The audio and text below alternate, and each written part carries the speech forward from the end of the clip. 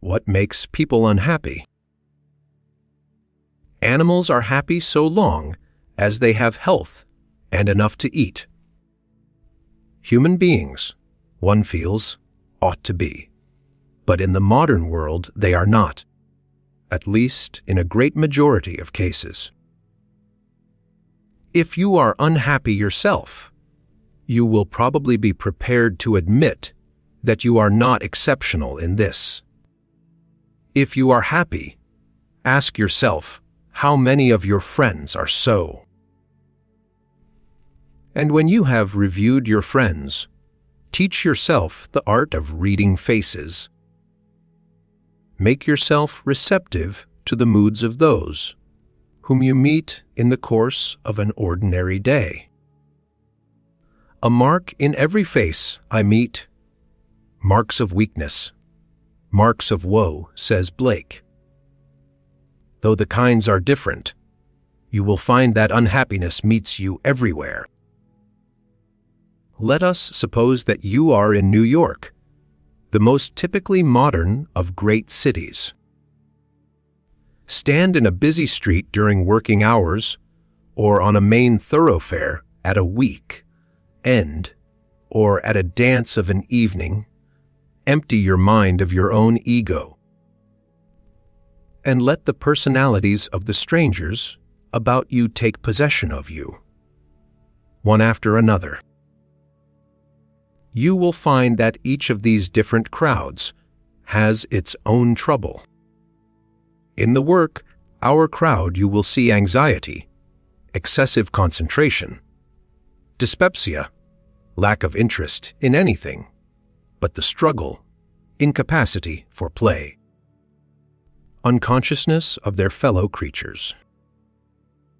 On a main road at the week end, you will see men and women, all comfortably off, and some very rich, engaged in the pursuit of pleasure. This pursuit is conducted by all at a uniform pace, that of the slowest car in the procession. It is impossible to see the road for the cars, or the scenery, since looking aside would cause an accident. All the occupants of all the cars are absorbed in the desire to pass other cars, which they cannot do on account of the crowd. If their minds wander from this preoccupation, as will happen occasionally to those who are not themselves driving, unutterable boredom seizes upon them and stamps their features with trivial discontent.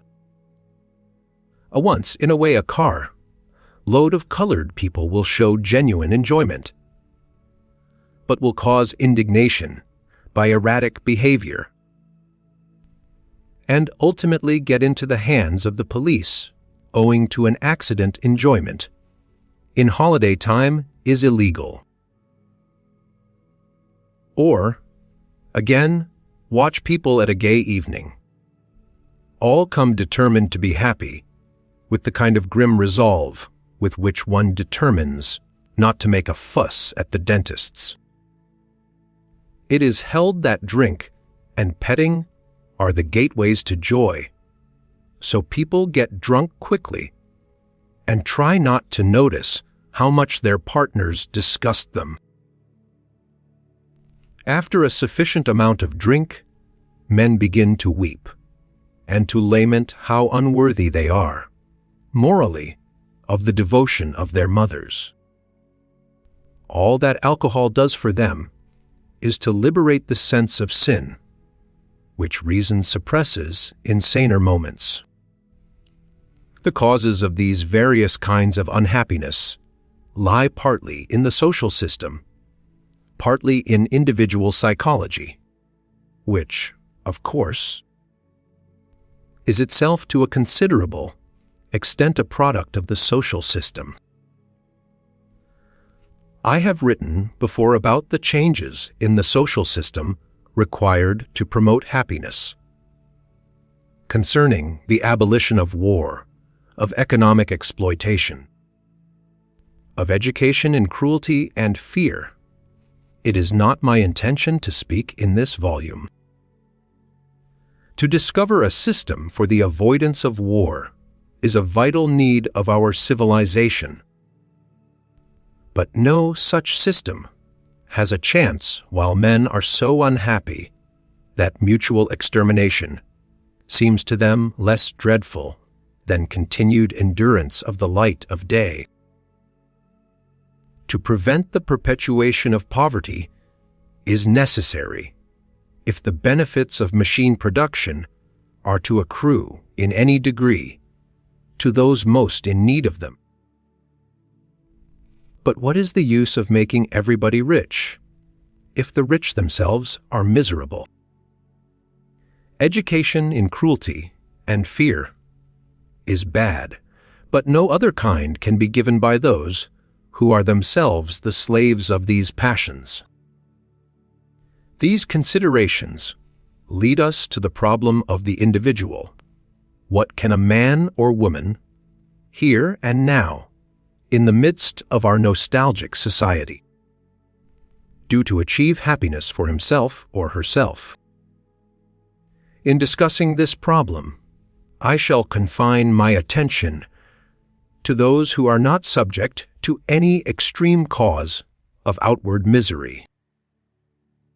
I shall assume a sufficient income to secure food and shelter, sufficient health to make ordinary bodily activities possible. I shall not consider the great catastrophes, such as loss of all one's children or public disgrace. There are things to be said about such matters, and they are important things, but they belong to a different order from the things that I wish to say. My purpose is to suggest a cure for the ordinary day, to-day unhappiness from which most people in civilized countries suffer, and which is all the more unbearable, because, having no obvious external cause, it appears inescapable. I believe this unhappiness to be very largely due to mistaken views of the world, mistaken ethics, mistaken habits of life, leading to destruction of that natural zest and appetite for possible things upon which all happiness, whether of men or animals, ultimately depends. These are matters which lie within the power of the individual, and I propose to suggest the changes by which his happiness, given average good fortune, may be achieved.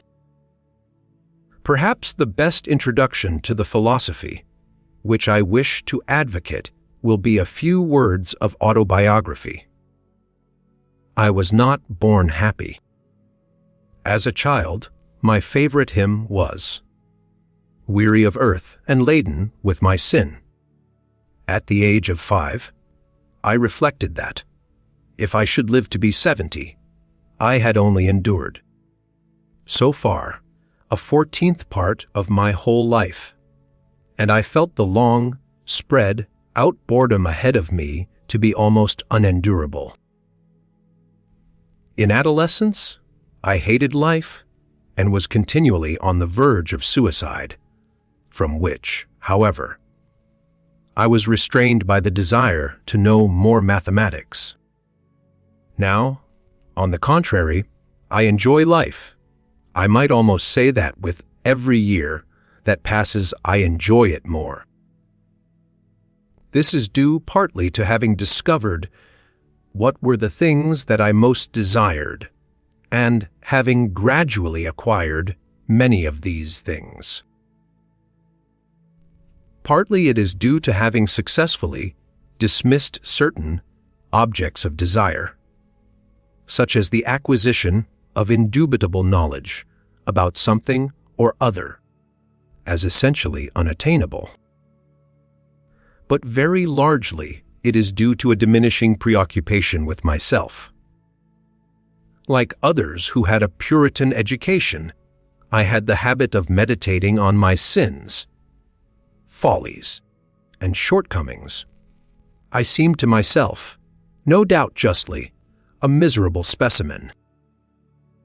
Gradually, I learned to be indifferent to myself and my deficiencies. I came to center my attention increasingly upon external objects, the state of the world, various branches of knowledge, individuals for whom I felt affection. External interests, it is true, bring each its own possibility of pain. The world may be plunged in war. Knowledge, in some direction, may be hard to achieve. Friends may die. But pains of these kinds do not destroy the essential quality of life, as do those that spring from disgust with self. And every external interest inspires some activity which, so long as the interest remains alive, is a complete preventive of ennui. Interest in oneself, on the contrary, leads to no activity of a progressive kind. It may lead to the keeping of a diary, to getting psycho-analyzed, or perhaps to becoming a monk. But the monk will not be happy until the routine of the monastery has made him forget his own soul. The happiness which he attributes to religion he could have obtained from becoming a crossing sweeper, provided he were compelled to remain one. External discipline is the only road to happiness for those unfortunates whose self-absorption is too profound to be cured in any other way. Self-absorption is of various kinds. We may take the sinner, the narcissist, and the megalomaniac as three very common types. When I speak of the sinner, I do not mean the man who commits sins are committed by everyone or no one, according to our definition of the word. I mean the man who is absorbed in the consciousness of sin. This man is perpetually incurring his own disapproval, which, if he is religious, he interprets as the disapproval of God. He has an image of himself as he thinks he ought to be, which is in continual conflict with his knowledge of himself as he is. If, in his conscious thought, he has long since discarded the maxims that he was taught at his mother's knee, his sense of sin may be buried deep in his unconscious and only emerge when he is drunk or asleep. Nevertheless, it may suffice to take the savor out of everything. At bottom, he still accepts all the prohibitions he was taught in infancy. Swearing is wicked, drinking is wicked, ordinary business shrewdness is wicked. Above all, sex is wicked. He does not, of course, abstain from any of these pleasures, but they are all poisoned for him by the feeling that they degrade him. The one pleasure that he desires with his whole soul is that of being approvingly caressed by his mother, which he can remember having experienced in childhood. This pleasure being no longer open to him, he feels that nothing matters. Since he must sin, he decides to sin deeply. When he falls in love, he looks for maternal tenderness, but cannot accept it, because, owing to the mother image, he feels no respect for any woman with whom he has sexual relations. Then, in his disappointment, he becomes cruel, repents of his cruelty, and starts afresh on the dreary round of imagined sin and real remorse. This is the psychology of very many apparently hard, boiled reprobates. What drives them astray is devotion to an unattainable object. Mother or mother substitute together with the inculcation, in early years, of a ridiculous ethical code. Liberation from the tyranny of early beliefs and affections is the first step towards happiness for these victims of maternal virtue. Narcissism is, in a sense, the converse of an habitual sense of sin. It consists in the habit of admiring oneself and wishing to be admired. Up to a point it is, of course, normal and not to be deplored. It is only in its excesses that it becomes a grave evil. In many women, especially rich society women, the capacity for feeling love is completely dried up and is replaced by a powerful desire that all men should love them. When a woman of this kind is sure that a man loves her, she has no further use for him. The same thing occurs, though less frequently, with men. The classic example is the hero of Liaison's Dangeruses. When vanity is carried to this height, there is no genuine interest in any other person, and therefore no real satisfaction to be obtained from love. Other interests fail even more disastrously.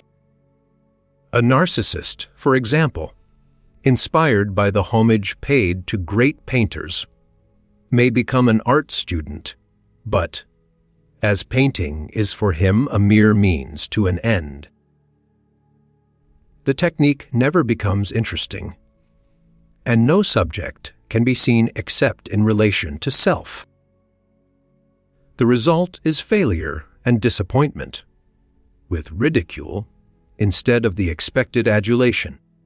The same thing applies to those novelists whose novels always have themselves idealized as heroines. All serious success in work depends upon some genuine interest in the material with which the work is concerned.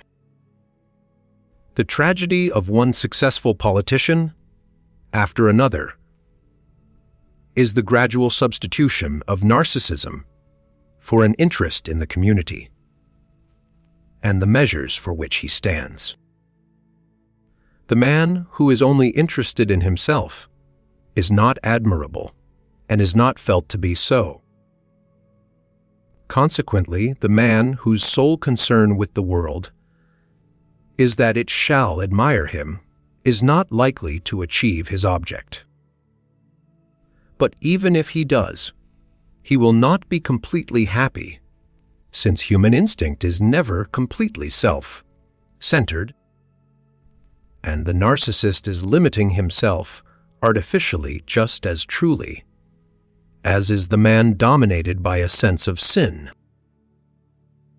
The primitive man might be proud of being a good hunter, but he also enjoyed the activity of the chase.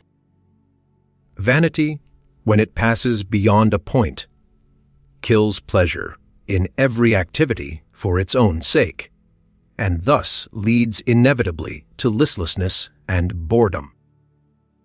Often its source is diffidence, and its cure lies in the growth of self-respect. But this is only to be gained by successful activity inspired by objective interests. The megalomaniac differs from the narcissist by the fact that he wishes to be powerful rather than charming, and seeks to be feared rather than loved. To this type belong many lunatics and most of the great men in history. Love of power, like vanity, is a strong element in normal human nature, and as such is to be accepted. It becomes deplorable only when it is excessive or associated with an insufficient sense of reality. Where this occurs, it makes a man unhappy or foolish, if not both. The lunatic who thinks he is a crowned head may be, in a sense, happy. But his happiness is not of a kind that any sane person would envy. Alexander the Great was psychologically of the same type as the lunatic, though he possessed the talent to achieve the lunatic's dream. He could not, however, achieve his own dream, which enlarged its scope as his achievement grew. When it became clear that he was the greatest conqueror known to fame, he decided that he was a god. Was he a happy man? His drunkenness, his furious rages, his indifference to women, and his claim to divinity suggest that he was not. There is no ultimate satisfaction in the cultivation of one element of human nature at the expense of all the others, nor in viewing all the world as raw material for the magnificence of one's own ego. Usually the megalomaniac, whether insane or nominally sane, is the product of some excessive humiliation. Napoleon suffered at school from inferiority to his schoolfellows, who were rich aristocrats, while he was a penurious scholarship boy. When he allowed the return of the migress, he had the satisfaction of seeing his former schoolfellows bowing down before him. What bliss! Yet it led to the wish to obtain a similar satisfaction at the expense of the Tsar, and this led to Saint Helena. Since no man can be omnipotent, a life dominated wholly by love of power can hardly fail, sooner or later, to meet with obstacles that cannot be overcome. The knowledge that this is so can only be prevented from obtruding on consciousness by some form of lunacy. Though if a man is sufficiently great, he can imprison or execute those who point this out to him. Repressions in the political and in the psycho-analytic senses thus go hand in hand. And wherever psycho-analytic repression in any marked form takes place, there is no genuine happiness. Power kept within its proper bounds may add greatly to happiness, but as the sole end of life it leads to disaster, inwardly, if not outwardly. Of the psychological causes of unhappiness, it is clear, are many and various, but all have something in common. The typical unhappy man is one who, having been deprived in youth of some normal satisfaction, has come to value this one kind of satisfaction more than any other, and has therefore given to his life a one-sided direction, together with a quite undue emphasis upon the achievement, as opposed to the activities connected with it. There is, however, a further development which is very common in the present day. A man may feel so completely thwarted that he seeks no form of satisfaction, but only distraction and oblivion. He then becomes a devotee of pleasure. That is to say, he seeks to make life bearable by becoming less alive. Drunkenness, for example, is temporary suicide. The happiness that it brings is merely negative, a momentary cessation of unhappiness. The narcissist and the megalomaniac believe that happiness is possible, though they may adopt mistaken means of achieving it. But the man who seeks intoxication, in whatever form, has given up hope except in oblivion. In his case, the first thing to be done is to persuade him that happiness is desirable. Men who are unhappy, like men who sleep badly, are always proud of the fact. Perhaps their pride is like that of the fox who had lost his tail. If so, the way to cure it is to point out to them how they can grow a new tail. Very few men, I believe, will deliberately choose unhappiness if they see a way of being happy. I do not deny that such men exist, but they are not sufficiently numerous to be important. I shall therefore assume that the reader would rather be happy than unhappy. Whether I can help him to realize this wish, I do not know. But at any rate, the attempt can do no harm. Byronic unhappiness?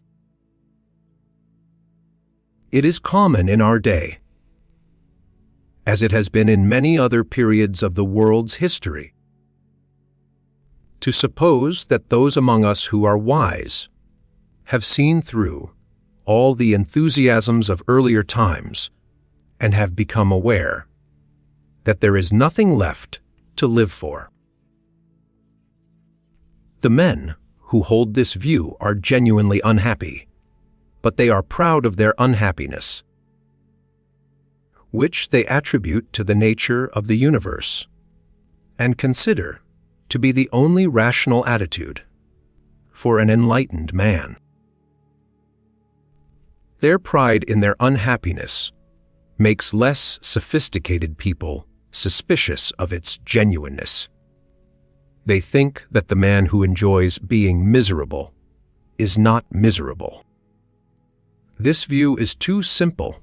Undoubtedly, there is some slight compensation in the feeling of superiority and insight which these sufferers have, but it is not sufficient to make up for the loss of simpler pleasures. I do not myself think that there is any superior rationality in being unhappy. The wise man will be as happy as circumstances permit, and if he finds the contemplation of the universe painful beyond a point, he will contemplate something else instead. This is what I wish to prove in the present chapter. I wish to persuade the reader that, whatever the arguments may be, reason lays no embargo upon happiness, nay, more.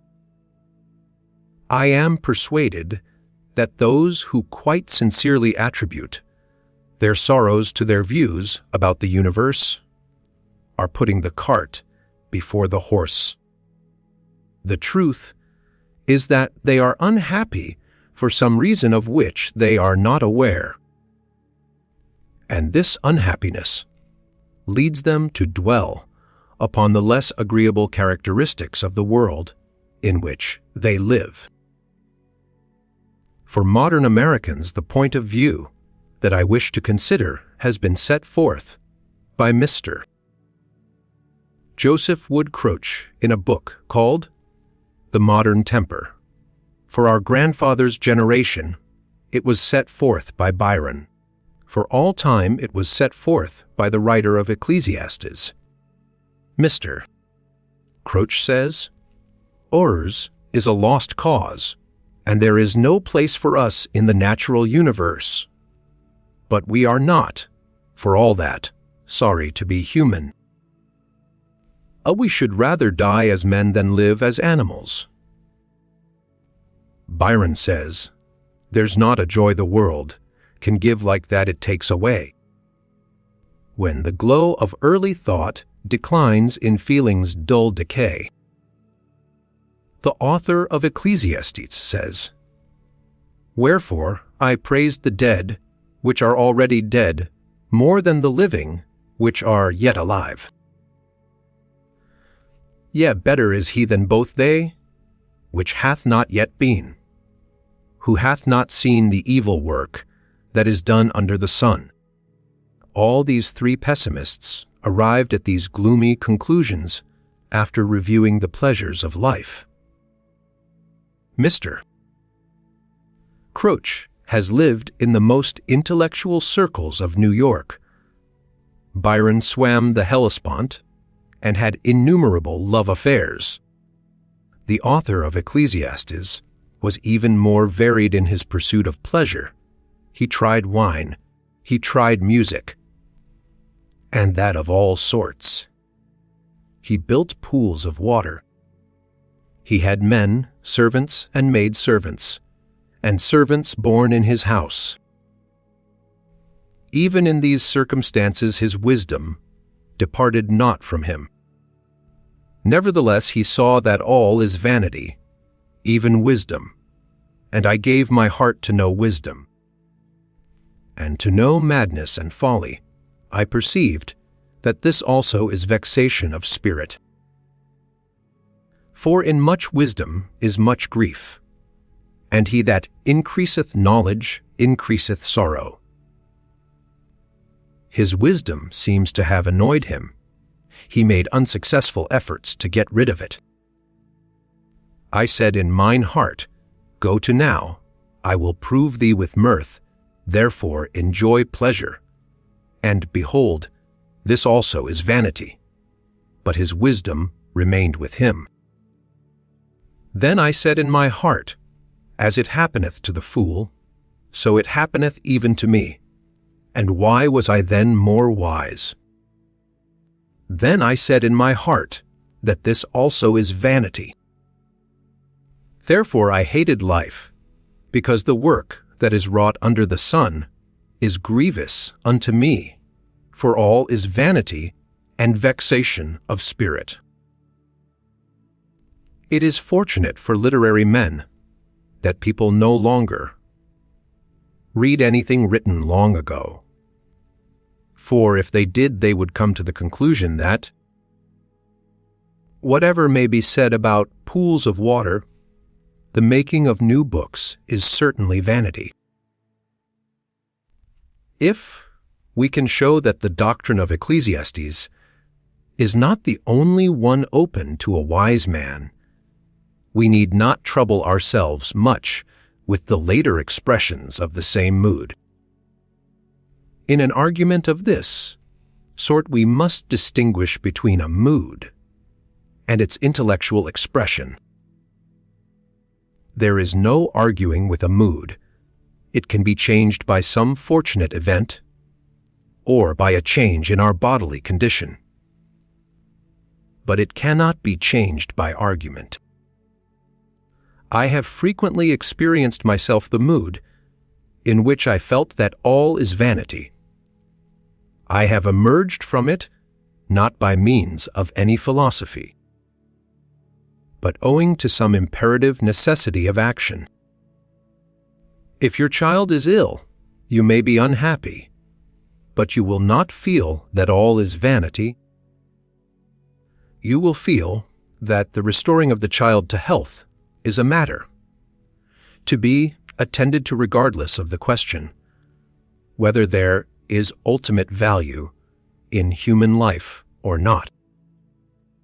A rich man may, and often does, feel that all is vanity, but if he should happen to lose his money, he would feel that his next meal was by no means vanity. The feeling is one born of a too easy satisfaction of natural needs. The human animal, like others, is adapted to a certain amount of struggle for life. And when by means of great wealth Homo sapiens can gratify all his whims without effort, the mere absence of effort from his life removes an essential ingredient of happiness. The man who acquires easily things for which he feels only a very moderate desire concludes that the attainment of desire does not bring happiness. If he is of a philosophic disposition, he concludes that human life is essentially wretched, since the man, who has all he wants, is still unhappy. He forgets that to be without some of the things you want is an indispensable part of happiness. So much for the mood. There are, however, also intellectual arguments in Ecclesiastes. The rivers run into the sea, yet the sea is not full. There is no new thing under the sun.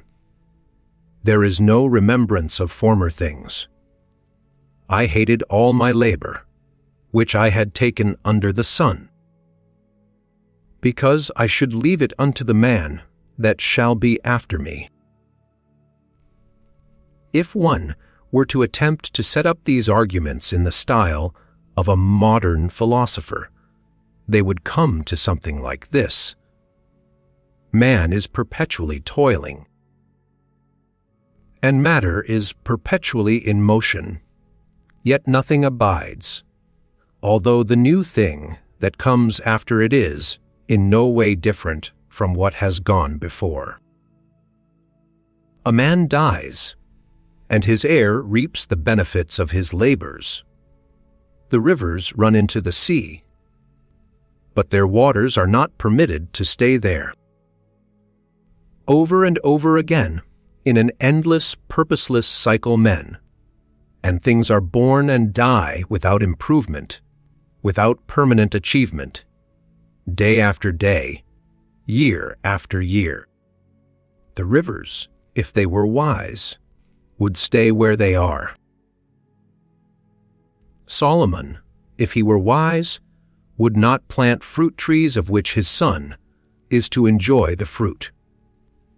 But in another mood, how different all this looks. No new thing under the sun. What about skyscrapers, aeroplanes, and the broadcast speeches of politicians? What did Solomon know about such things? If he could have heard on the wireless the speech of the Queen, of Sheba to her subjects on her return from his dominions, would it not have consoled him among his futile trees and pools? If he could have had a press, cutting agency to let him know what the newspapers said about the beauty of his architecture, the comforts of his harem, and the discomfitures of rival sages in argument with him, could he have gone on saying that there is no new thing under the sun? It may be that these things would not have wholly cured his pessimism, but he would have had to give it a new expression.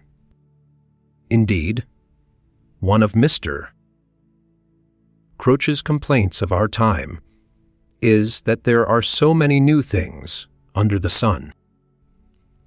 If either the absence or the presence of novelty is equally annoying, it would hardly seem that either could be the true cause of despair.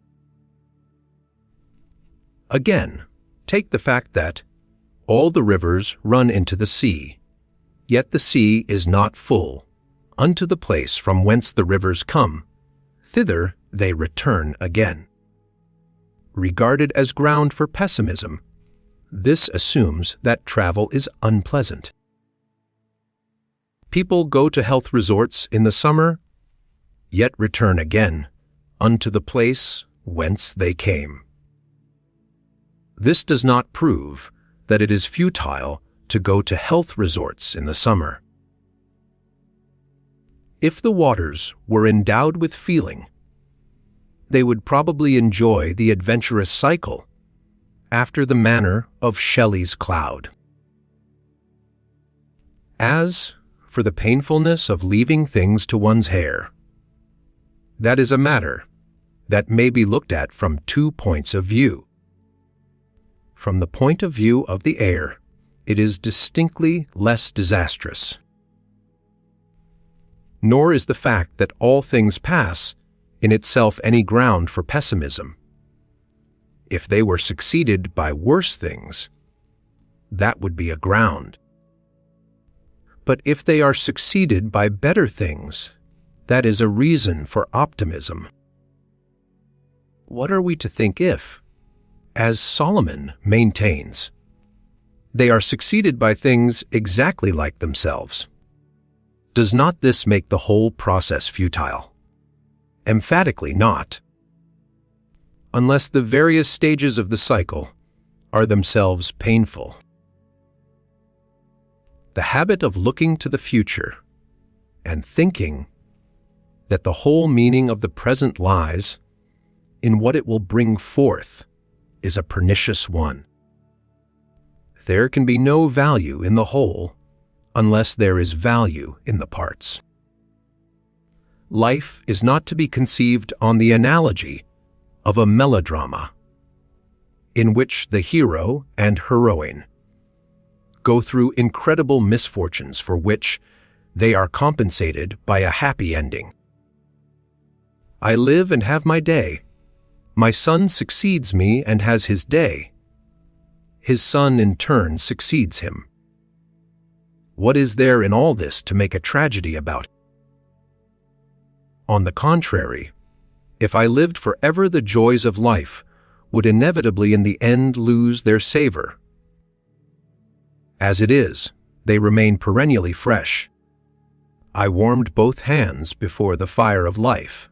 It sinks, and I am ready to depart. This attitude is quite as rational as that of indignation with death. If, therefore, moods were to be decided by reason, there would be quite as much reason for cheerfulness as for despair. Ecclesiastes is tragic, Mr. Croce's modern temper is pathetic.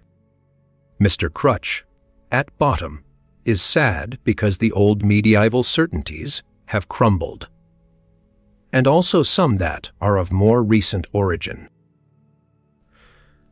As for this present unhappy time, he says, haunted by ghosts from a dead world and not yet at home in its own. Its predicament is not unlike the predicament of the adolescent who has not yet learned to orient himself without reference to the mythology amid which his childhood was passed. This statement is entirely correct as applied to a certain section of intellectuals. Those, namely, who, having had a literary education, can know nothing of the modern world, and, having throughout their youth been taught to base belief upon emotion, cannot divest themselves of that infantile desire for safety and protection which the world of science cannot gratify. Mr. Crutch, like most other literary men, is obsessed with the idea that science has not fulfilled its promises. He does not, of course, tell us what these promises were. But he seems to think that 60 years ago men, like Darwin and Huxley, expected something of science which it has not given. I think this is an entire delusion fostered by those writers and clergymen who do not wish their specialties to be thought of little value. That the world contains many pessimists at the present moment is true. There have always been many pessimists whenever there have been many people whose income has diminished. Mr. Crutch, it is true, is an American, and American incomes, on the whole, have been increased by the war. But throughout the continent of Europe, the intellectual classes have suffered terribly, while the war itself gave everyone a sense of instability. Such social causes have a great deal more to do with the mood of an epoch than has its theory as to the nature of the world. Few ages have been more despairing than the 13th century, although that faith which Mr. Croce so regrets was then firmly entertained by everyone except the emperor and a few great Italian nobles.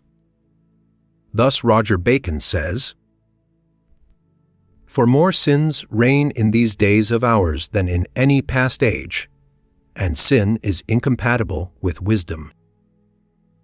Let us see all conditions in the world, and consider them diligently everywhere. We shall find boundless corruption, and first of all in the head. Lechery dishonors the whole court, and gluttony is lord of all. If then this is done in the head, how is it in the members? See the prelates how they hunt after money, and neglect the cure of souls.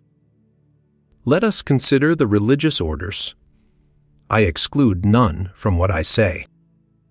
See how far they are fallen, one and all, from their right state.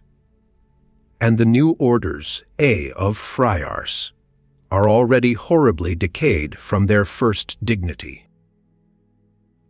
The whole clergy is intent upon pride, lechery, and avarice, and wheresoever clerks are gathered together, as at Paris and Oxford, they scandalize the whole laity with their wars and quarrels and other vices. None care what is done, or how, by hook or by crook, provided only that each can fulfill his lust." Concerning the pagan sages of antiquity, he says, "Their lives were beyond all comparison better than ours, both in all decency and in contempt of the world, with all its delights and riches and honors, as all men may read in the works of Aristotle, Seneca, Tully, Avicenna, Alpharabius, Plato, Socrates, and others. And so, it was that they attained to the secrets of wisdom and found out all knowledge. Roger Bacon's opinion was that of all his literary contemporaries, not one of whom liked the age in which he found himself. I do not for a moment believe that this pessimism had any metaphysical cause. Its causes were war, poverty, and violence. One of Mr. Croce's most pathetic chapters deals with the subject of love. It appears that the Victorians thought very highly of it, but that we with our modern sophistication have come to see through it. For the more skeptical of the Victorians, love performed some of the functions of the God whom they had lost. Faced with it, many of even the most hard-headed turned, for the moment, mystical. They found themselves in the presence of something which awoke in them that sense of reverence which nothing else claimed, and something to which they felt, even in the very depth of their being, that an unquestioning loyalty was due. For them love, like God, demanded all sacrifices, but like Him, also, it rewarded the believer by investing all the phenomena of life with a meaning not yet analyzed away. We have grown used, more than they, to a godless universe. But we are not yet accustomed to one which is loveless as well. And only when we have so become shall we realize what atheism really means. It is curious how different the Victorian age looks to the young of our time from what it seemed when one was living in it. I remember two old ladies, both typical of certain aspects of the period, whom I knew well in my youth. One was a Puritan, and the other a Voltairean. The former regretted that so much poetry deals with love, which, she maintained, is an uninteresting subject. The latter remarked, "Nobody can say anything against me, but I always say that it is not so bad to break the seventh commandment as the sixth, because at any rate it requires the consent of the other party." Neither of these views was quite like what Mr. Croce presents as typically Victorian.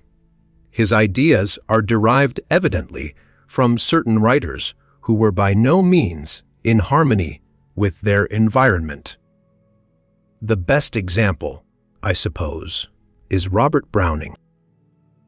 I cannot, however, resist the conviction that there is something stuffy about love as he conceived it.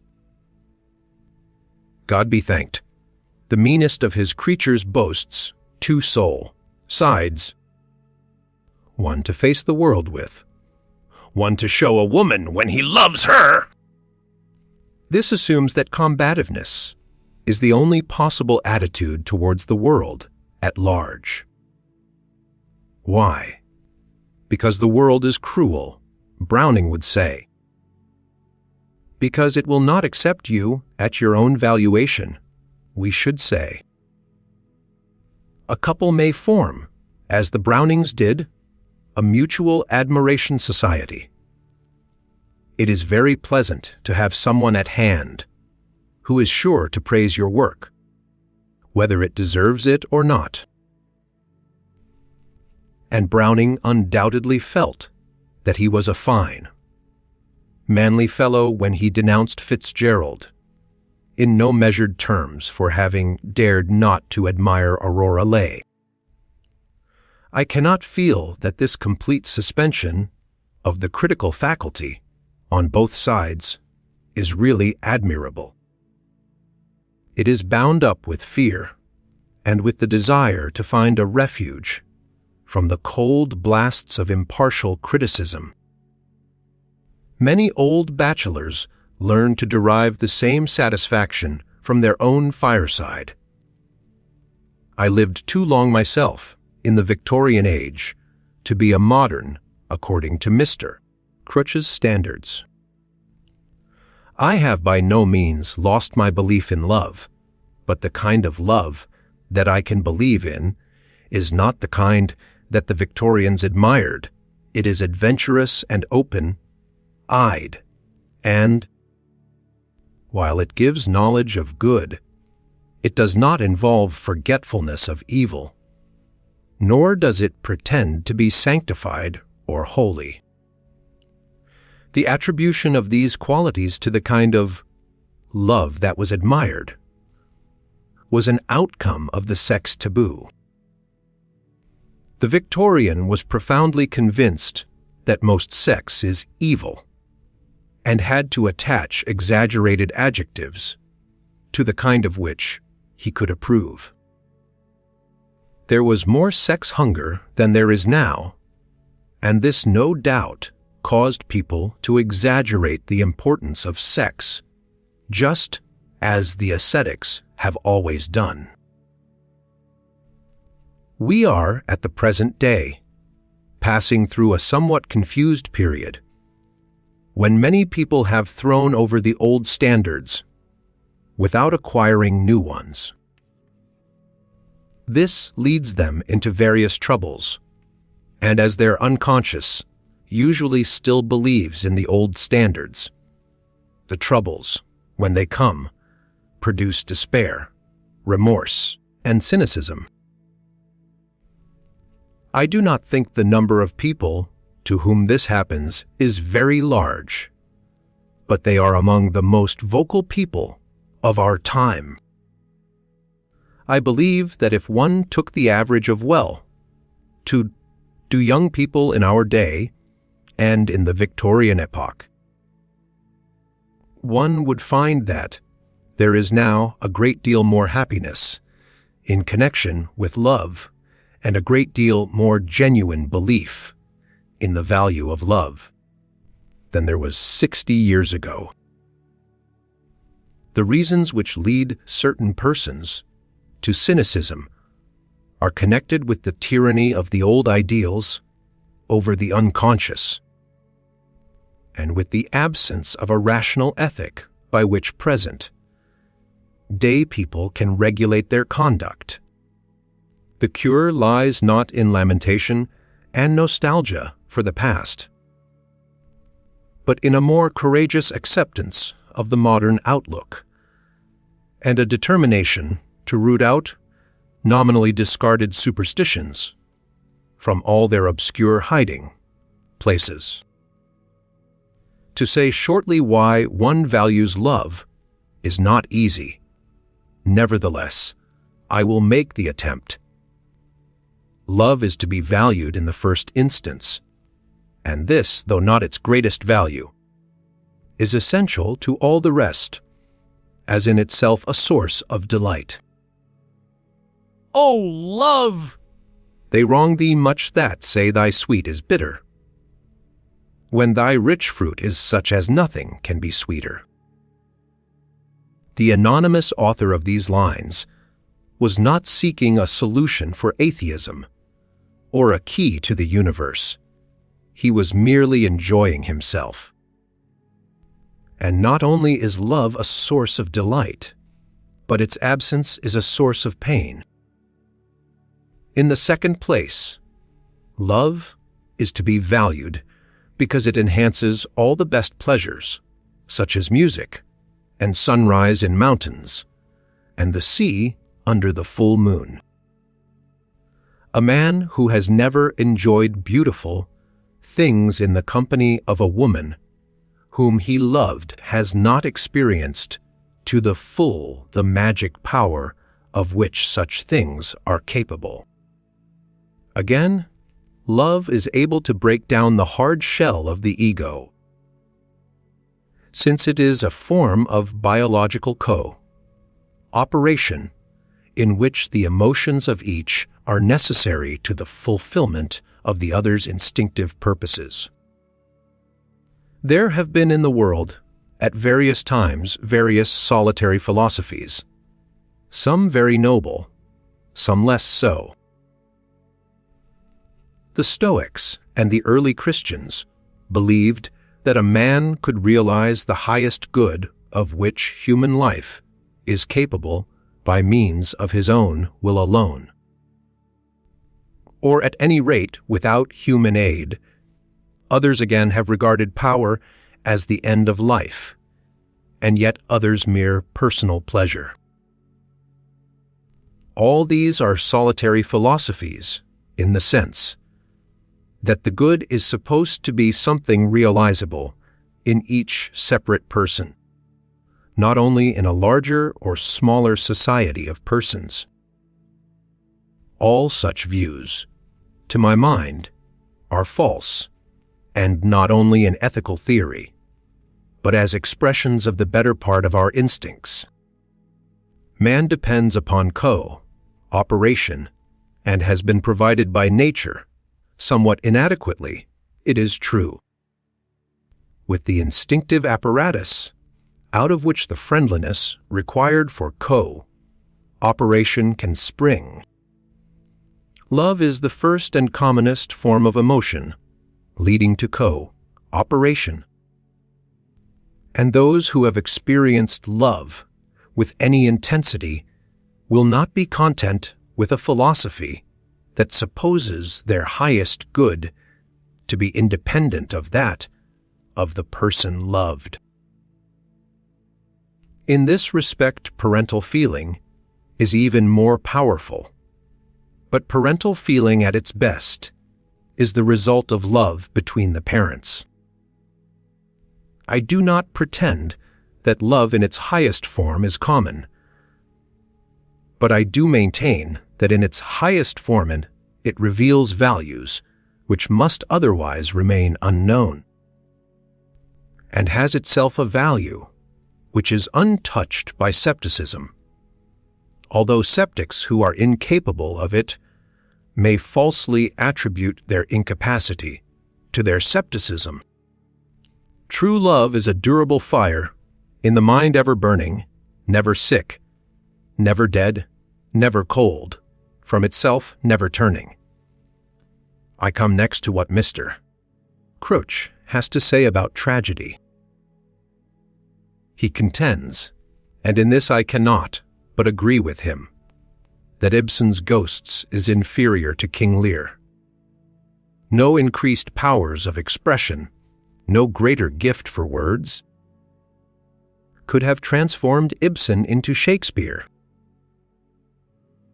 The materials out of which the latter created his works, his conception of human dignity, his sense of the importance of human passions, his vision of the amplitude of human life, simply did not and could not exist for Ibsen as they did not and could not exist for his contemporaries.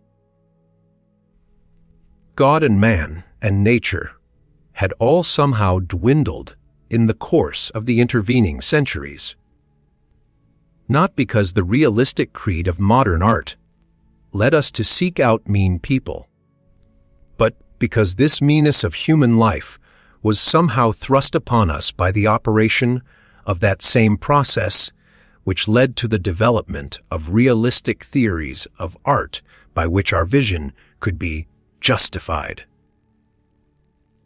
It is undoubtedly the case that the old-fashioned kind of tragedy which dealt with princes and their sorrows is not suitable to our age, And when we try to treat in the same manner the sorrows of an obscure individual, the effect is not the same. The reason of this is not, however, any deterioration in our outlook on life, but quite the reverse. It is due to the fact that we can no longer regard certain individuals as the great ones of the earth, who have a right to tragic passions, while all the rest must merely drudge and toil to produce the magnificence of those few. Shakespeare says, "When beggars die, there are no comets seen, the heavens themselves blaze forth the death of princes." In Shakespeare's day, this sentiment, if not literally believed, at least expressed an outlook which was practically universal and most profoundly accepted by Shakespeare himself. Consequently, the death of Cinna the poet is comic, whereas the deaths of Caesar, Brutus, and Cassius are tragic.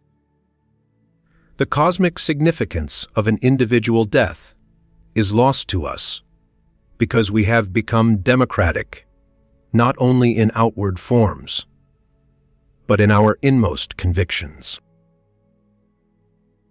High tragedy in the present day, therefore, has to concern itself rather with the community than with the individual.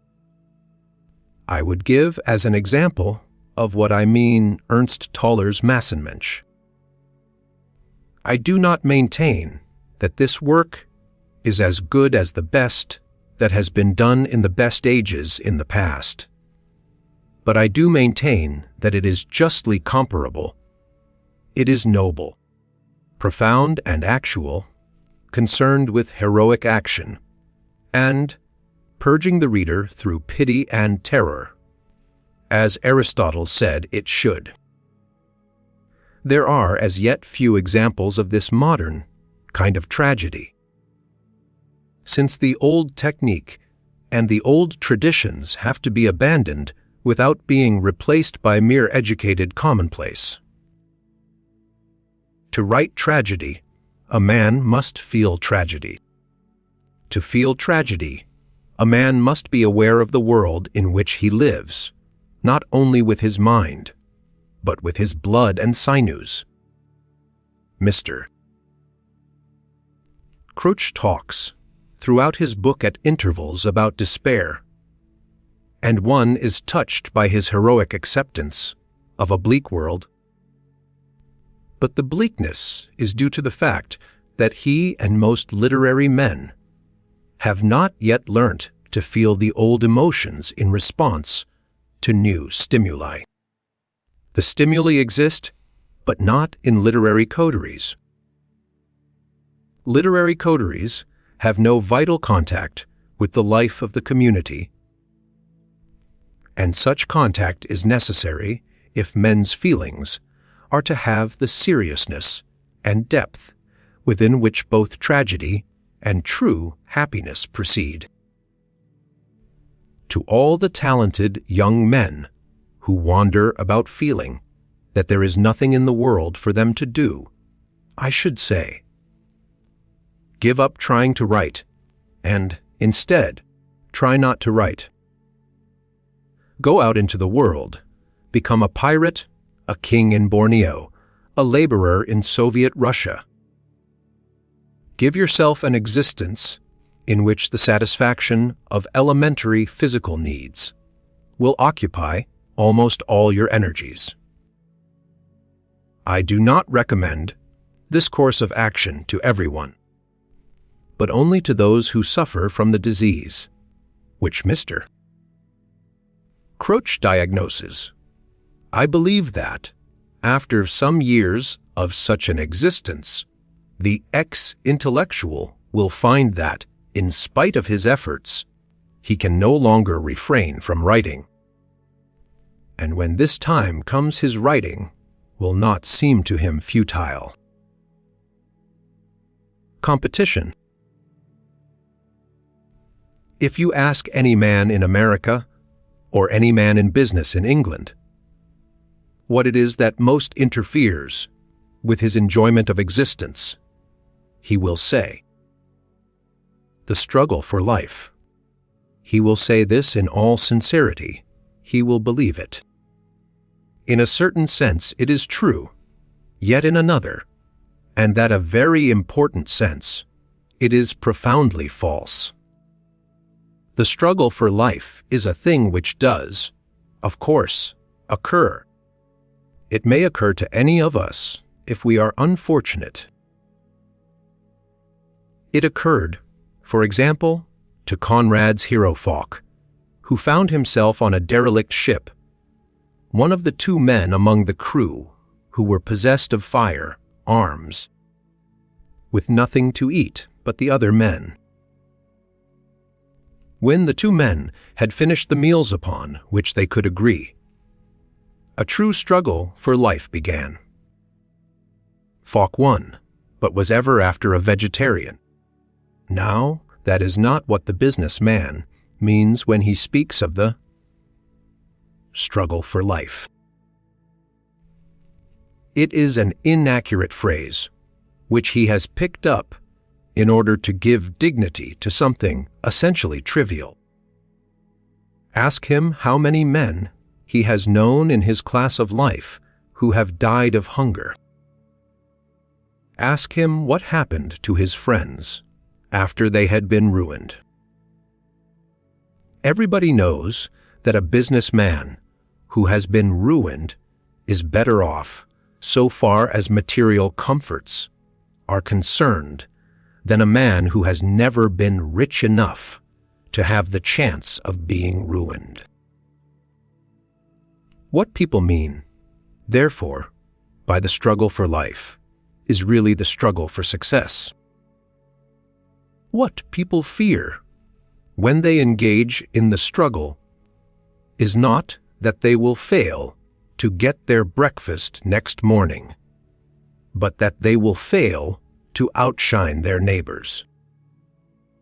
It is very singular how little men seem to realize that they are not caught in the grip of a mechanism from which there is no escape, but that the treadmill is one upon which they remain merely because they have not noticed that it fails to take them up to a higher level. I am thinking, of course, of men in higher walks of business, men who already have a good income and could, if they chose, live on what they have. To do so would seem to them shameful, like deserting from the army in the face of the enemy.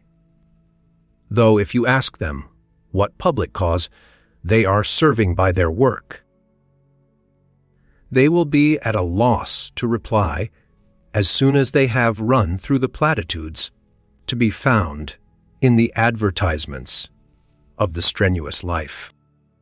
Consider the life of such a man. He has, we may suppose, a charming house, a charming wife, and charming children. He wakes up early in the morning while they are still asleep and hurries off to his office. There it is his duty to display the qualities of a great executive.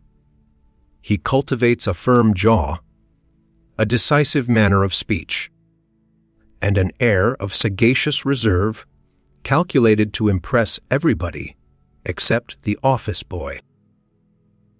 He dictates letters, converses with various important persons on the phone, studies the market, and presently has lunch with some person with whom he is conducting or hoping to conduct a deal.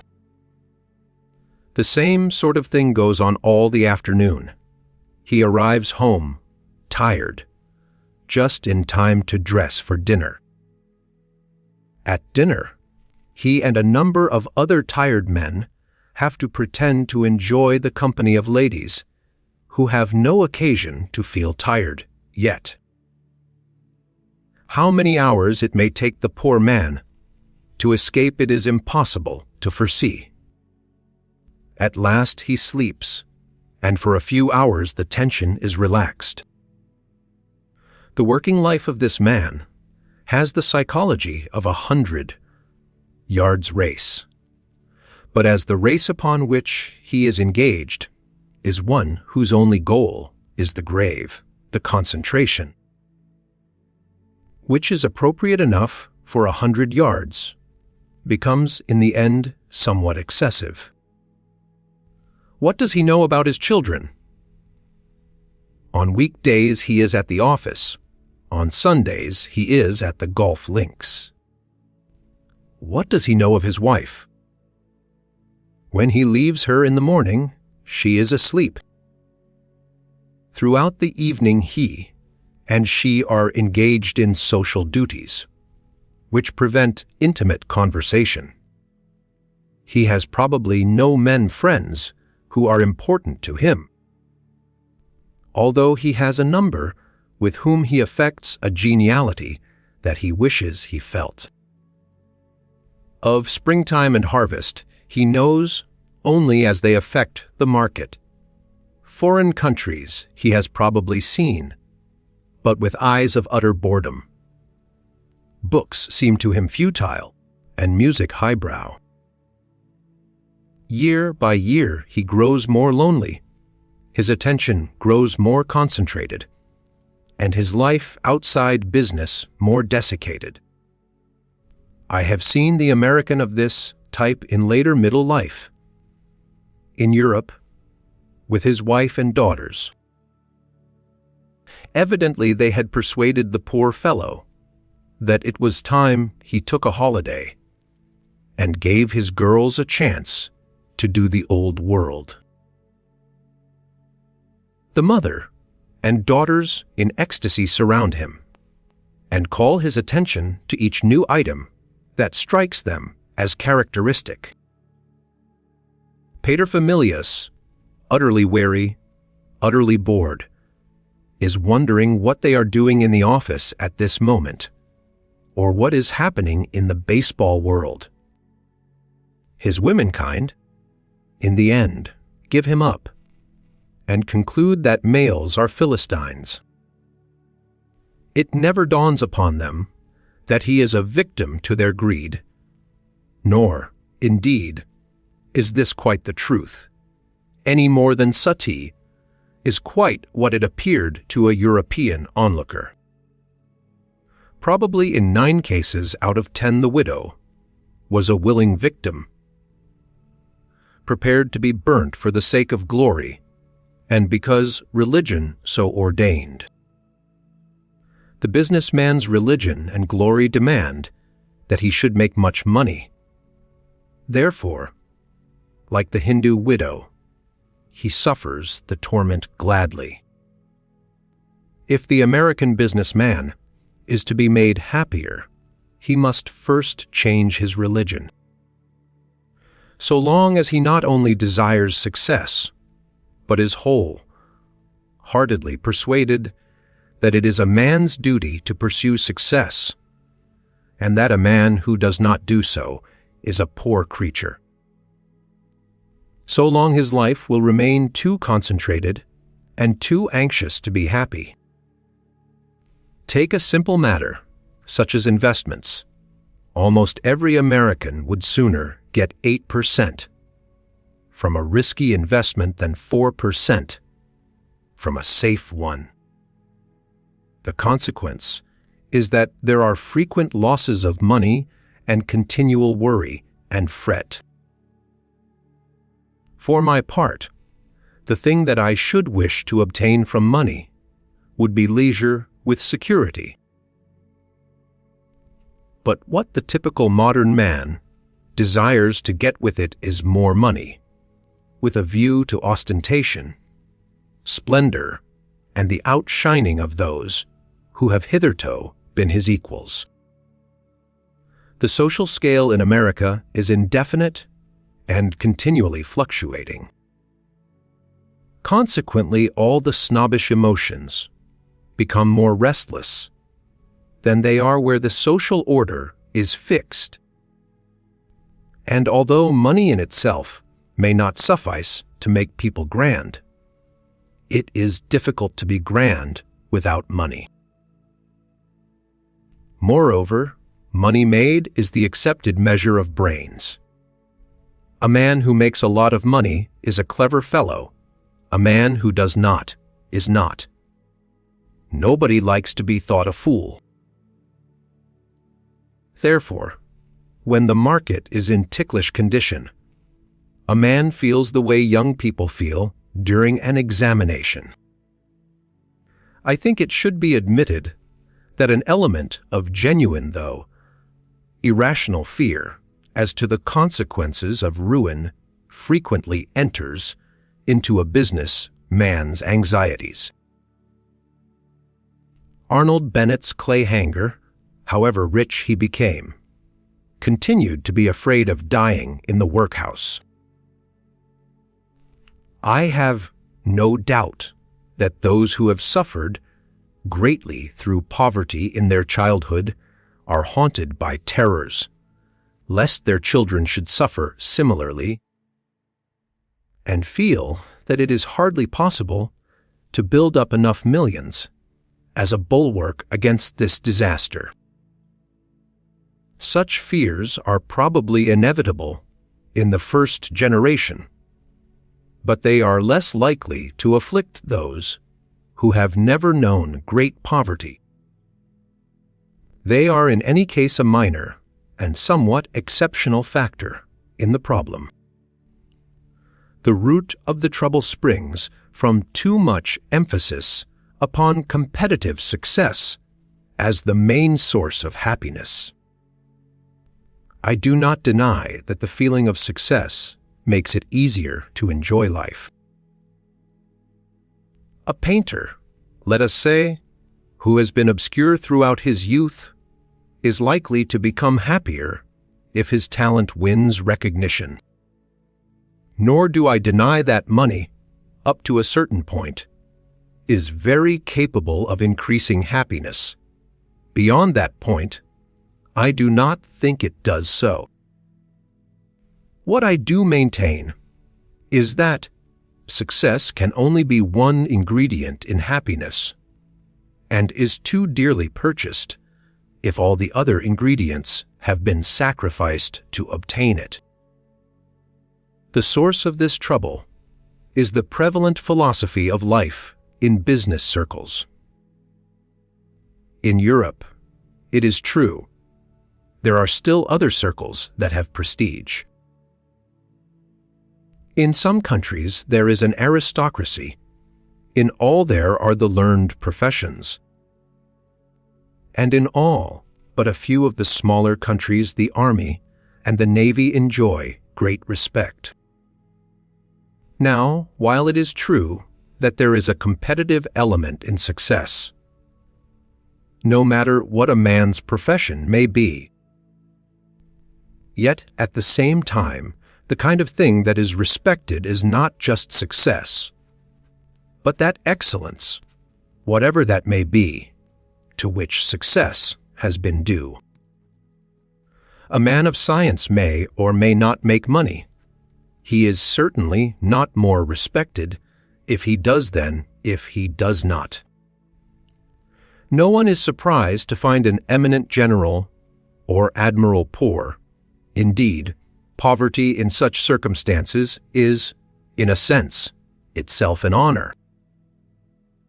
For these reasons, in Europe, the purely monetary competitive struggle is confined to certain circles, and those perhaps not the most influential or the most respected.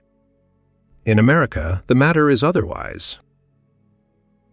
The services play too small a part in the national life for their standards to have any influence. As for the learned professions, no outsider can tell whether a doctor really knows much medicine or whether a lawyer really knows much law. And it is therefore easier to judge of their merit by the income, to be inferred from their standard of life. As for professors, they are the hired servants of business men, and as such win less respect than is accorded to them in older countries. The consequence of all this is that in America, the professional man imitates the business man and does not constitute a separate type as he does in Europe. Throughout the well-to-do classes, therefore, there is nothing to mitigate the bare, undiluted fight for financial success. From quite early years, American boys feel that this is the only thing that matters, and do not wish to be bothered with any kind of education that is devoid of pecuniary value. Education used to be conceived very largely as a training in the capacity for enjoyment, of those more delicate kinds that are not open to wholly uncultivated people. In the 18th century, it was one of the marks of a gentleman to take a discriminating pleasure in literature, pictures, and music. We nowadays may disagree with his taste, but it was at least genuine. The rich man of the present day tends to be of quite a different type. He never reads. If he is creating a picture gallery with a view to enhancing his fame, he relies upon experts to choose his pictures. The pleasure that he derives from them is not the pleasure of looking at them, but the pleasure of preventing some other rich man from having them. In regard to music, if he happens to be a Jew, he may have genuine appreciation. If not, he will be as uncultivated as he is in regard to the other arts. The result of all this is that he does not know what to do with leisure. As he gets richer and richer, it becomes easier and easier to make money, until at last 5 minutes a day will bring him more than he knows how to spend. The poor man is thus left at a loose end as a result of his success. This must inevitably be the case so long as success itself is represented as the purpose of life. Unless a man has been taught what to do with success after getting it, the achievement of it must inevitably leave him a prey to boredom. The competitive habit of mind easily invades regions to which it does not belong.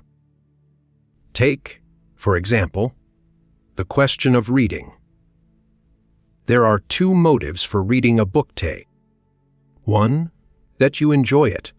The other, that you can boast about it. It has become the thing in America for ladies to read. Seem to read certain books every month. Some read them. Some read the first chapter. Some read the reviews. But all have these books on their tables. They do not, however, read any masterpieces. There has never been a month when Hamlet or King Lear has been selected by the book clubs. There has never been a month when it has been necessary to know about Dante. Consequently, the reading that is done is entirely of mediocre modern books and never of masterpieces. This also is an effect of competition, not perhaps wholly bad, since most of the ladies in question, if left to themselves, so far from reading masterpieces, would read books even worse than those selected for them by their literary pastors and masters. The emphasis upon competition in modern life is connected with a general decay of civilized standards, such as must have occurred in Rome after the Augustan age. Men and women appear to have become incapable of enjoying the more intellectual pleasures.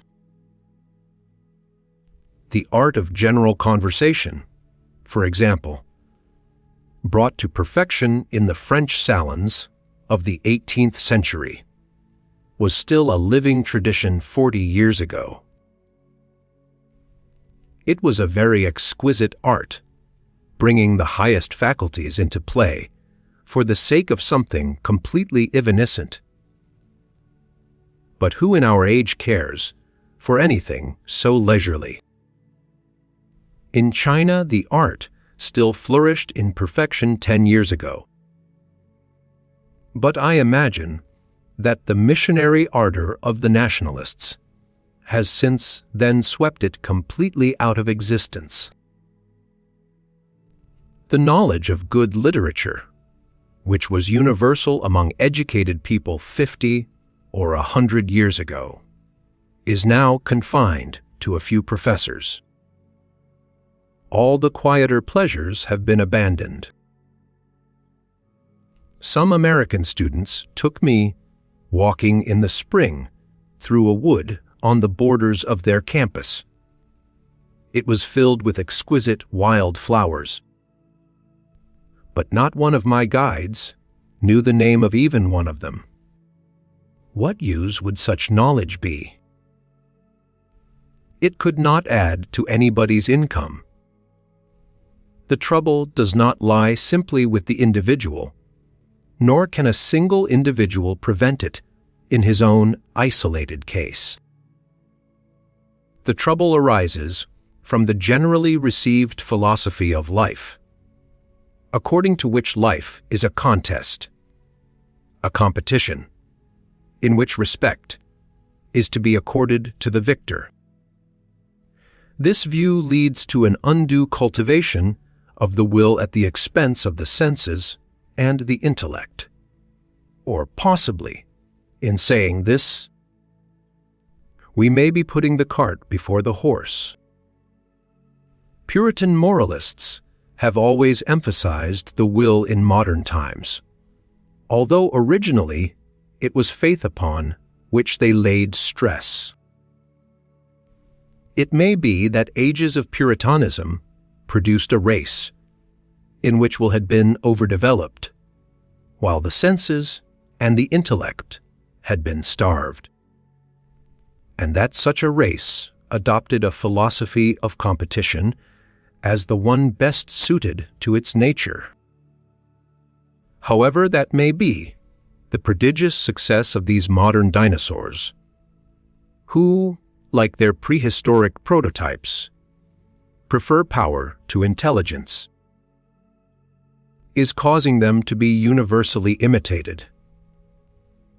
They have become the pattern for the white man everywhere, and this is likely to be increasingly the case for the next 100 years. Those, however, who are not in the fashion may take comfort from the thought that the dinosaurs did not ultimately triumph. They killed each other out, and intelligent bystanders inherited their kingdom. Our modern dinosaurs are killing themselves out. They do not, on the average, have so much as 2 children per marriage. They do not enjoy life enough to wish to beget children.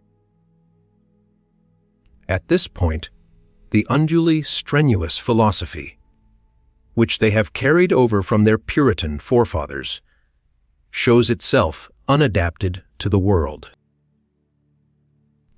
Those whose outlook on life causes them to feel so little happiness that they do not care to beget children are biologically doomed. Before very long, they must be succeeded by something gayer and jollier. Competition considered as the main thing in life is too grim, too tenacious, too much a matter of taut muscles and intent will to make a possible basis of life for more than 1 or 2 generations at most. After that length of time, it must produce nervous fatigue, various phenomena of escape, a pursuit of pleasures as tense and as difficult as work, since relaxing has become impossible, and in the end a disappearance of the stock through sterility. It is not only work that is poisoned by the philosophy of competition. Leisure is poisoned just as much. The kind of leisure which is quiet and restoring to the nerves comes to be felt boring. There is bound to be a continual acceleration, of which the natural termination would be drugs and collapse.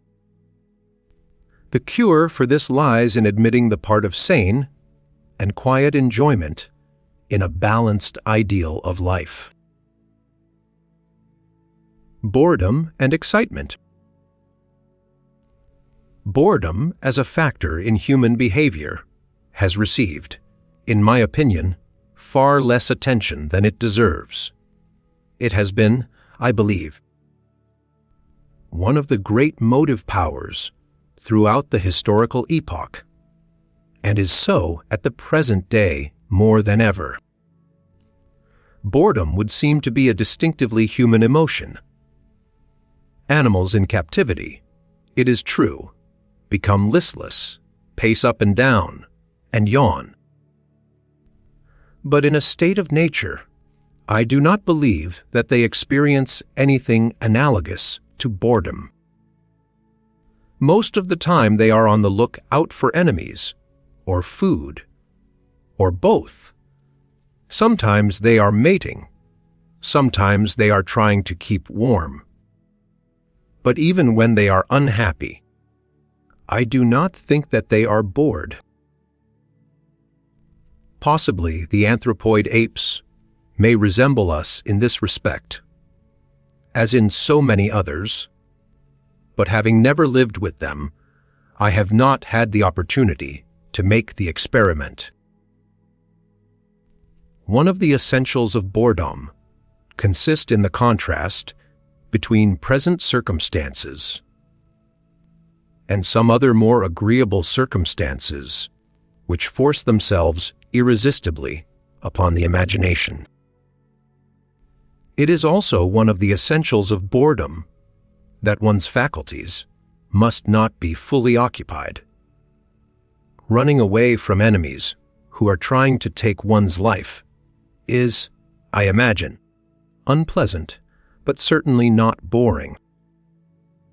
A man would not feel bored while he was being executed unless he had almost superhuman courage. In like manner, no one has ever yawned during his maiden speech in the House of Lords, with the exception of the late Duke of Devonshire, who was reverenced by their lordships in consequence. Boredom is essentially a thwarted desire for events, not necessarily pleasant ones, but just occurrences such as will enable the victim of ennui to know one day from another. The opposite of boredom, in a word, is not pleasure, but excitement. The desire for excitement is very deep, seated in human beings, especially in males. I suppose that in the hunting stage, it was more easily gratified than it has been since. The chase was exciting, war was exciting, courtship was exciting. A savage will manage to commit adultery with a woman while her husband is asleep beside her, knowing that it is instant death if the husband wakes. This situation, I imagine, is not boring. But with the coming of agriculture, life began to grow dull, except, of course, for the aristocrats who remained and still remain in the hunting stage. We hear a great deal about the tedium of machine minding, but I think the tedium of agriculture by old-fashioned methods is at least as great. Indeed, contrary to what most philanthropists maintain, I should say that the machine age has enormously diminished the sum of boredom in the world. Among wage earners, the working hours are not solitary, while the evening hours can be given over to a variety of amusements that were impossible in an old-fashioned country village. Consider again the change in lower middle-class life. In old days, after supper, when the wife and daughters had cleared away the things, everybody sat round and had what was called a happy family time. This meant that paterfamilias went to sleep, his wife knitted, and the daughters wished they were dead or at Timbuktu. They were not allowed to read or to leave the room, because the theory was that at that period their father conversed with them, which must be a pleasure to all concerned. With luck, they ultimately married and had a chance to inflict upon their children a youth as dismal as their own had been. If they did not have luck, they developed into old maids, perhaps ultimately into decayed gentlewomen, a fate as horrible as any that savages have bestowed upon their victims. All this weight of boredom should be borne in mind in estimating the world of 100 years ago. And when one goes further into the past, the boredom becomes still worse. Imagine the monotony of winter in a medieval village. People could not read or write. They had only candles to give them light after dark. The smoke of their one fire filled the only room that was not bitterly cold. Roads were practically impassable, so that one hardly ever saw anybody from another village. It must have been boredom, as much as anything, that led to the practice of witch hunts as the sole sport by which winter evenings could be enlivened. We are less bored than our ancestors were, but we are more afraid of boredom. We have come to know, or rather to believe, that boredom is not part of the natural lot of man, but can be avoided by a sufficiently vigorous pursuit of excitement. Girls nowadays earn their own living, very largely because this enables them to seek excitement in the evening and to escape the happy family time that their grandmothers had to endure. Everybody who lives in a town, in America, those who cannot, have a car, or at the least a motor, bicycle, to take them to the movies. And of course, they have the radio in their houses. Young men and young women meet each other with much less difficulty than was formerly the case. And every housemaid expects, at least once a week, as much excitement as would have lasted a Jane Austen heroine throughout a whole novel. As we rise in the social scale, the pursuit of excitement becomes more and more intense. Those who can afford it are perpetually moving from place to place, carrying with them as they go gaiety, dancing and drinking, but for some reason always expecting to enjoy these more in a new place. Those who have to earn a living get their share of boredom, of necessity, in working hours. But those who have enough money to be freed from the need of work have as their ideal a life completely freed from boredom. It is a noble ideal, and far be it from me to decry it. But I am afraid that, like other ideals, it is more difficult of achievement than the idealists suppose. After all, the mornings are boring in proportion as the previous evenings were amusing. There will be middle age, possibly even old age. At 20 men think that life will be over at 30. I, at the age of 50, can no longer take that view. Perhaps it is as unwise to spend one's vital capital as one's financial capital. Perhaps some element of boredom is a necessary ingredient in life. A wish to escape from boredom is natural. Indeed, all races of mankind have displayed it as opportunity occurred. When savages have first tasted liquor at the hands of the white men, they have found at last an escape from age, old tedium, and, except when the government has interfered, they have drunk themselves into a riotous death. Wars, pogroms, and persecutions have all been part of the flight from boredom. Even quarrels with neighbors have been found better than nothing. Boredom is therefore a vital problem for the moralist, since at least half the sins of mankind are caused by the fear of it. Boredom, however, is not to be regarded as wholly evil. There are two sorts, of which one is fructifying, while the other is stultifying.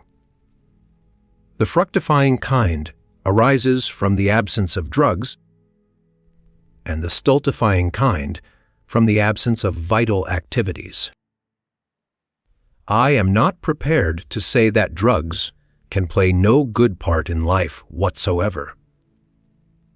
There are moments, for example, when an opiate will be prescribed by a wise physician, and I think these moments more frequent than prohibitionists suppose.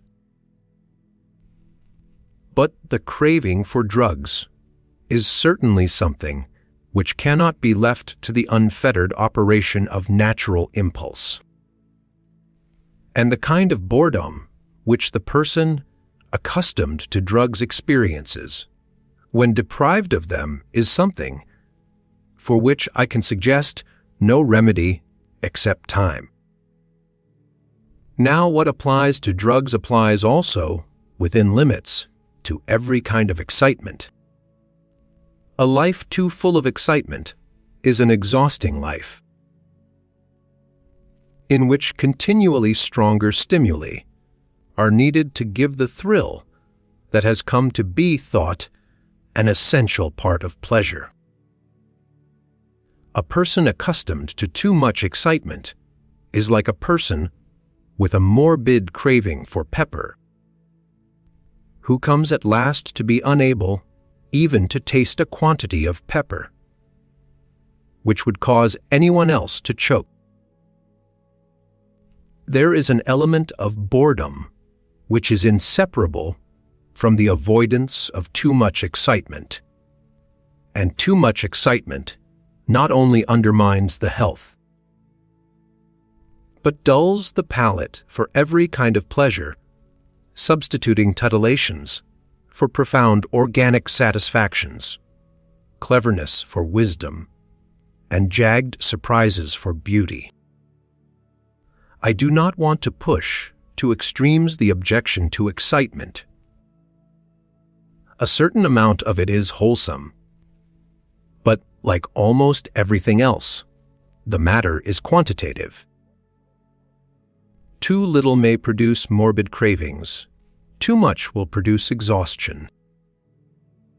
A certain power of enduring boredom is therefore essential to a happy life, and is one of the things that ought to be taught to the young. All great books contain boring portions, and all great lives have contained uninteresting stretches. Imagine a modern American publisher confronted with the Old Testament as a new manuscript submitted to him for the first time. It is not difficult to think what his comments would be, for example, on the genealogies. "My dear sir," he would say, "this chapter lacks pep. You can't expect your reader to be interested in a mere string of proper names of persons about whom you tell him so little. You have begun your story, I will admit, in fine style, and at first I was very favorably impressed, but you have altogether too much wish to tell it all. Pick out the highlights, take out the superfluous matter, and bring me back your manuscript when you have reduced it to a reasonable length." So the modern publisher would speak, knowing the modern reader's fear of boredom. He would say the same sort of thing about the Confucian classics, the Quran, Marx's Capital, and all the other sacred books which have proved to be bestsellers. Nor does this apply only to sacred books. All the best novels contain boring passages. A novel which sparkles from the first page to the last is pretty sure not to be a great book. Nor have the lives of great men been exciting except at a few great moments. Socrates could enjoy a banquet now and again, and must have derived considerable satisfaction from his conversations, while the hemlock was taking effect. But most of his life he lived quietly with Xanthippe, taking a constitutional in the afternoon, and perhaps meeting a few friends by the way. Kant is said never to have been more than 10 miles from Königsberg in all his life. Darwin, after going round the world, spent the whole of the rest of his life in his own house. Marx, after stirring up a few revolutions, decided to spend the remainder of his days in the British Museum. Altogether, it will be found that a quiet life is characteristic of great men, and that their pleasures have not been of the sort that would look exciting to the outward eye. No great achievement is possible without persistent work, so absorbing and so difficult that little energy is left over for the more strenuous kinds of amusement, except such as serve to recuperate physical energy during holidays, of which alpine climbing may serve as the best example. The capacity to endure a more or less monotonous life is one which should be acquired in childhood. Modern parents are greatly to blame in this respect. They provide their children with far too many passive amusements, such as shows and good things to eat, and they do not realize the importance to a child of having one day like another, except, of course, for somewhat rare occasions. The pleasures of childhood should in the main be such as the child extracts himself from his environment by means of some effort and inventiveness. Pleasures which are exciting and at the same time involve no physical exertion, such, for example, as the theater, should occur very rarely. The excitement is in the nature of a drug, of which more and more will come to be required, and the physical passivity during the excitement is contrary to instinct. A child develops best when, like a young plant, he is left undisturbed in the same soil. Too much travel, too much variety of impressions, are not good for the young, and cause them as they grow up to become incapable of enduring fruitful monotony. I do not mean that monotony has any merits of its own. I mean only that certain good things are not possible except where there is a certain degree of monotony. Take, say, Wordsworth's Prelude. It will be obvious to every reader that whatever had any value in Wordsworth's thoughts and feelings would have been impossible to a sophisticated urban youth. A boy or young man who has some serious constructive purpose will endure voluntarily a great deal of boredom if he finds that it is necessary by the way. But constructive purposes do not easily form themselves in a boy's mind if he is living a life of distractions and dissipations. For in that case, his thoughts will always be directed towards the next pleasure rather than towards the distant achievement. For all these reasons, a generation that cannot endure boredom will be a generation of little men, of men unduly divorced from the slow processes of nature, of men in whom every vital impulse slowly withers, as though they were cut flowers in a vase. I do not like mystical language, and yet I hardly know how to express what I mean without employing phrases that sound poetic rather than scientific. Whatever we may wish to think, we are creatures of earth. Our life is part of the life of the earth, and we draw our nourishment from it just as the plants and animals do. The rhythm of earth life is slow. Autumn and winter are as essential to it as spring and summer, and rest is as essential as motion. To the child, even more than to the man, it is necessary to preserve some contact with the ebb and flow of terrestrial life.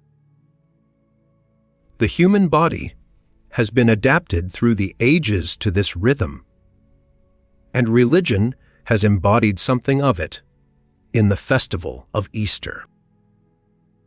I have seen a boy of 2 years old, who had been kept in London, taken out for the first time to walk in green country. The season was winter, and everything was wet and muddy. To the adult eye, there was nothing to cause delight, but in the boy there sprang up a strange ecstasy. He kneeled in the wet ground, and put his face in the grass, and gave utterance to half-articulate cries of delight. The joy that he was experiencing was primitive, simple, and massive. The organic need that was being satisfied is so profound that those in whom it is starved are seldom completely sane. Many pleasures, of which we may take gambling as a good example, have in them no element of this contact with earth. Such pleasures, in the instant when they cease, leave a man feeling dusty and dissatisfied, hungry for he knows not what. Such pleasures bring nothing that can be called joy. Those, on the other hand, that bring us into contact with the life of the earth have something in them profoundly satisfying. When they cease, the happiness that they have brought remains, although their intensity, while they existed, may have been less than that of more exciting dissipations. The distinction that I have in mind runs through the whole gamut, from the simplest to the most civilized occupations. The 2-year-old boy whom I spoke of a moment ago displayed the most primitive possible form of union with the life of earth. But in a higher form the same thing is to be found in poetry. What makes Shakespeare's lyrics supreme is that they are filled with this same joy that made the 2-year-old embrace the grass. Consider, "Hark, hark the lark," or "Come unto these yellow sands." You will find in these poems the civilized expression of the same emotion that in our 2-year-old could only find utterance in inarticulate cries. Or, again, consider the difference between love and mere sex attraction.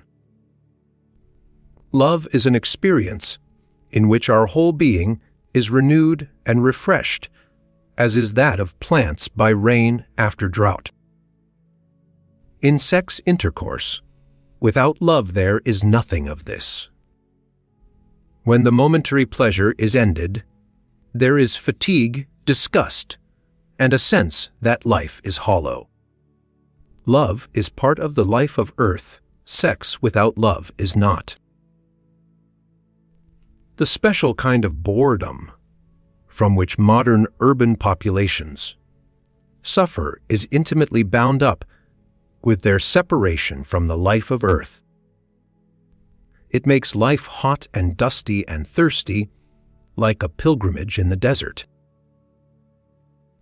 Among those who are rich enough to choose their way of life, the particular brand of unendurable boredom from which they suffer is due, paradoxical as this may seem, to their fear of boredom.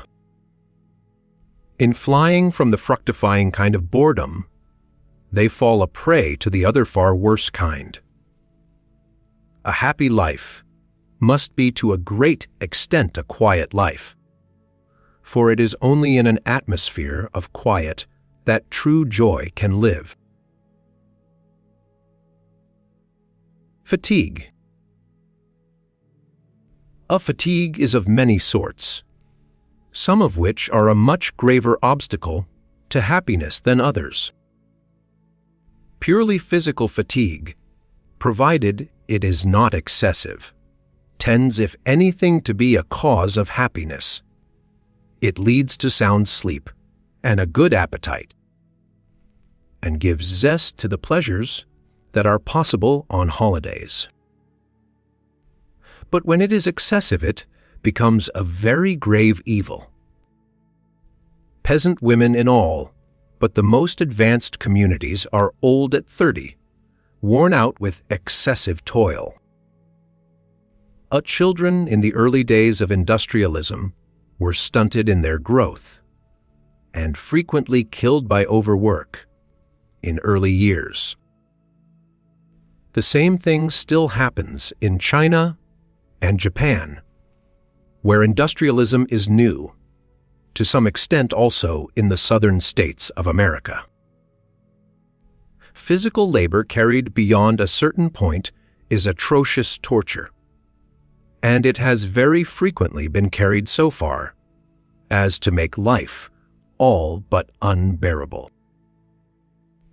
In the most advanced parts of the modern world, however, physical fatigue has been much minimized through the improvement of industrial conditions. The kind of fatigue that is most serious in the present day in advanced communities is nervous fatigue.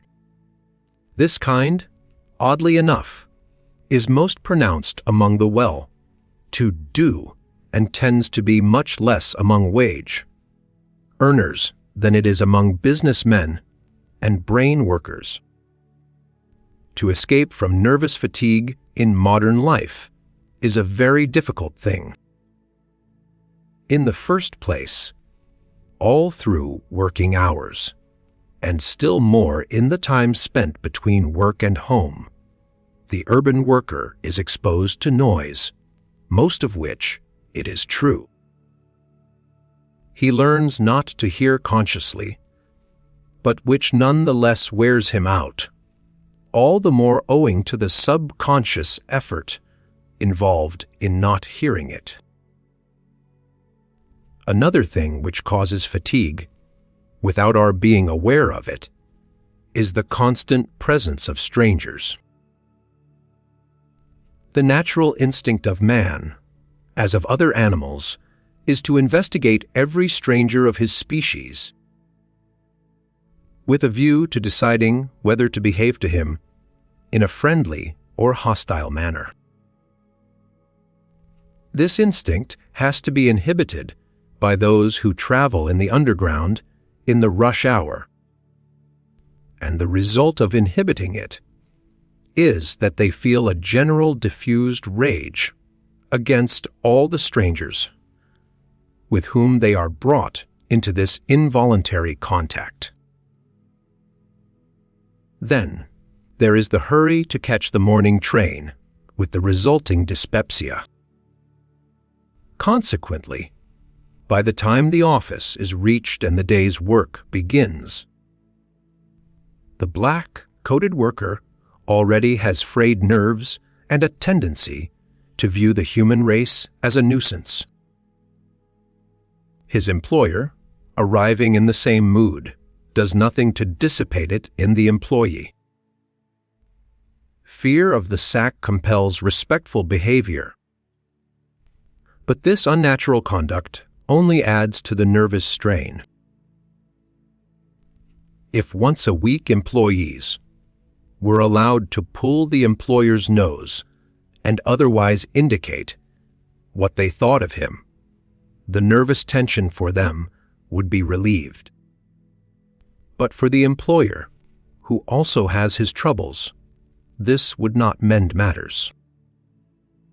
What the fear of dismissal is to the employee, the fear of bankruptcy is to the employer. Some, it is true, are big enough to be above this fear.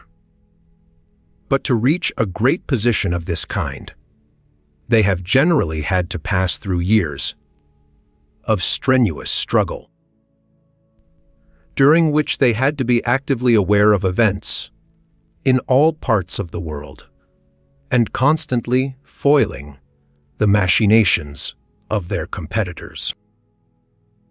The result of all this is that when sound success comes, a man is already a nervous wreck, so accustomed to anxiety that he cannot shake off the habit of it, when the need for it is past. There are, it is true, rich men's sons, but they generally succeed in manufacturing for themselves anxieties, as similar as possible to those that they would have suffered if they had not been born rich. By betting and gambling, they incur the displeasure of their fathers. By cutting short their sleep for the sake of their amusements, they debilitate their physique. And by the time they settle down, they have become as incapable of happiness as their fathers were before them.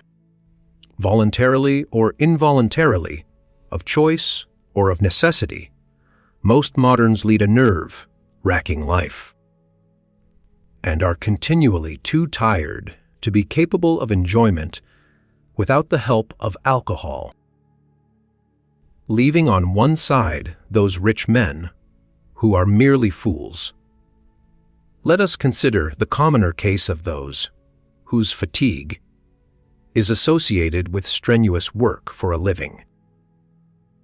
To a great extent, fatigue in such cases is due to worry, and worry could be prevented by a better philosophy of life and a little more mental discipline. Most men and women are very deficient in control over their thoughts.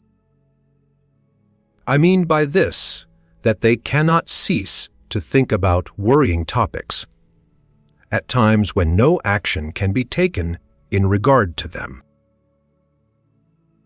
Men take their business worries to bed with them, and in the hours of the night, when they should be gaining fresh strength to cope with tomorrow's troubles, they are going over and over again in their minds problems, about which at the moment they can do nothing, thinking about them, not in a way to produce a sound line of conduct on the morrow, but in that half-insane way that characterizes the troubled meditations of insomnia. Something of the midnight madness still clings about them in the morning, clouding their judgment, spoiling their temper, and making every obstacle infuriating. The wise man thinks about his troubles only when there is some purpose in doing so. At other times he thinks about other things, or, if it is night, about nothing at all. I do not mean to suggest that at a great crisis, for example, when ruin is imminent, or when a man has reason to suspect that his wife is deceiving him, it is possible, except to a few exceptionally disciplined minds, to shut out the trouble at moments when nothing can be done about it. But it is quite possible to shut out the ordinary troubles of ordinary days, except while they have to be dealt with. It is amazing how much both happiness and efficiency can be increased by the cultivation of an orderly mind, which thinks about a matter adequately at the right time, rather than inadequately at all times. When a difficult or worrying decision has to be reached, as soon as all the data are available, give the matter your best thought and make your decision. Having made the decision, do not revise it unless some new fact comes to your knowledge. Nothing is so exhausting as indecision, and nothing is so futile. A great many worries can be diminished by realizing the unimportance of the matter, which is causing the anxiety. I have done in my time a considerable amount of public speaking. At first, every audience terrified me, and nervousness made me speak very badly. I dreaded the ordeal so much that I always hoped I might break my leg before I had to make a speech. And when it was over, I was exhausted from the nervous strain. Gradually, I taught myself to feel that it did not matter whether I spoke well or ill. The universe would remain much the same in either case. I found that the less I cared whether I spoke well or badly, the less badly I spoke, and gradually the nervous strain diminished almost to vanishing point. A great deal of nervous fatigue can be dealt with in this way. Our doings are not so important as we naturally suppose. Our successes and failures do not, after all, matter very much. Even great sorrows can be survived.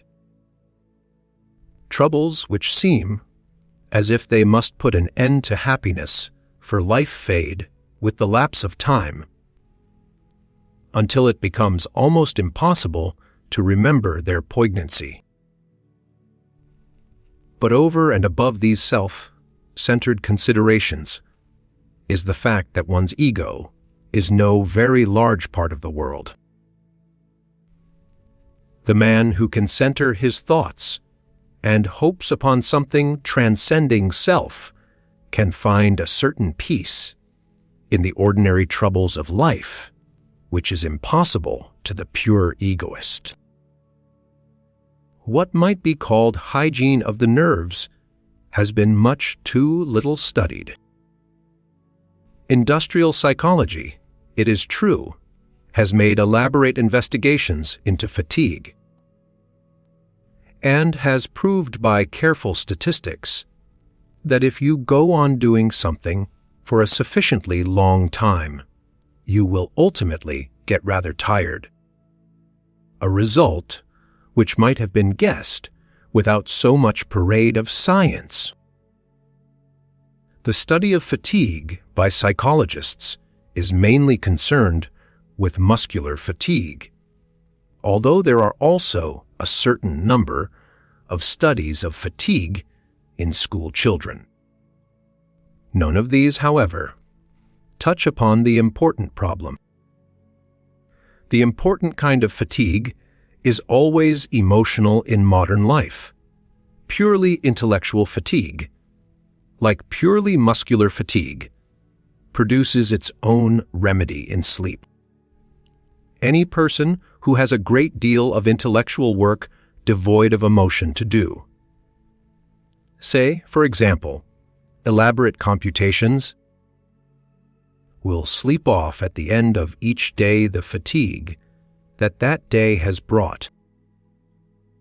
The harm that is attributed to overwork is hardly ever due to that cause, but to some kind of worry or anxiety.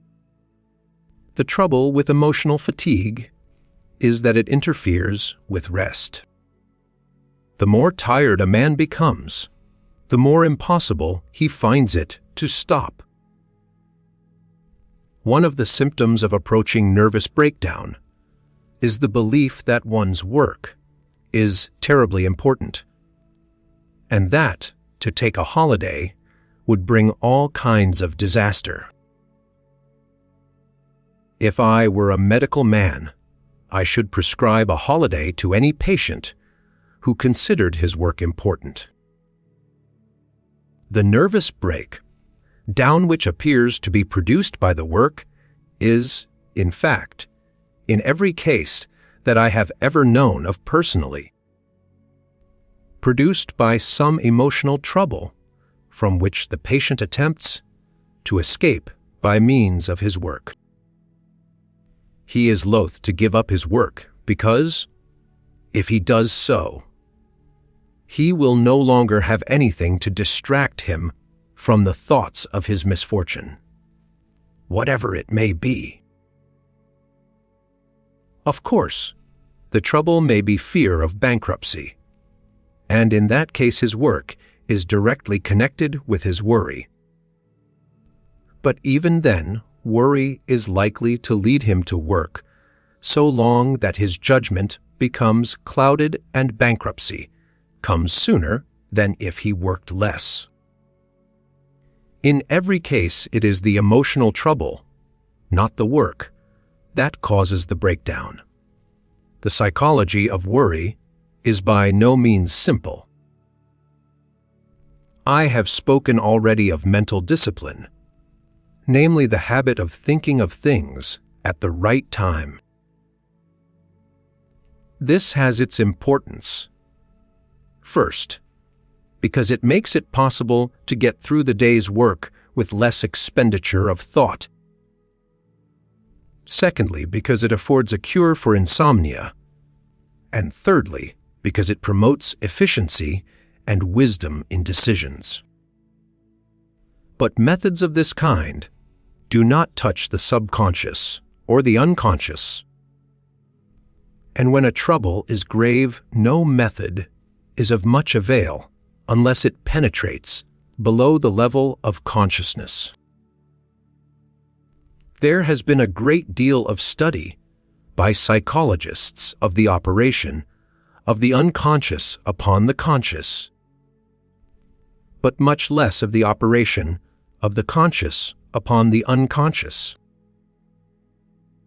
Yet the latter is of vast importance in the subject of mental hygiene, and must be understood if rational convictions are ever to operate in the realm of the unconscious.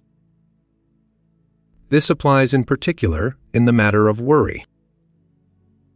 It is easy enough to tell oneself that such and such a misfortune would not be so very terrible if it happened. But so long as this remains merely a conscious conviction, it will not operate in the watches of the night or prevent the occurrence of nightmares. My own belief is that a conscious thought can be planted into the unconscious if a sufficient amount of vigor and intensity is put into it. Most of the unconscious consists of what were once highly emotional conscious thoughts, which have now become buried. It is possible to do this process of burying deliberately, and in this way the unconscious can be led to do a lot of useful work. I have found, for example, that if I have to write upon some rather difficult topic, the best plan is to think about it with very great intensity, the greatest intensity of which I am capable for a few hours or days, and at the end of that time give orders, so to speak, that the work is to proceed underground. After some months, I return consciously to the topic and find that the work has been done. Before I had discovered this technique, I used to spend the intervening months worrying, because I was making no progress. I arrived at the solution, none the sooner for this worry, and the intervening months were wasted, whereas now I can devote them to other pursuits. A process in many ways analogous can be adopted with regard to anxieties. When some misfortune threatens, consider seriously and deliberately what is the very worst that could possibly happen. Having looked this possible misfortune in the face, give yourself sound reasons for thinking that, after all, it would be no such very terrible disaster. Such reasons always exist, since, at the worst, nothing that happens to oneself has any cosmic importance. When you have looked for some time steadily at the worst possibility, and have said to yourself with real conviction, well, after all, that would not matter so very much, you will find that your worry diminishes to a quite extraordinary extent. It may be necessary to repeat the process a few times, but in the end, if you have shirked nothing in facing the worst possible issue, you will find that your worry disappears altogether and is replaced by a kind of exhilaration. This is part of a more general technique for the avoidance of fear. Worry is a form of fear, and all forms of fear produce fatigue. A man who has learnt not to feel fear will find the fatigue of daily life enormously diminished. Now fear, in its most harmful form, arises where there is some danger which we are unwilling to face. At odd moments, horrible thoughts dart into our minds. What they are depends upon the person, but almost everybody has some kind of lurking fear. With one man it is cancer, with another financial ruin, with a third the discovery of some disgraceful secret. A fourth is tormented by jealous suspicions. A fifth is haunted at night by the thought that perhaps the tales of hell Fire told him when he was young may be true. Probably all these people employ the wrong technique for dealing with their fear. Whenever it comes into their mind, they try to think of something else. They distract their thoughts with amusement or work, or what not. Now, every kind of fear grows worse by not being looked at. The effort of turning away one's thoughts is a tribute to the horribleness of the specter from which one is averting one's gaze. The proper course with every kind of fear is to think about it rationally and calmly, but with great concentration, until it has become completely familiar. In the end, familiarity will blunt its terrors. The whole subject will become boring, and our thoughts will turn away from it. Not, as formerly, by an effort of will, but through mere lack of interest in the topic. When you find yourself inclined to brood on anything, no matter what, the best plan always is to think about it even more than you naturally would, until at last its morbid fascination is worn off. One of the matters in which modern morality is most defective is this question of fear. It is true that physical courage, especially in war, is expected of men, but other forms of courage are not expected of them, and no form of courage is expected of women. A woman who is courageous has to conceal the fact if she wishes men to like her. The man who is courageous in any matter, except physical danger, is also thought ill of. Indifference to public opinion, for example, is regarded as a challenge, and the public does what it can to punish the man who dares to flout its authority. All this is quite opposite to what it should be.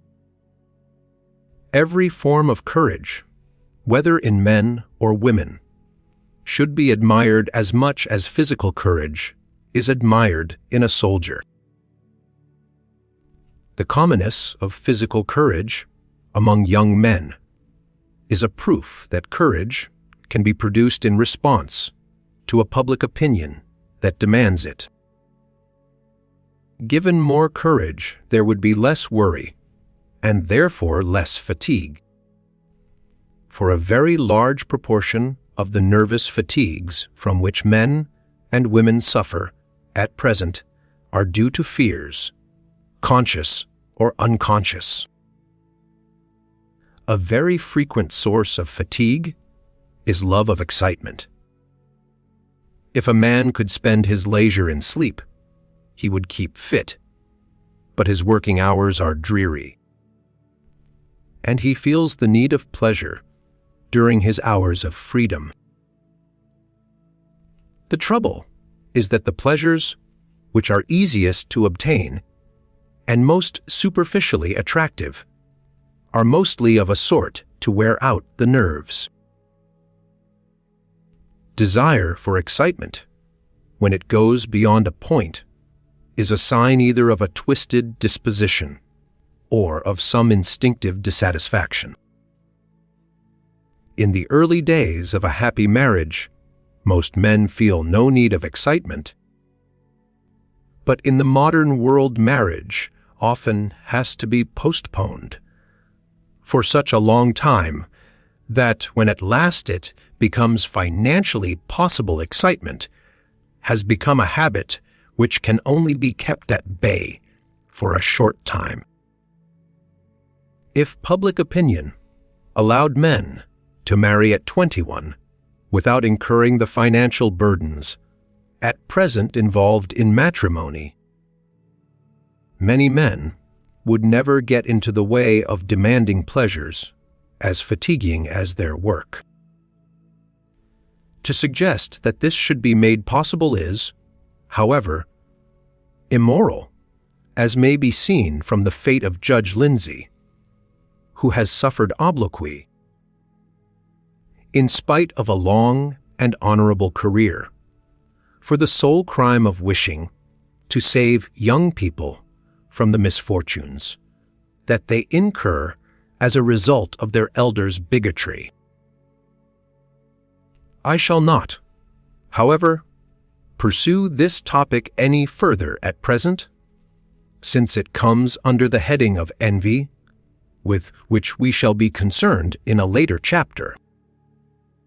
For the private individual, who cannot alter the laws and institutions under which he lives, it is difficult to cope with the situation that oppressive moralists created and perpetuate. It is, however, worthwhile to realize that exciting pleasures are not a road to happiness. Although so long as more satisfying joys remain unattainable, a man may find it hardly possible to endure life except by the help of excitement. In such a situation, the only thing that a prudent man can do is to ration himself, and not to allow himself such an amount of fatiguing pleasure as will undermine his health or interfere with his work. The radical cure for the troubles of the young lies in a change of public morals. In the meantime, a young man does well to reflect that he will ultimately be in a position to marry, and that he will be unwise if he lives in such a way as to make a happy marriage impossible, which may easily happen through frayed nerves and an acquired incapacity for the gentler pleasures. One of the worst features of nervous fatigue is that it acts as a sort of screen between a man and the outside world.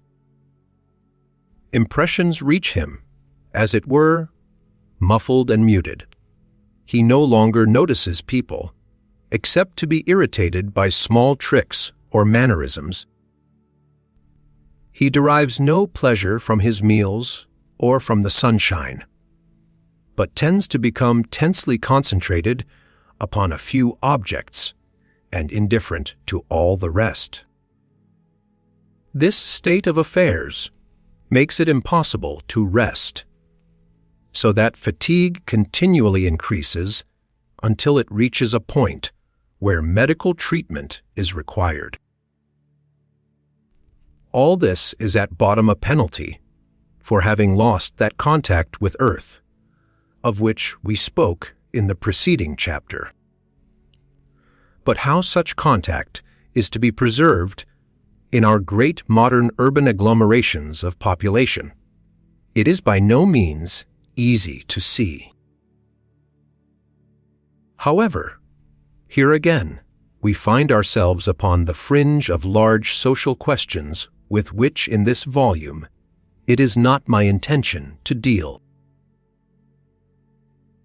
Envy. Next to worry, probably one of the most potent causes of unhappiness is envy. Envy is, I should say, one of the most universal and deep-seated of human passions. It is very noticeable in children before they are a year old, and has to be treated with the most tender respect by every educator.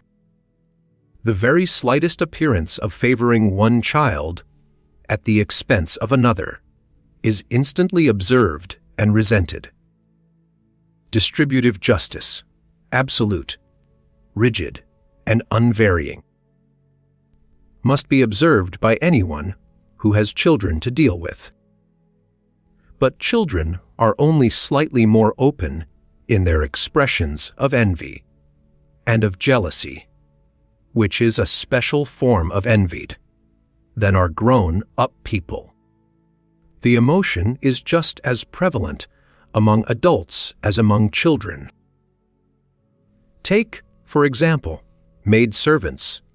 I remember when one of our maids, who was a married woman, became pregnant, and we said that she was not to be expected to lift heavy weights. The instant result was that none of the others would lift heavy weights, and any work of that sort that needed doing we had to do ourselves. Envy is the basis of democracy. Heraclitus asserts that the citizens of Ephesus ought all to be hanged, because they said, "There shall be none first among us." The democratic movement in Greek states must have been almost wholly inspired by this passion. And the same is true of modern democracy.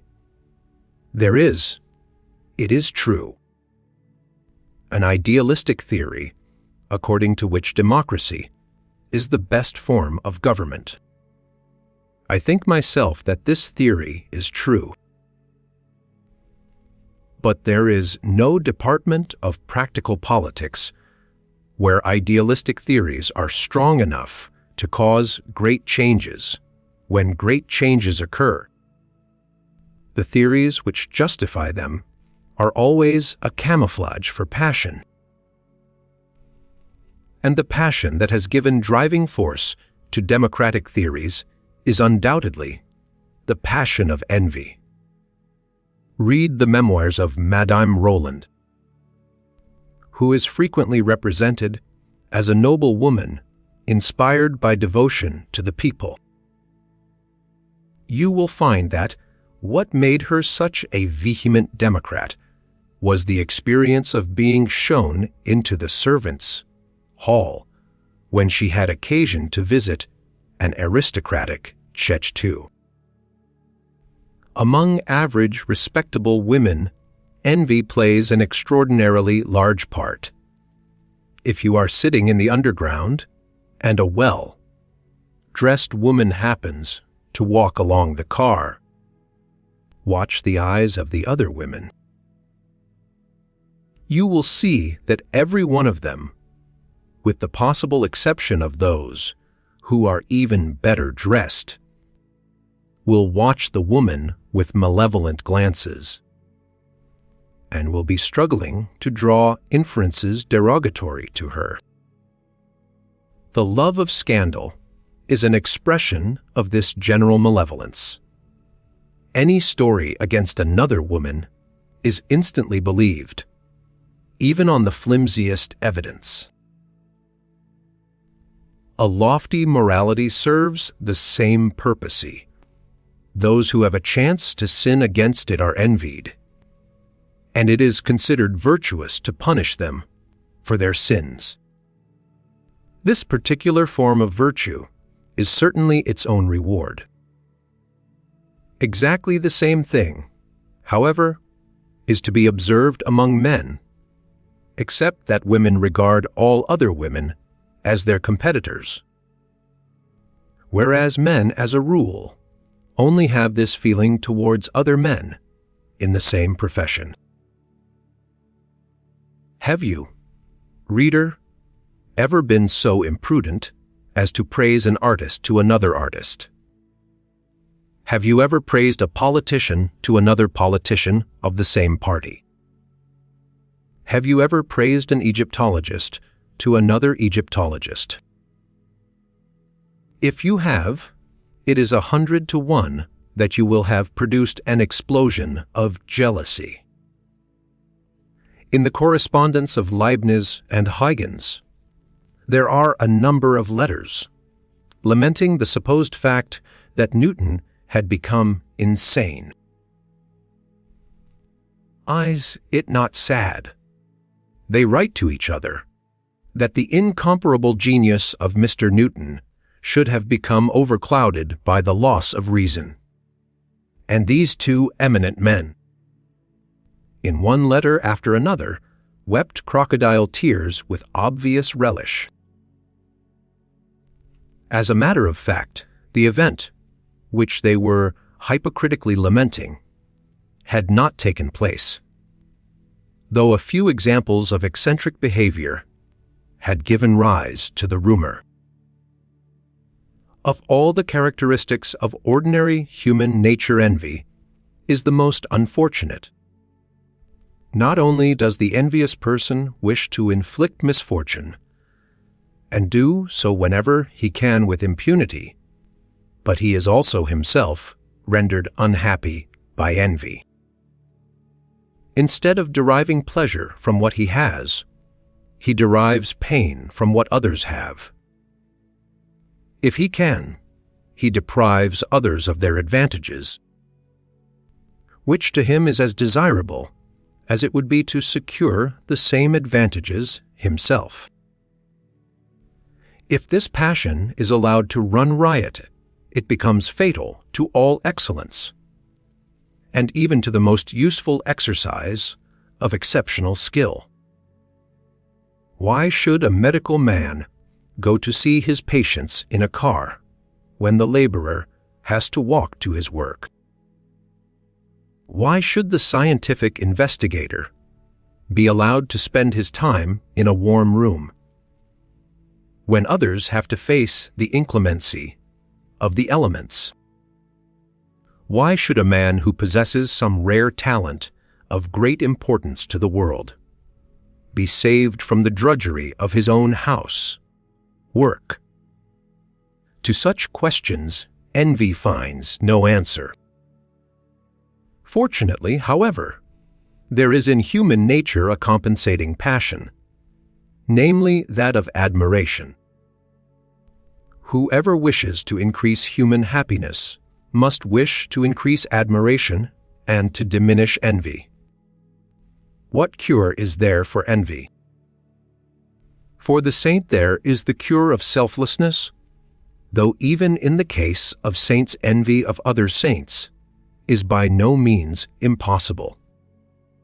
I doubt whether Satan, Simeon Stylites, would have been wholly pleased if he had learnt of some other saint who had stood even longer on an even narrower pillar.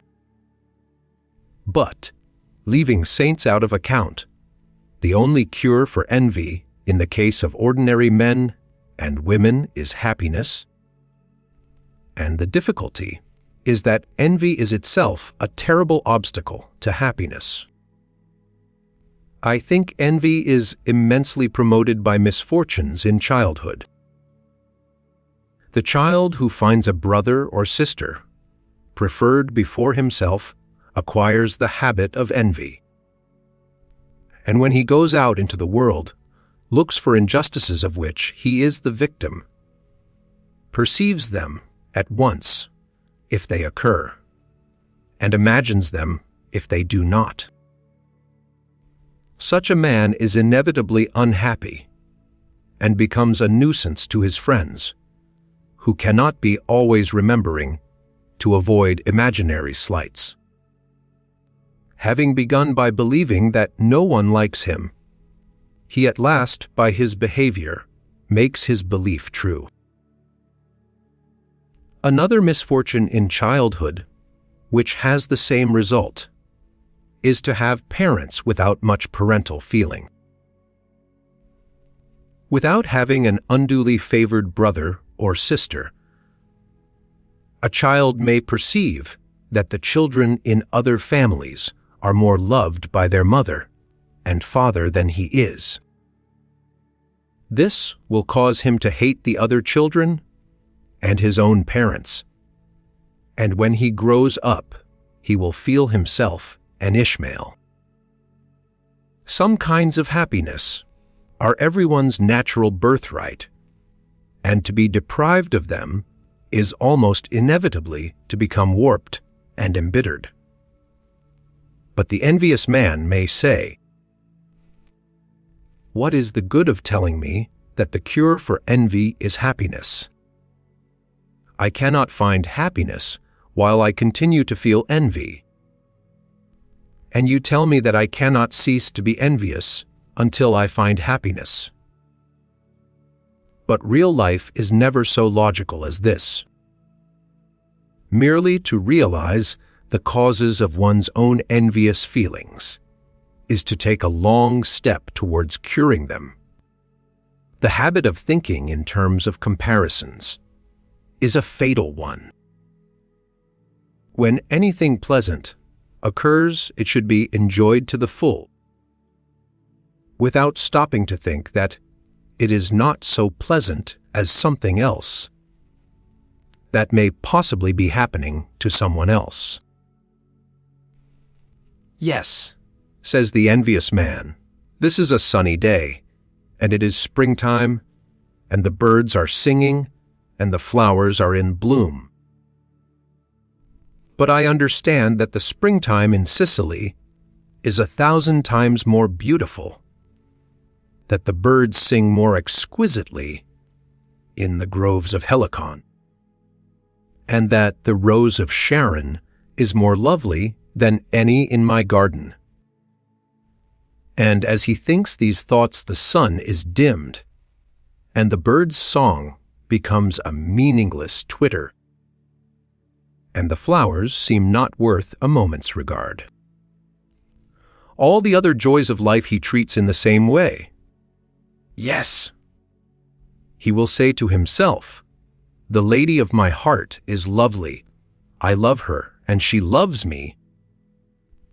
But how much more exquisite must have been the Queen of Sheba! Ah, if I had but had Solomon's opportunities!" All such comparisons are pointless and foolish. Whether the Queen of Sheba or our next door neighbor be the cause of discontent, either is equally futile. With the wise man, what he has does not cease to be enjoyable, because someone else has something else. Envy, in fact, is one form of a vice, partly moral, partly intellectual, which consists in seeing things never in themselves, but only in their relations. I am earning, let us say, a salary sufficient for my needs. I should be content, but I hear that someone else whom I believe to be in no way my superior is earning a salary twice as great as mine. Instantly, if I am of an envious disposition, the satisfactions to be derived from what I have grow dim, and I begin to be eaten up with a sense of injustice. For all this, the proper cure is mental discipline, the habit of not thinking profitless thoughts. After all, what is more enviable than happiness? And if I can cure myself of envy, I can acquire happiness and become enviable. The man who has double my salary is doubtless tortured by the thought that someone else in turn has twice as much as he has, and so it goes on. If you desire glory, you may envy Napoleon. But Napoleon envied Caesar, Caesar envied Alexander, and Alexander, I dare say, envied Hercules, who never existed. You cannot, therefore, get away from envy by means of success alone, for there will always be in history or legend some person even more successful than you are. You can get away from envy by enjoying the pleasures that come your way, by doing the work that you have to do, and by avoiding comparisons with those whom you imagine, perhaps quite falsely, to be more fortunate than yourself. Unnecessary modesty has a great deal to do with envy. Modesty is considered a virtue, but for my part, I am very doubtful whether, in its more extreme forms, it deserves to be so regarded. Modest people need a great deal of reassuring, and often do not dare to attempt tasks which they are quite capable of performing. Modest people believe themselves to be outshone by those with whom they habitually associate. They are therefore particularly prone to envy, and through envy, to unhappiness and ill will. For my part, I think there is much to be said for bringing up a boy to think himself a fine fellow. I do not believe that any peacock envies another peacock his tail, because every peacock is persuaded that his own tail is the finest in the world. The consequence of this is that peacocks are peaceable birds. Imagine how unhappy the life of a peacock would be if he had been taught that it is wicked to have a good opinion of oneself. Whenever he saw another peacock spreading out his tail, he would say to himself, I must not imagine that my tail is better than that, for that would be conceited. But oh, how I wish it were! That odious bird is so convinced of his own magnificence! Shall I pull out some of his feathers? And then, perhaps, I need no longer fear comparison with him. Or perhaps he would lay a trap for him and prove that he was a wicked peacock who had been guilty of unpeacockly behavior, and he would denounce him to the assembly of the leaders. Gradually he would establish the principle that peacocks with specially fine tails are almost always wicked, and that the wise ruler in the peacock kingdom would seek out the humble bird with only a few draggled tail feathers. Having got this principle accepted, he would get all the finest birds put to death, and in the end a really splendid tale will become only a dim memory of the past. Such is the victory of envy masquerading as morality. But where every peacock thinks himself more splendid than any of the others, there is no need for all this repression. Each peacock expects to win the first prize in the competition, and each, because he values his own paean, believes that he has done so. Envy is, of course, closely connected with competition. We do not envy a good fortune, which we conceive as quite hopelessly out of our reach. In an age when the social hierarchy is fixed, the lowest classes do not envy the upper classes, so long as the division between rich and poor is thought to be ordained by God. Beggars do not envy millionaires, though of course they will envy other beggars who are more successful. The instability of social status in the modern world and the equalitarian doctrines of democracy and socialism have greatly extended the range of envy. For the moment, this is an evil, but it is an evil which must be endured in order to arrive at a more just social system. As soon as inequalities are thought about rationally, they are seen to be unjust, unless they rest upon some superiority of merit. And as soon as they are seen to be unjust, there is no remedy for the resulting envy, except the removal of the injustice. Our age is therefore one in which envy plays a peculiarly large part.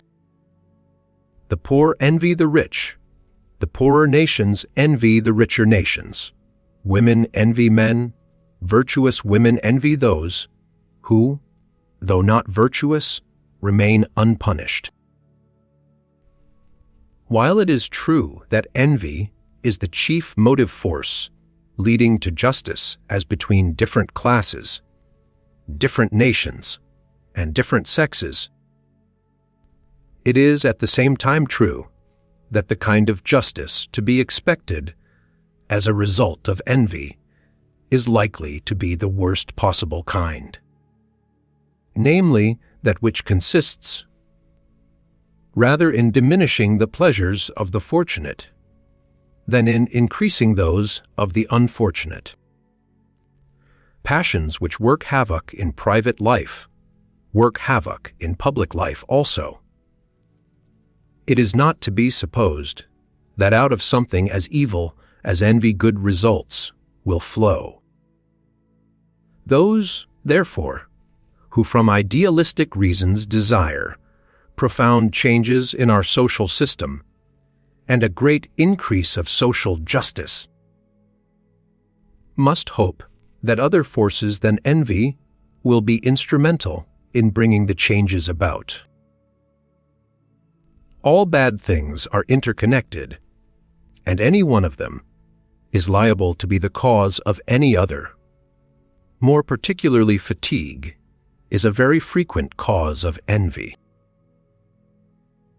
When a man feels inadequate to the work he has to do, he feels a general discontent, which is exceedingly liable to take the form of envy towards those whose work is less exacting. One of the ways of diminishing envy, therefore, is to diminish fatigue. But by far the most important thing is to secure a life which is satisfying to instinct. Much envy that seems purely professional really has a sexual source. A man who is happy in his marriage and his children is not likely to feel much envy of other men because of their greater wealth or success, so long as he has enough to bring up his children in what he feels to be the right way. The essentials of human happiness are simple, so simple that sophisticated people cannot bring themselves to admit what it is they really lack. The women we spoke of earlier, who look with envy on every well-dressed woman are, one may be sure, not happy in their instinctive life.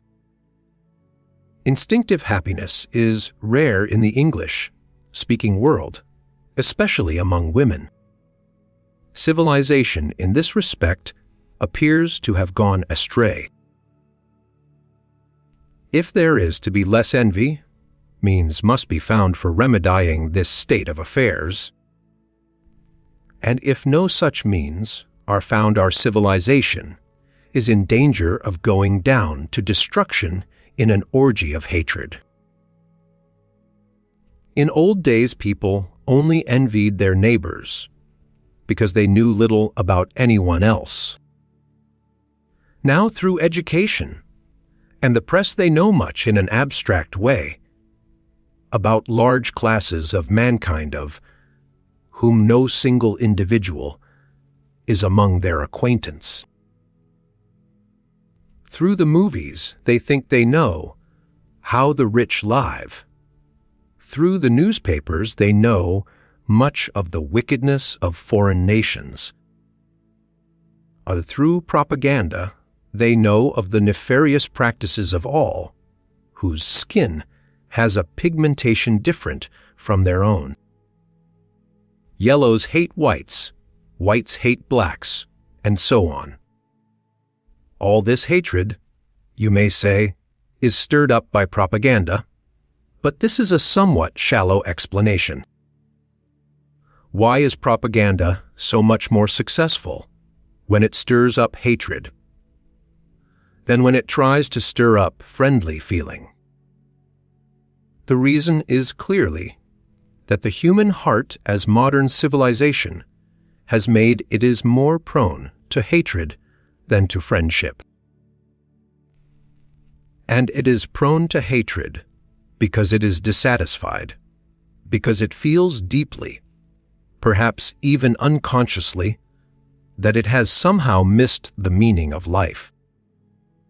That perhaps others, but not we ourselves, have secured the good things which nature offers for man's enjoyment.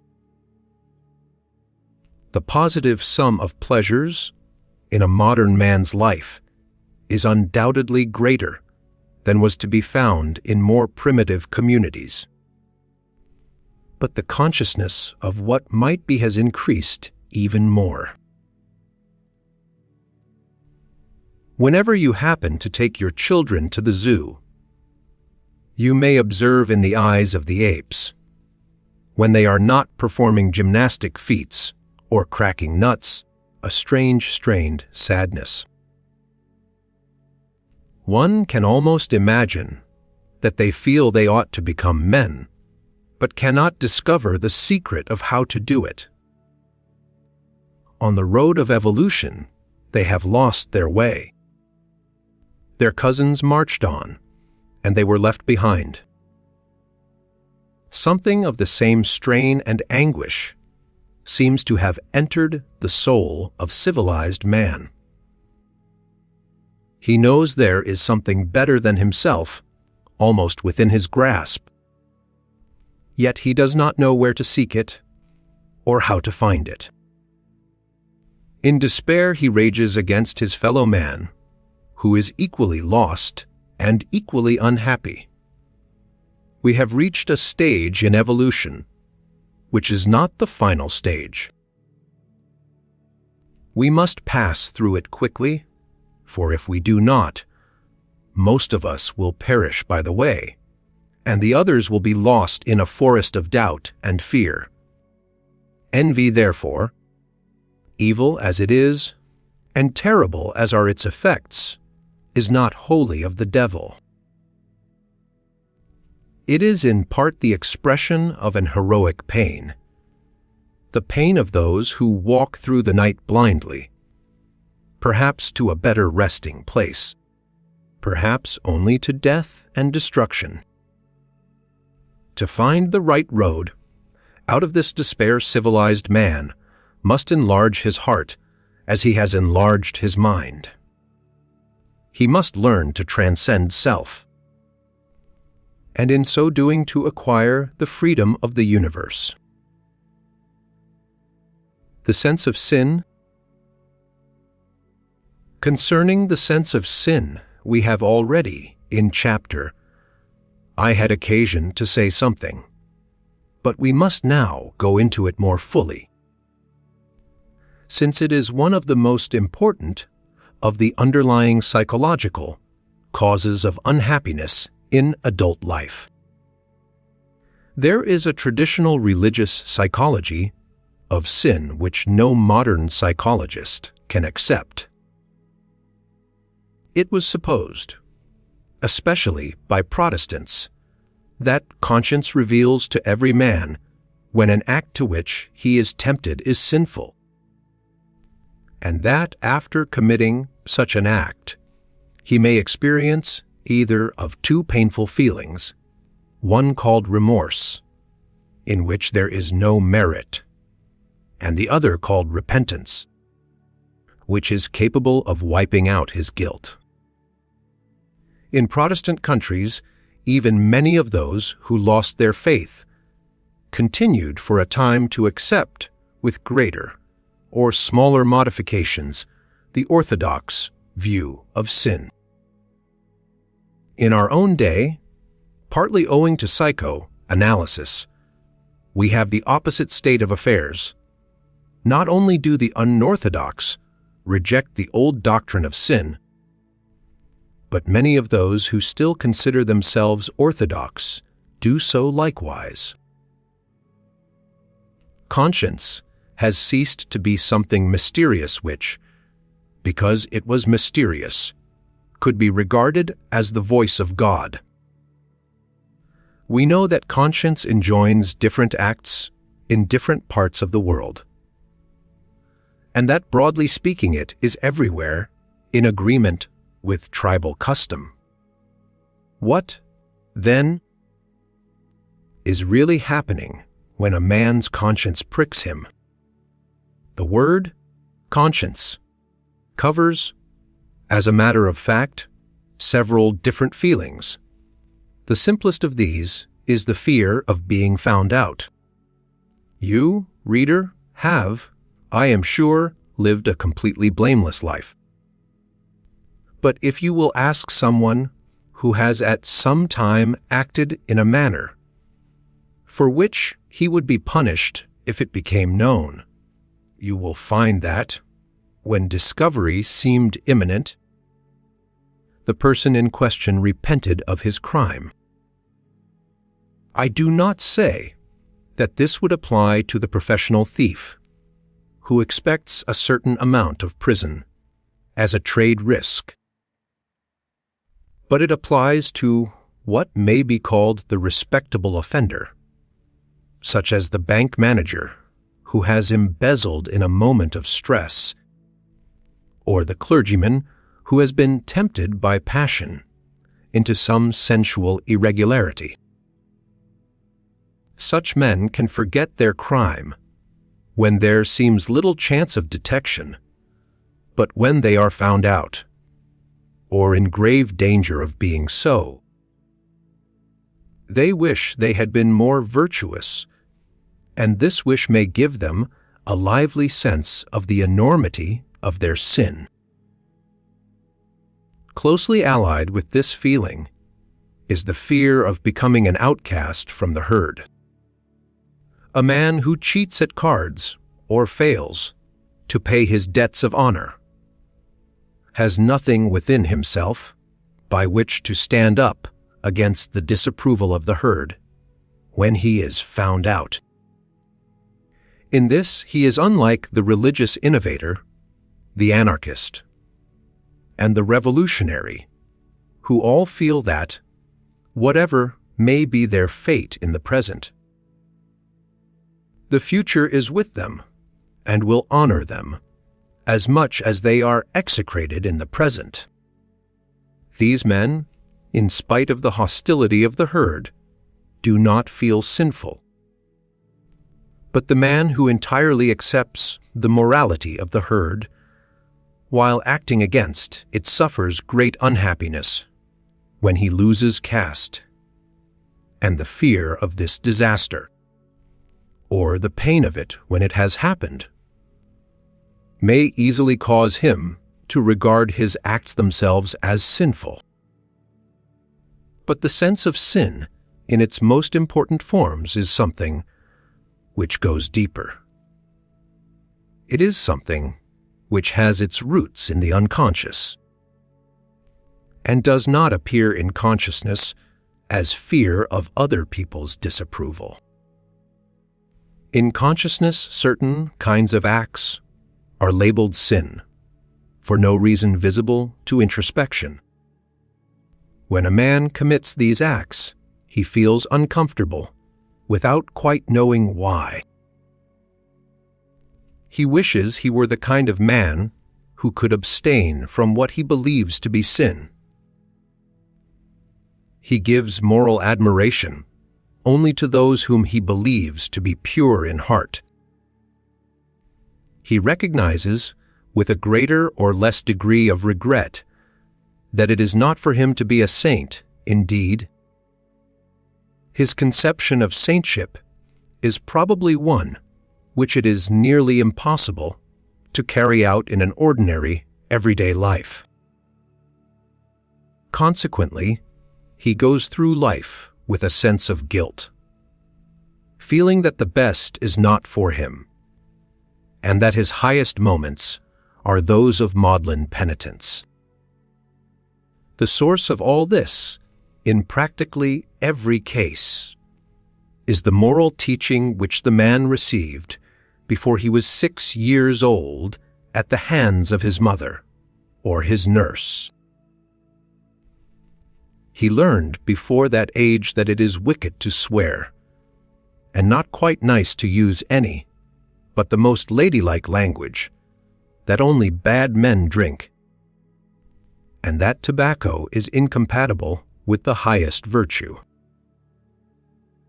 He learned that one should never tell a lie, and above all he learned that any interest in the sexual parts is an abomination.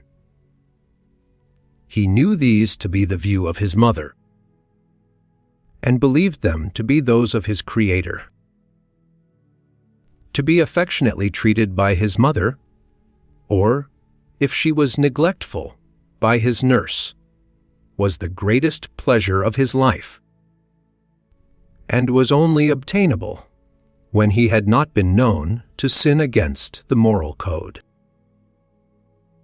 He therefore came to associate something vaguely awful with any conduct of which his mother or nurse would disapprove. Gradually, as he grew older, he forgot where his moral code had come from and what had originally been the penalty for disobeying it. But he did not throw off the moral code or cease to feel that something dreadful was liable to happen to him if he infringed it. Now, very large parts of this infantile moral teaching are devoid of all rational foundation, and such as cannot be applied to the ordinary behavior of ordinary men. A man who uses what is called bad language, for example, is not from a rational point of view any worse than a man who does not. Nevertheless, practically everybody in trying to imagine, a saint would consider abstinence from swearing as essential. Considered in the light of reason, this is simply silly. The same applies to alcohol and tobacco. With regard to alcohol, the feeling does not exist in southern countries, and indeed there is an element of impiety about it, since it is known that our Lord and the apostles drank wine. With regard to tobacco, it is easier to maintain a negative position, since all the greatest saints lived before its use was known. But here also no rational argument is possible. The view that no saint would smoke is based in the last analysis upon the view that no saint would do anything solely because it gave him pleasure. This ascetic element in ordinary morality has become almost unconscious, but it operates in all kinds of ways that make our moral code irrational.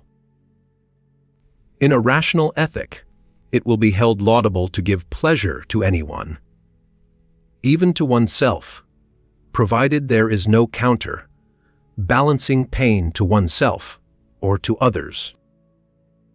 The ideally virtuous man, if we had got rid of asceticism, would be the man who permits the enjoyment of all good things whenever there is no evil consequence to outweigh the enjoyment. Take again the question of lying. I do not deny that there is a great deal too much lying in the world, and that we should all be the better for an increase of truthfulness.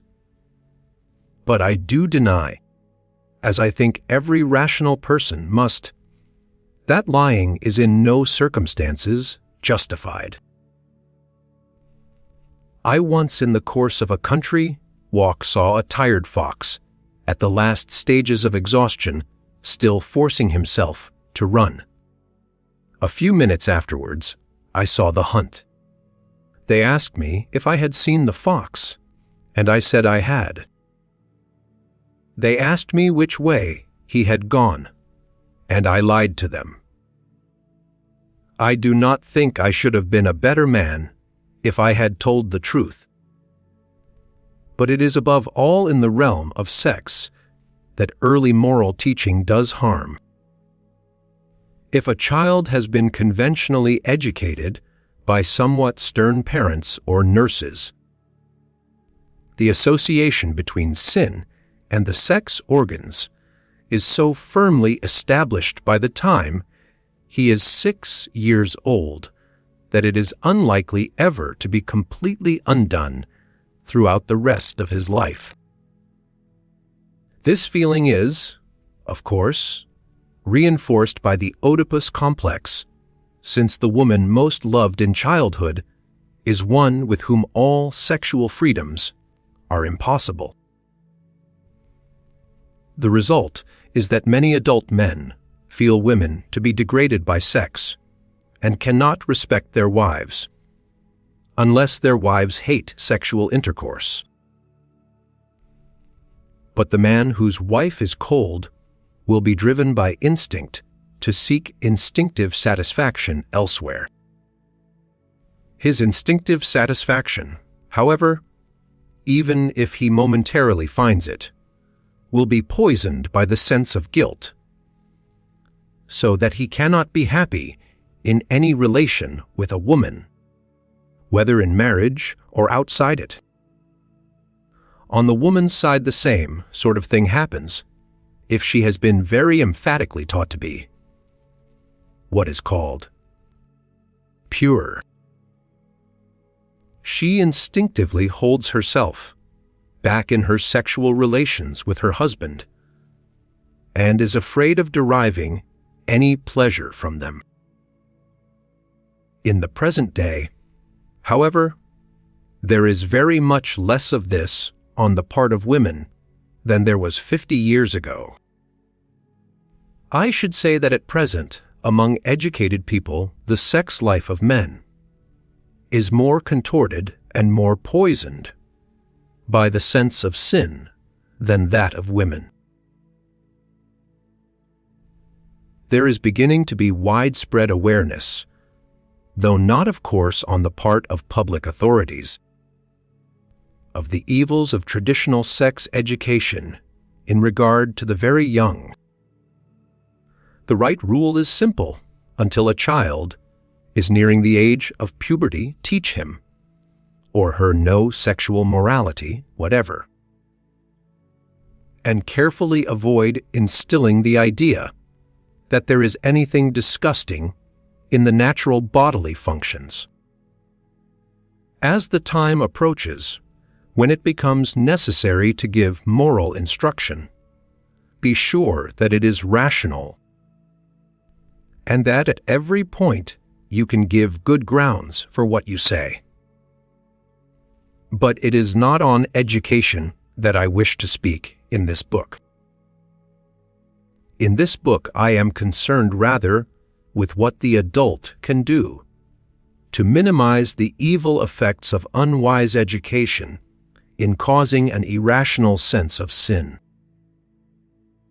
The problem here is the same as has confronted us in earlier chapters, namely that of compelling the unconscious to take note of the rational beliefs that govern our conscious thought.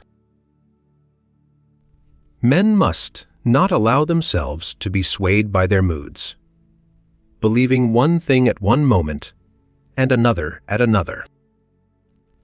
The sense of sin is especially prominent at moments when the conscious will is weakened by fatigue, by illness, by drink, or by any other cause. What a man feels at these moments, unless caused by drink, is supposed to be a revelation from his higher self. The devil was sick, the devil a saint would be. But it is absurd to suppose that moments of weakness give more insight than moments of strength. In moments of weakness, it is difficult to resist infantile suggestions. But there is no reason whatsoever for regarding such suggestions as preferable to the beliefs of the adult man when in full possession of his faculties. On the contrary, what a man deliberately believes with his whole reason, when he is vigorous, ought to be to him the norm, as to what he had better believe at all times. It is quite possible to overcome infantile suggestions of the unconscious, and even to change the contents of the unconscious by employing the right kind of technique.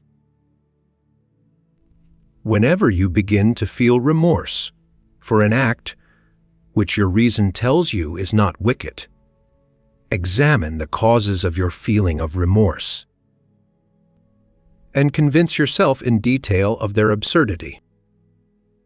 Let your conscious beliefs be so vivid and emphatic that they make an impression upon your unconscious strong enough to cope with the impressions made by your nurse or your mother when you were an infant. Do not be content with an alternation between moments of rationality and moments of irrationality. Look into the irrationality closely, with a determination not to respect it and not to let it dominate you. Whenever it thrusts foolish thoughts or feelings into your consciousness, pull them up by the roots, examine them, and reject them. Do not allow yourself to remain a vacillating creature, swayed half by reason and half by infantile folly. Do not be afraid of irreverence towards the memory of those who controlled your childhood. They seemed to you then strong and wise because you were weak and foolish. Now that you are neither, it is your business to examine their apparent strength and wisdom, to consider whether they deserve that reverence that from force of habit you still bestow upon them.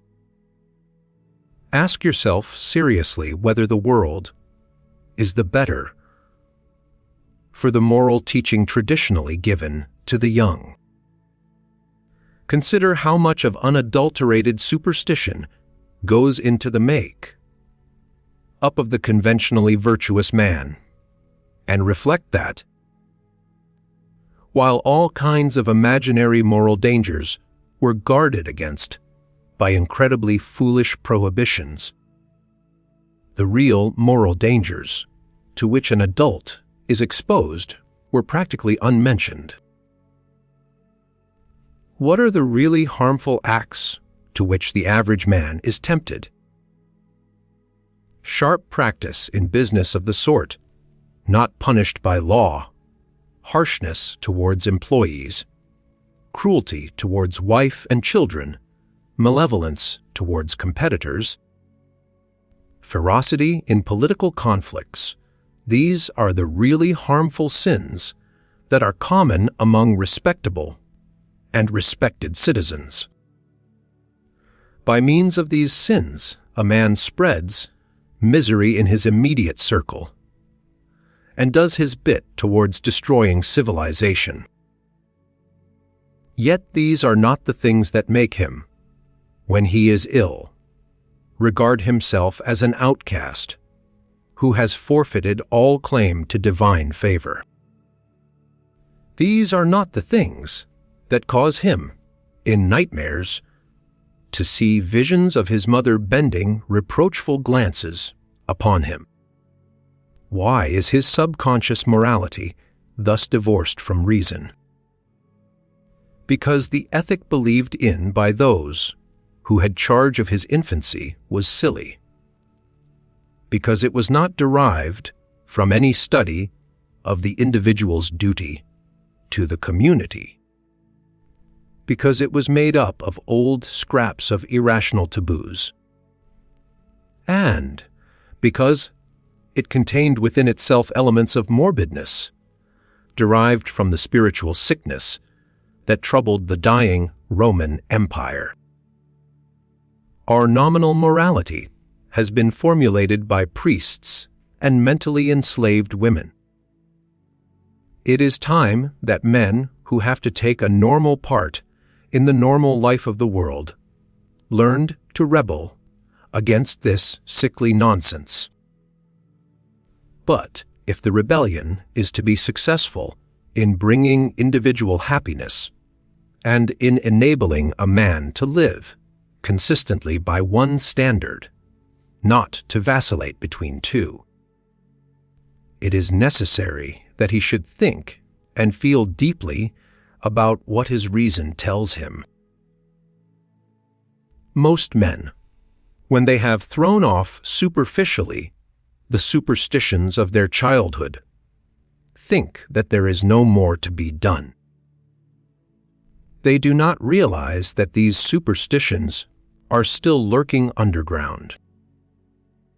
When a rational conviction has been arrived at, it is necessary to dwell upon it, to follow out its consequences, to search out in oneself whatever beliefs inconsistent with the new conviction might otherwise survive, and when the sense of sin grows strong, as from time to time it will, to treat it not as a revelation and a call to higher things, but as a disease and a weakness, unless, of course, it is caused by some act which a rational ethic would condemn. I am not suggesting that a man should be destitute of morality.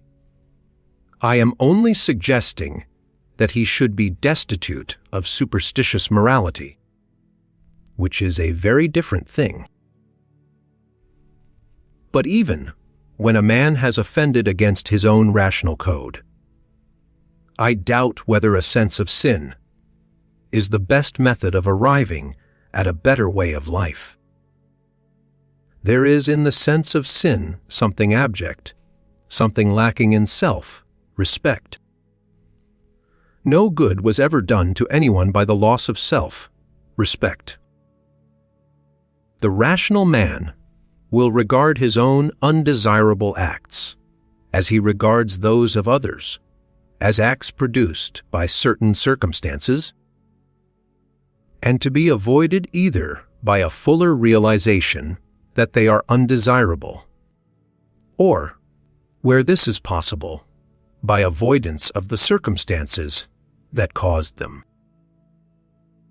As a matter of fact, the sense of sin, so far from being a cause of a good life, is quite the reverse. It makes a man unhappy, and it makes him feel inferior. Being unhappy, he is likely to make claims upon other people, which are excessive, and which prevent him from enjoying happiness in personal relations. Feeling inferior, he will have a grudge against those who seem superior.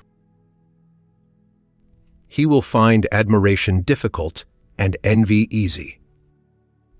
He will become a generally disagreeable person and will find himself more and more solitary. An expansive and generous attitude towards other people not only gives happiness to others, but is an immense source of happiness to its possessor, since it causes him to be generally liked. But such an attitude is scarcely possible to the man haunted by a sense of sin. It is an outcome of poise and self-reliance. It demands what may be called mental integration, by which I mean that the various layers of a man's nature, conscious, subconscious, and unconscious, work together harmoniously and are not engaged in perpetual battle. To produce such harmony is possible in most cases by wise education. But where education has been unwise, it is a more difficult process. It is the process which the psychoanalysts attempt. But I believe that, in a very great many cases, the patient can himself perform the work, which in more extreme cases requires the help of the expert. Do not say, "I have no time for such psychological labors. My life is a busy one filled with affairs, and I must leave my unconscious to its tricks." Nothing so much diminishes not only happiness, but efficiency as a personality divided against itself. The time spent in producing harmony between the different parts of one's personality is time usefully employed. I do not suggest that a man should set apart, say, an hour a day for self-examination. This is, to my mind, by no means the best method, since it increases self-absorption, which is part of the disease to be cured. For a harmonious personality is directed outward. What I suggest is that a man should make up his mind with emphasis as to what he rationally believes, and should never allow contrary irrational beliefs to pass unchallenged or obtain a hold over him, however brief. This is a question of reasoning with himself in those moments in which he is tempted to become infantile.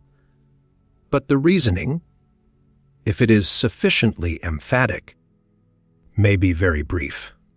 The time involved, therefore, should be negligible. There is, in many people, a dislike of rationality, and where this exists, the kind of thing that I have been saying will seem irrelevant and unimportant. There is an idea that rationality, if allowed free play, will kill all the deeper emotions. This belief appears to me to be due to an entirely erroneous conception of the function of reason in human life.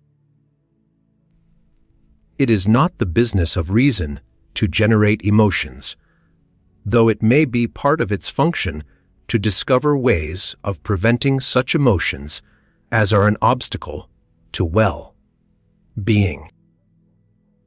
To find ways of minimizing hatred and envy is no doubt part of the function of a rational psychology. But it is a mistake to suppose that, in minimizing these passions, we shall at the same time diminish the strength of those passions which reason does not condemn. In passionate love, in parental affection, in friendship, in benevolence, in devotion to science or art, there is nothing that reason should wish to diminish. The rational man, when he feels any or all of these emotions, will be glad that he feels them, and will do nothing to lessen their strength. For all these emotions are parts of the good life, the life, that is, that makes for happiness both in oneself and in others. There is nothing irrational in the passions, as such, and many irrational people feel only the most trivial passions. No man need fear that by making himself rational, he will make his life dull. On the contrary, since rationality consists in the main of internal harmony, the man who achieves it is freer in his contemplation of the world and in the use of his energies to achieve external purposes than is the man who is perpetually hampered by inward conflicts. Nothing is so dull as to be encased in self, nothing so exhilarating as to have attention and energy directed outwards. Our traditional morality has been unduly self-centered, and the conception of sin is part of this unwise focusing of attention upon self. To those who have never passed through the subjective moods induced by this faulty morality, reason may be unnecessary. But to those who have once acquired the sickness, reason is necessary in effecting a cure. And perhaps the sickness is a necessary stage in mental development. I am inclined to think that the man who has passed beyond it, by the help of reason, has reached a higher level than the man who has never experienced either the sickness or the cure. The hatred of reason, which is common in our time, is very largely due to the fact that the operations of reason are not conceived in a sufficiently fundamental way. The man divided against himself looks for excitement and distraction.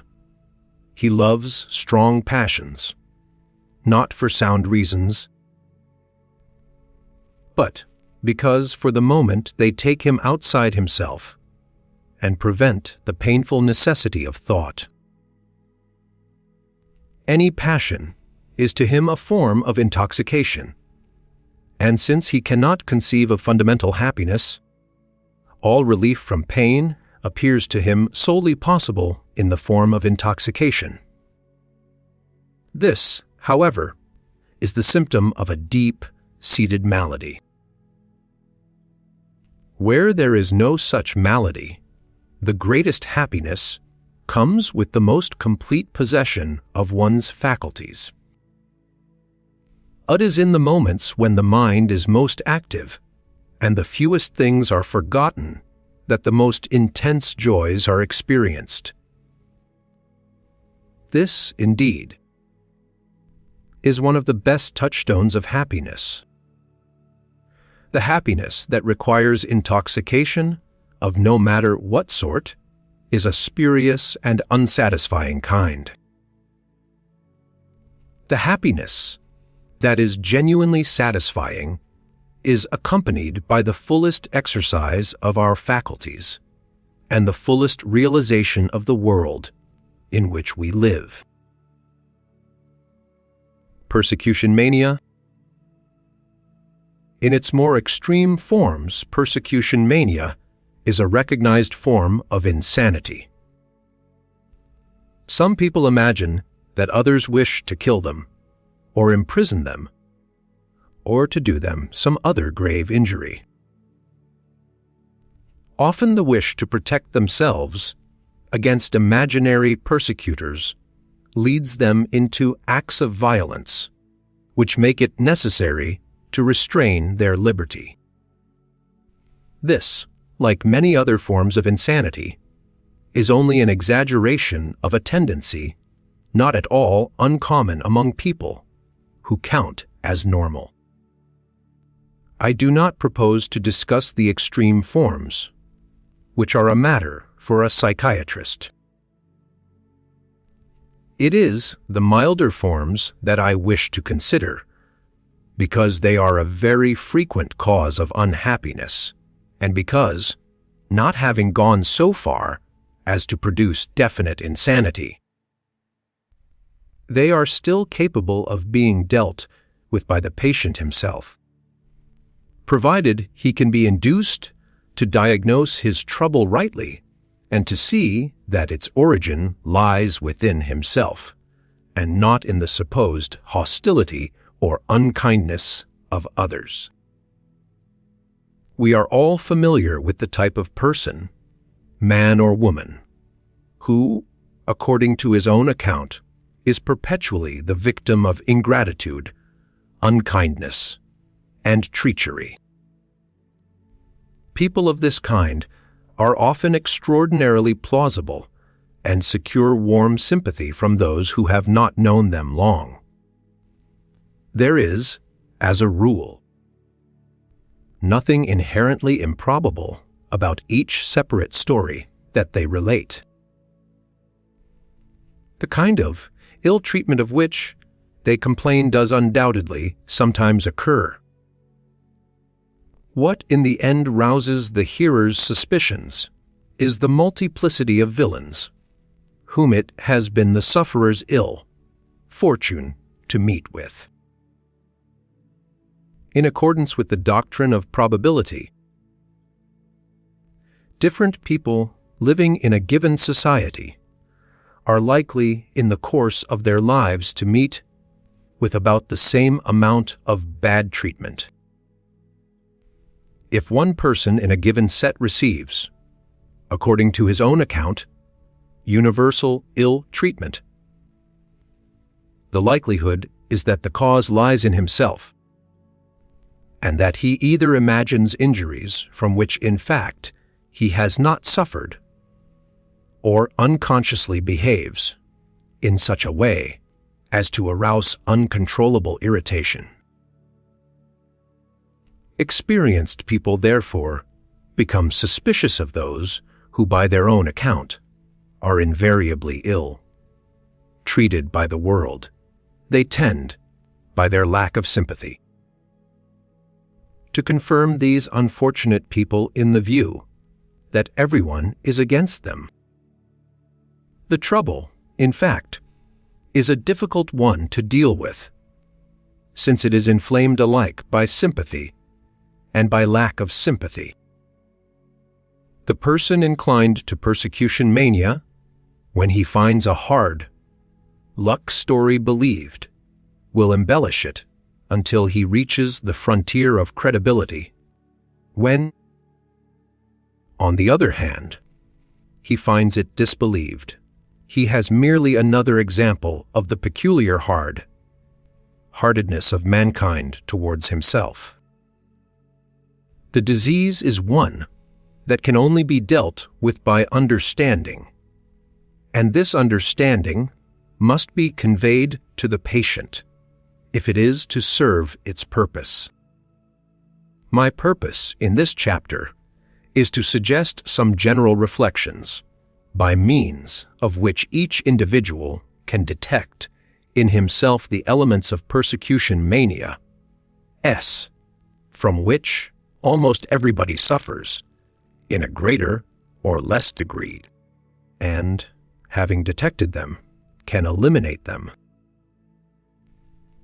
This is an important part of the conquest of happiness, since it is quite impossible to be happy if we feel that everybody ill treats us. One of the most universal forms of irrationality is the attitude taken by practically everybody towards malicious gossip. Very few people can resist saying malicious things about their acquaintances, and even on occasion about their friends. Yet when people hear that anything has been said against themselves, they are filled with indignant amazement. It has apparently never occurred to them that, just as they gossip about everyone else, so everyone else gossips about them. This is a mild form of the attitude which, when exaggerated, leads on to persecution mania. We expect everybody else to feel towards us that tender love and that profound respect which we feel towards ourselves. it does not occur to us that we cannot expect others to think better of us than we think of them. And the reason this does not occur to us is that our own merits are great and obvious, whereas those of others, if they exist at all, are only visible to a very charitable eye. When you hear that so, and so has said something horrid about you, you remember the 99 times when you have refrained from uttering the most just and well-deserved criticism of him, and forget the 100th time, when in an unguarded moment you have declared what you believe to be the truth about him. Is this the reward you feel for all your long forbearance? Yet, from his point of view, your conduct appears exactly what his appears to you. He knows nothing of the times when you have not spoken. He knows only of the 100th time when you did speak. If we were all given by magic the power to read each other's thoughts, I suppose the first effect would be that almost all friendships would be dissolved. The second effect, however, might be excellent, for a world without any friends would be felt to be intolerable, and we should learn to like each other without needing a veil of illusion to conceal from ourselves that we did not think each other absolutely perfect. We know that our friends have their faults, and yet are on the whole agreeable people whom we like. We find it, however, intolerable that they should have the same attitude towards us. We expect them to think that, unlike the rest of mankind, we have no faults. When we are compelled to admit that we have faults, we take this obvious fact far too seriously. Nobody should expect to be perfect, or be unduly troubled by the fact that he is not. Persecution mania is always rooted in a too exaggerated conception of our own merits. I am, we will say, a playwright. To every unbiased person, it must be obvious that I am the most brilliant playwright of the age.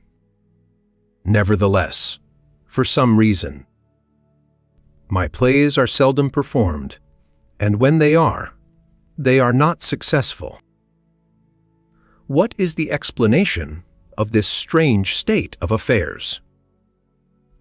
Obviously that managers, actors, and critics have combined against me for one reason or another. The reason, of course, is highly creditable to myself. I have refused to kowtow to the great ones of the theatrical world.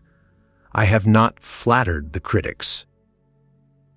My plays contain home truths, which are unbearable to those whom they hit. And so, my transcendent merit languishes unrecognized. Then, there is the inventor who has never been able to get anyone to examine the merits of his invention. Manufacturers are set in their ways and will not consider any innovation, while the few who are progressive keep inventors of their own, who succeed in warding off the intrusions of unauthorized genius. The learned societies, strangely enough, lose one's manuscripts or return them unread. Individuals to whom one appeals are unaccountably unresponsive. How is such a state of affairs to be explained? Obviously, there is a close corporation of men who wish to divide among themselves the plums to be obtained by means of invention. The man who does not belong to this close corporation will not be listened to. Then, there is the man who has a genuine grievance, founded upon actual fact, but who generalizes in the light of his experience and arrives at the conclusion that his own misfortune affords the key to the universe. He discovers, let us say, some scandal about the Secret Service, which it is to the interest of the government to keep dark. He can obtain hardly any publicity for his discovery, and the most apparently high-minded men refuse to lift a finger to remedy the evil which fills him with indignation. So far the facts are as he says they are. But his rebuffs have made such an impression upon him that he believes all powerful men to be occupied wholly and solely in covering up the crimes to which they owe their power. Cases of this kind are particularly obstinate, owing to the partial truth of their outlook. The thing that has touched them personally has made, as is natural, more impression upon them than the much larger number of matters of which they have had no direct experience. This gives them a wrong sense of proportion and causes them to attach undue importance to facts, which are perhaps exceptional rather than typical. Another not uncommon victim of persecution, mania, is a certain type of philanthropist who is always doing good to people against their will, and is amazed and horrified that they display no gratitude. Our motives in doing good are seldom as pure as we imagine them to be. Love of power is insidious. It has many disguises, and is often the source of the pleasure we derive from doing what we believe to be good to other people. Not infrequently, yet another element enters in. Doing good to people generally consists in depriving them of some pleasure drink, or gambling, or idleness, or what not. In this case, there is an element which is typical of much social morality, namely envy of those who are in a position to commit sins, from which we have to abstain if we are to retain the respect of our friends. Those who vote, let us say, for a law against cigarette smokings, such laws exist or existed, in several American states, are obviously non-smokers, to whom the pleasure which others derive from tobacco is a source of pain. If they expect those who were previously cigarette fiends to come in a deputation and thank them for emancipation from this odious vice, it is possible that they may be disappointed. They may then begin to reflect that they have given their lives for the public good, and that those who have most reason for thanking them for their beneficent activities appear to be the least aware of any occasion for gratitude. One used to find the same kind of attitude on the part of mistresses towards domestic servants, whose morals they safeguarded. But in these days the servant problem has become so acute that this form of kindness to maids has become less common. In the higher walks of politics, the same sort of thing occurs. The statesman who has gradually concentrated all power within himself in order that he may be able to carry out the high and noble aims which have led him to eschew comfort and enter the arena of public life, is amazed at the ingratitude of the people when they turn against him. It never occurs to him that his work may have had anything but a public motive, or that the pleasure of controlling affairs may have in any degree inspired his activities. The phrases which are customary on the platform and in the party press have gradually come to him to seem to express truths, and he mistakes the rhetoric of partisanship for a genuine analysis of motives. Disgusted and disillusioned, he retires from the world after the world has retired from him, and regrets that he ever attempted so thankless a task as the pursuit of the public good. These illustrations suggest 4 general maxims, which will prove an adequate preventive of persecution, mania, if their truth is sufficiently realized. The first is, remember that your motives are not always as altruistic as they seem to yourself. The second is, don't overestimate your own merits. The third is, don't expect others to take as much interest in you as you do yourself. And the fourth is, don't imagine that most people give enough thought to you to have any special desire to persecute you. I shall say a few words about each of these maxims in turn. Suspicion of one's own motives is especially necessary for the philanthropist and the executive.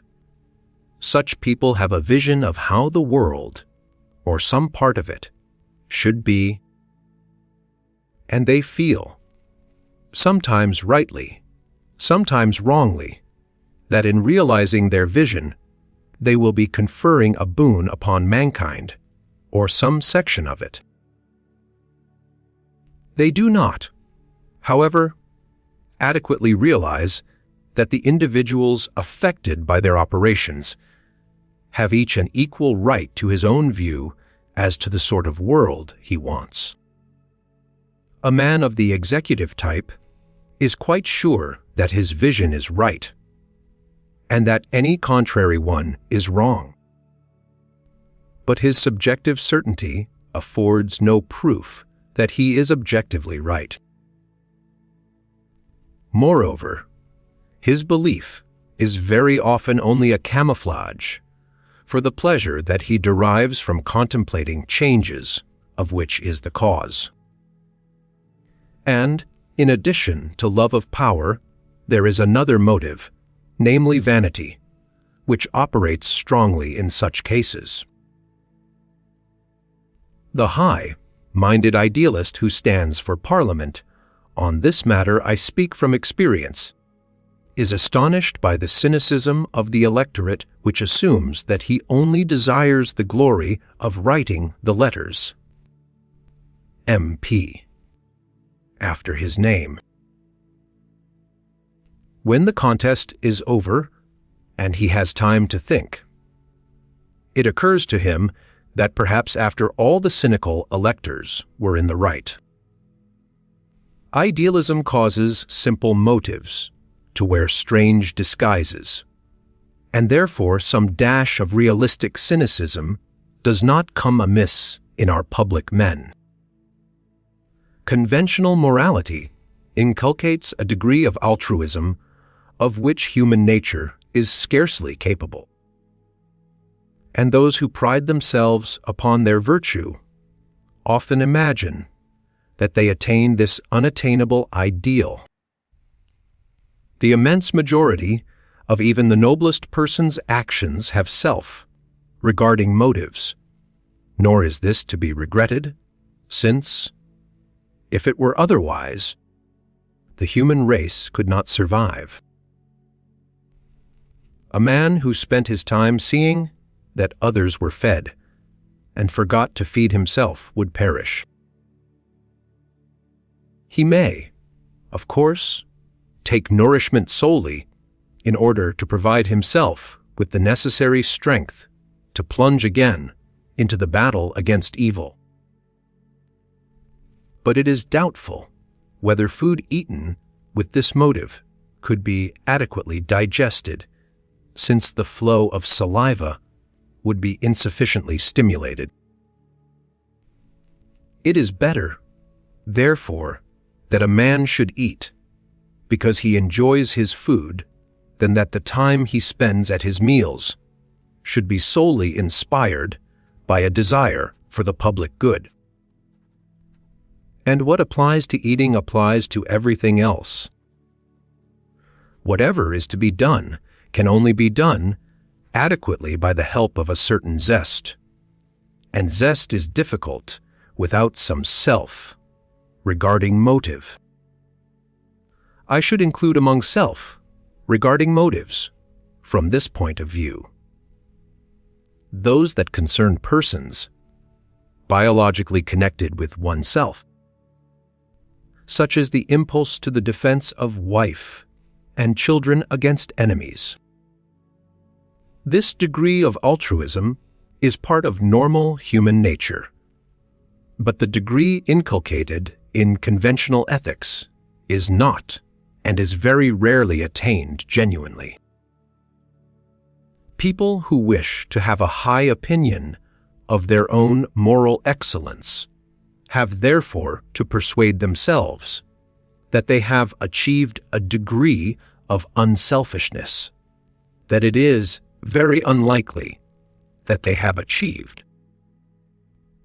And hence the endeavor after saintliness comes to be connected with self, deception of a kind that easily leads on to persecution mania.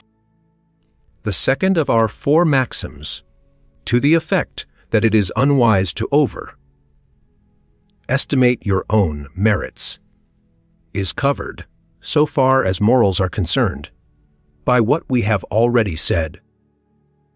But merits other than moral should equally not be overestimated. The playwright whose plays never succeed should consider calmly the hypothesis that they are bad plays. He should not reject this out of hand as obviously untenable.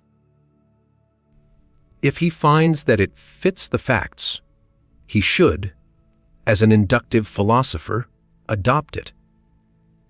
It is true that there are in history cases of unrecognized merit, but they are far less numerous than the cases of recognized demerit. If a man is a genius whom the age will not recognize, he is quite right to persist in his course in spite of lack of recognition. If, on the other hand, he is an untalented person puffed up with vanity, he will do well not to persist. There is no way of knowing to which of these 2 categories one belongs, if one is afflicted with the impulse to produce unrecognized masterpieces.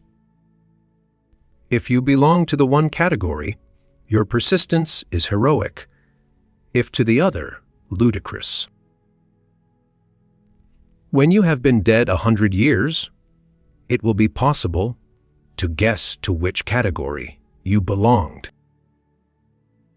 In the meantime, there is a test, not perhaps infallible, but yet of considerable value, which you may apply yourself if you suspect that you are a genius, while your friends suspect that you are not.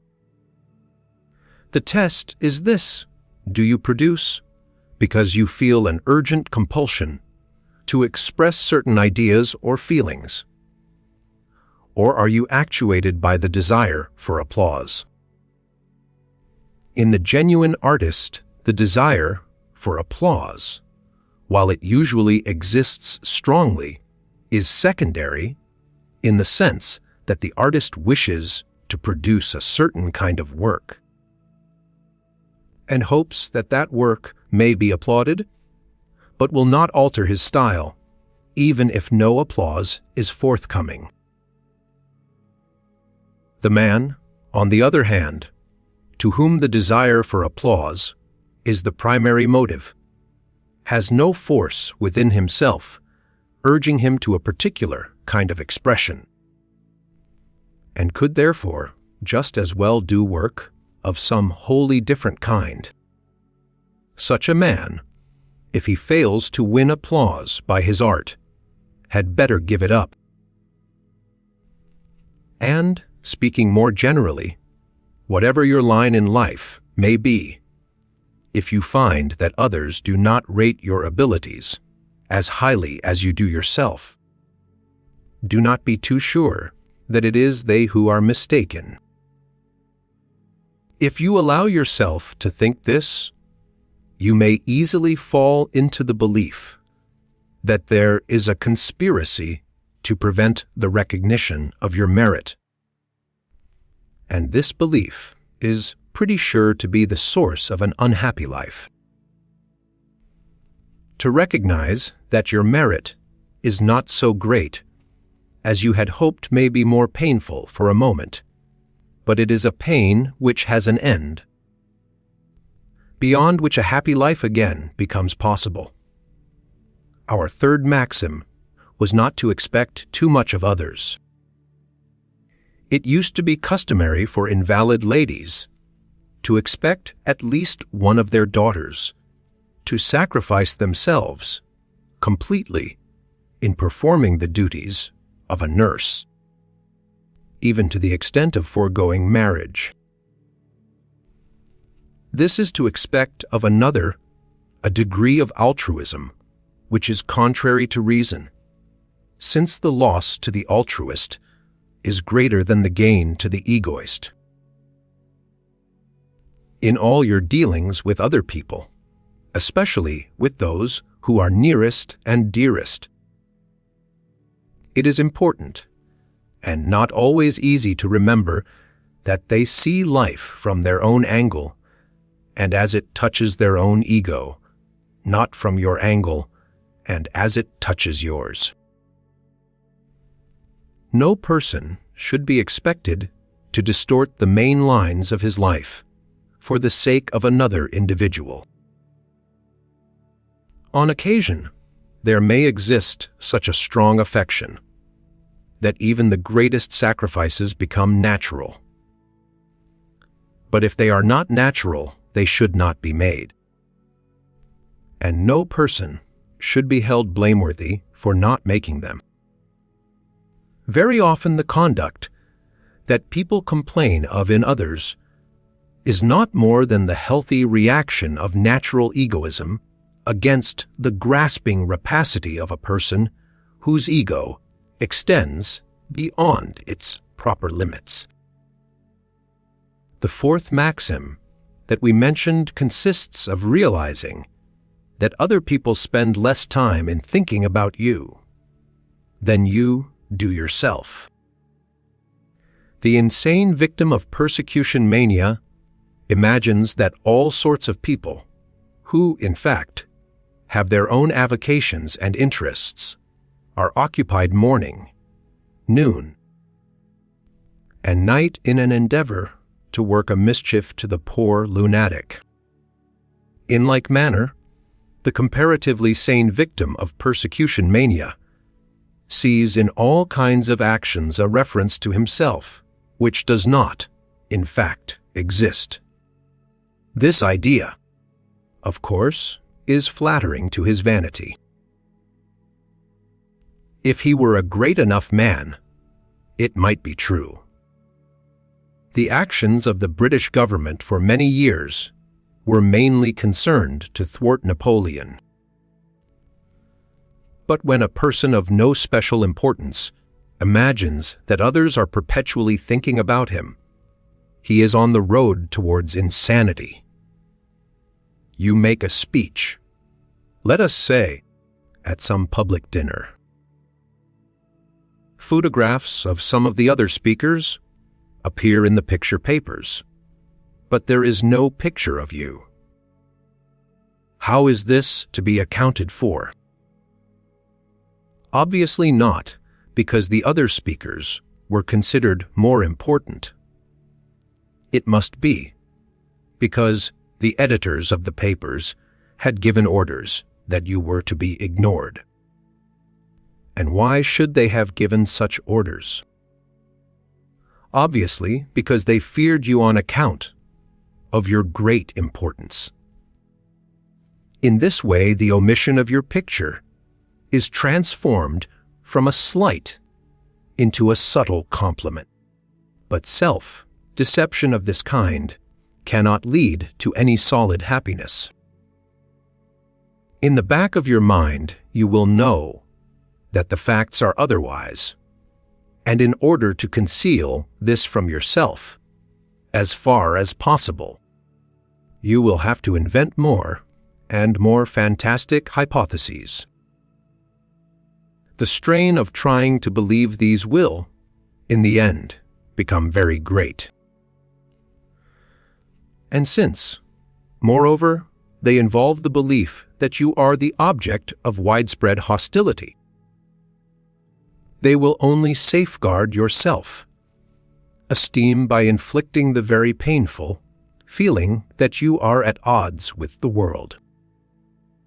No satisfaction based upon self-deception is solid, and, however unpleasant the truth may be, it is better to face it once for all, to get used to it, and to proceed to build your life in accordance with it.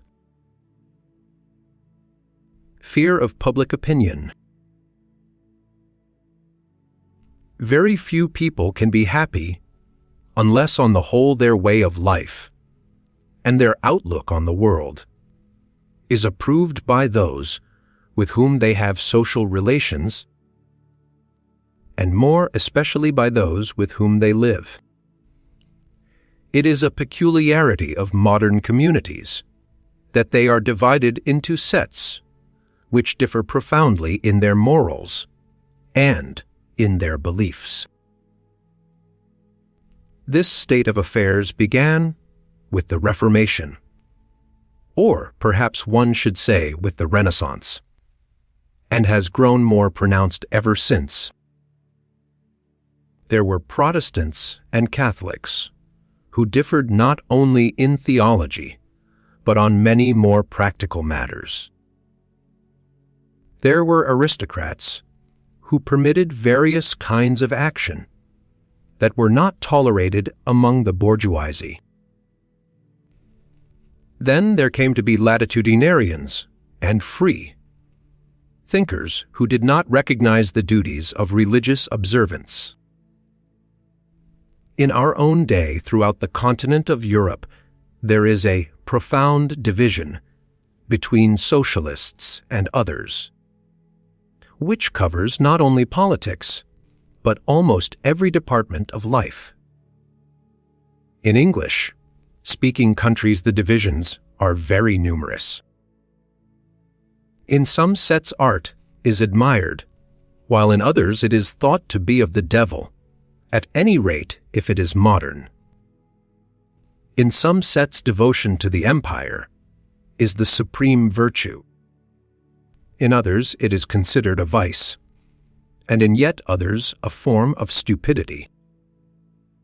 Conventional people consider adultery one of the worst of crimes, but large sections of the population regard it as excusable, if not positively laudable. Among Catholics, divorce is totally forbidden, while most non-Catholics accept it as a necessary alleviation of matrimony. Owing to all these differences of outlook, a person of given tastes and convictions may find himself practically an outcast, while he lives in one set, although in another set he would be accepted as an entirely ordinary human being.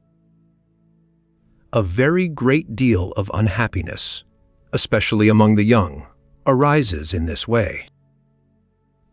A young man or young woman somehow catches ideas that are in the air, but finds that these ideas are anathema in the particular milieu in which he or she lives.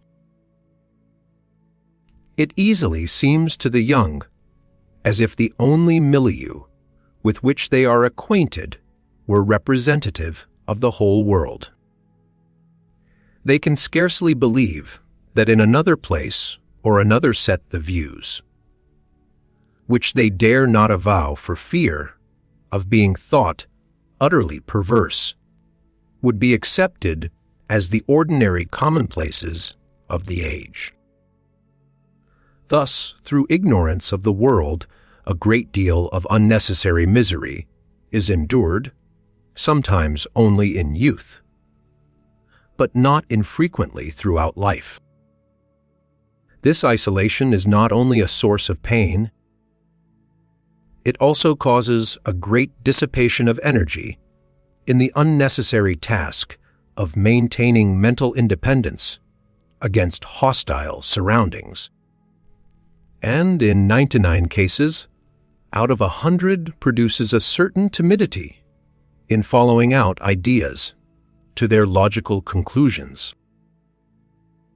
The Bront sisters never met any congenial people until after their books had been published. This did not affect Emily, who was heroic and in the grand manner.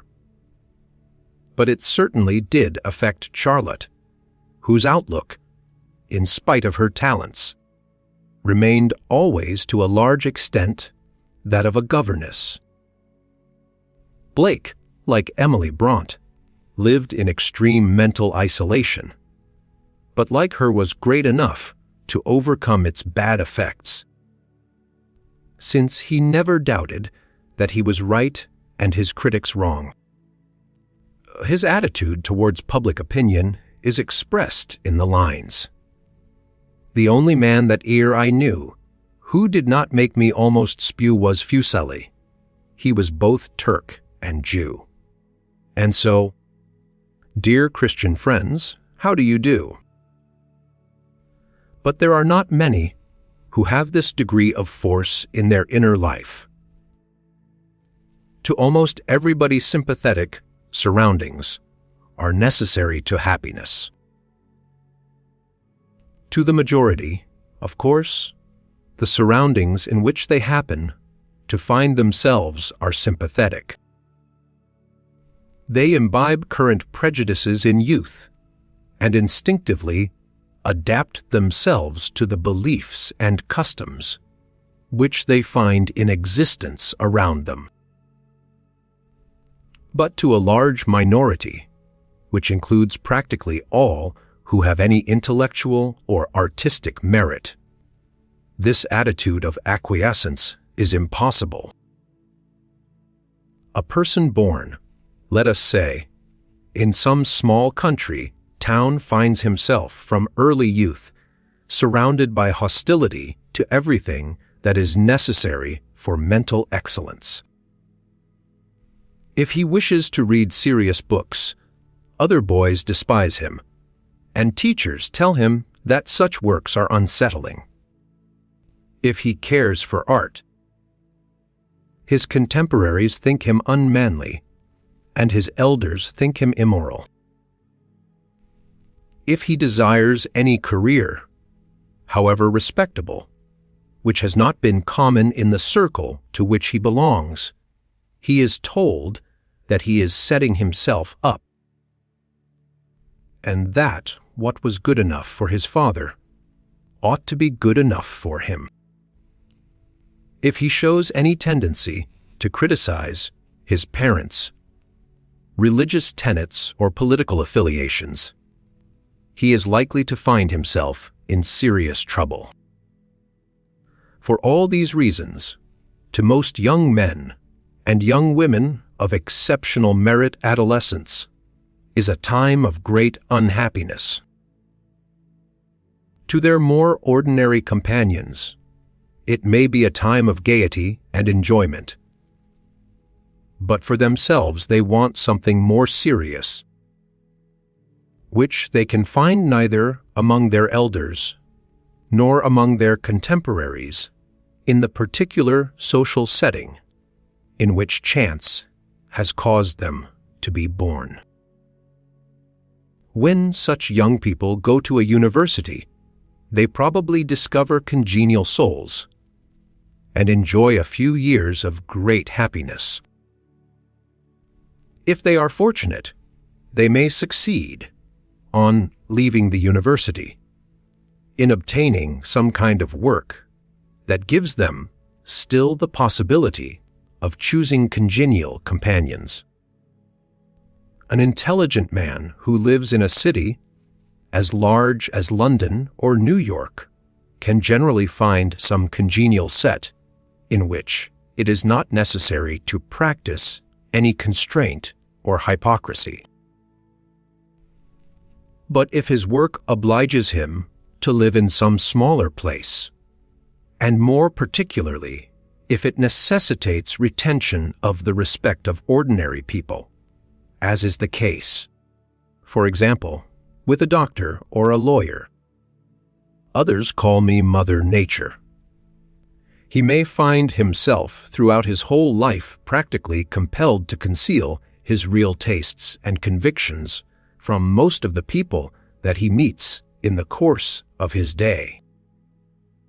This is especially true in America because of the vastness of the country.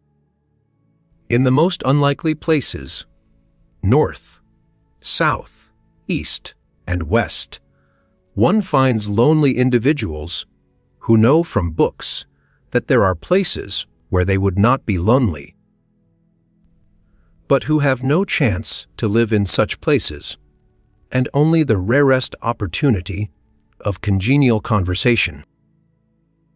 Real happiness in such circumstances is impossible to those who are built on a less magnificent scale than Blake and Emily Bront. If it is to become possible, some way must be found by which the tyranny of public opinion can be either lessened or evaded, and by which members of the intelligent minority can come to know each other and enjoy each other's society. In a good many cases, unnecessary timidity makes the trouble worse than it need be. Public opinion is always more tyrannical towards those who obviously fear it than towards those who feel indifferent to it. A dog will bark more loudly and bite more readily when people are afraid of him than when they treat him with contempt. And the human herd has something of this same characteristic. If you show that you are afraid of them, you give promise of good hunting, whereas if you show indifference, they begin to doubt their own power, and therefore tend to let you alone. I am not, of course, thinking of extreme forms of defiance. If you hold in Kensington the views that are conventional in Russia, or in Russia the views that are conventional in Kensington, you must accept the consequences. I am thinking not of such extremes, but of much milder lapses from conventionality, such as failure to dress correctly, or to belong to some church, or to abstain from reading intelligent books. Such lapses, if they are done with gaiety and insouciance, not defiantly but spontaneously, will come to be tolerated even in the most conventional society. Gradually it may become possible to acquire the position of licensed lunatic, to whom things are permitted which in another man would be thought unforgivable. This is largely a matter of a certain kind of good nature and friendliness. Conventional people are roused to fury by departures from convention, largely because they regard such departures as a criticism of themselves. They will pardon much unconventionality in a man who has enough jollity and friendliness to make it clear, even to the stupidest, that he is not engaged in criticizing them. This method of escaping censure is, however, impossible to many of those whose tastes or opinions cause them to be out of sympathy with the herd. Their lack of sympathy makes them uncomfortable and causes them to have a pugnacious attitude, even if outwardly they conform or manage to avoid any sharp issue. People who are not in harmony with the conventions of their own set tend therefore to be prickly and uncomfortable and lacking in expansive good humor. These same people, transported into another set where their outlook is not thought strange, will seem to change their character entirely. From being serious, shy and retiring, they may become gay and self-confident. From being angular, they may become smooth and easy. From being self-centered, they may become sociable and extrovert. Wherever possible, therefore, young people who find themselves out of harmony with their surroundings should endeavor, in the choice of a profession, to select some career which will give them a chance of congenial companionship, even if this should entail a considerable loss of income. Often, they hardly know that this is possible, since their knowledge of the world is very limited. And they may easily imagine that the prejudices to which they have become accustomed at home are worldwide. This is a matter in which older men should be able to give much assistance to the young, since a considerable experience of mankind is essential. It is customary in these days of psycho-analysis to assume that, when any young person is out of harmony with his environment, the cause must lie in some psychological disorder. This is, to my mind, a complete mistake. Suppose, for example, that a young person has parents who believe the doctrine of evolution to be wicked. Nothing except intelligence is required in such a case to cause him to be out of sympathy with them. To be out of harmony with one's surroundings is, of course, a misfortune, but it is not always a misfortune to be avoided at all costs. Where the environment is stupid, or prejudiced, or cruel, it is a sign of merit to be out of harmony with it. And to some degree these characteristics exist in almost every environment. Galileo and Kepler had dangerous thoughts, see, as they are called in Japan, and so have the most intelligent men of our own day. It is not desirable that the social sense should be so strongly developed as to cause such men to fear the social hostility which their opinions may provoke. What is desirable is to find ways of making this hostility as slight and as ineffective as possible. In the modern world, the most important part of this problem arises in youth. If a man is once launched upon the right career and in the right surroundings, he can, in most cases, escape social persecution. But while he is young and his merits are still untested, he is liable to be at the mercy of ignorant people who consider themselves capable of judging in matters about which they know nothing, who are outraged at the suggestion that so young a person may know better than they do with all their experience of the world.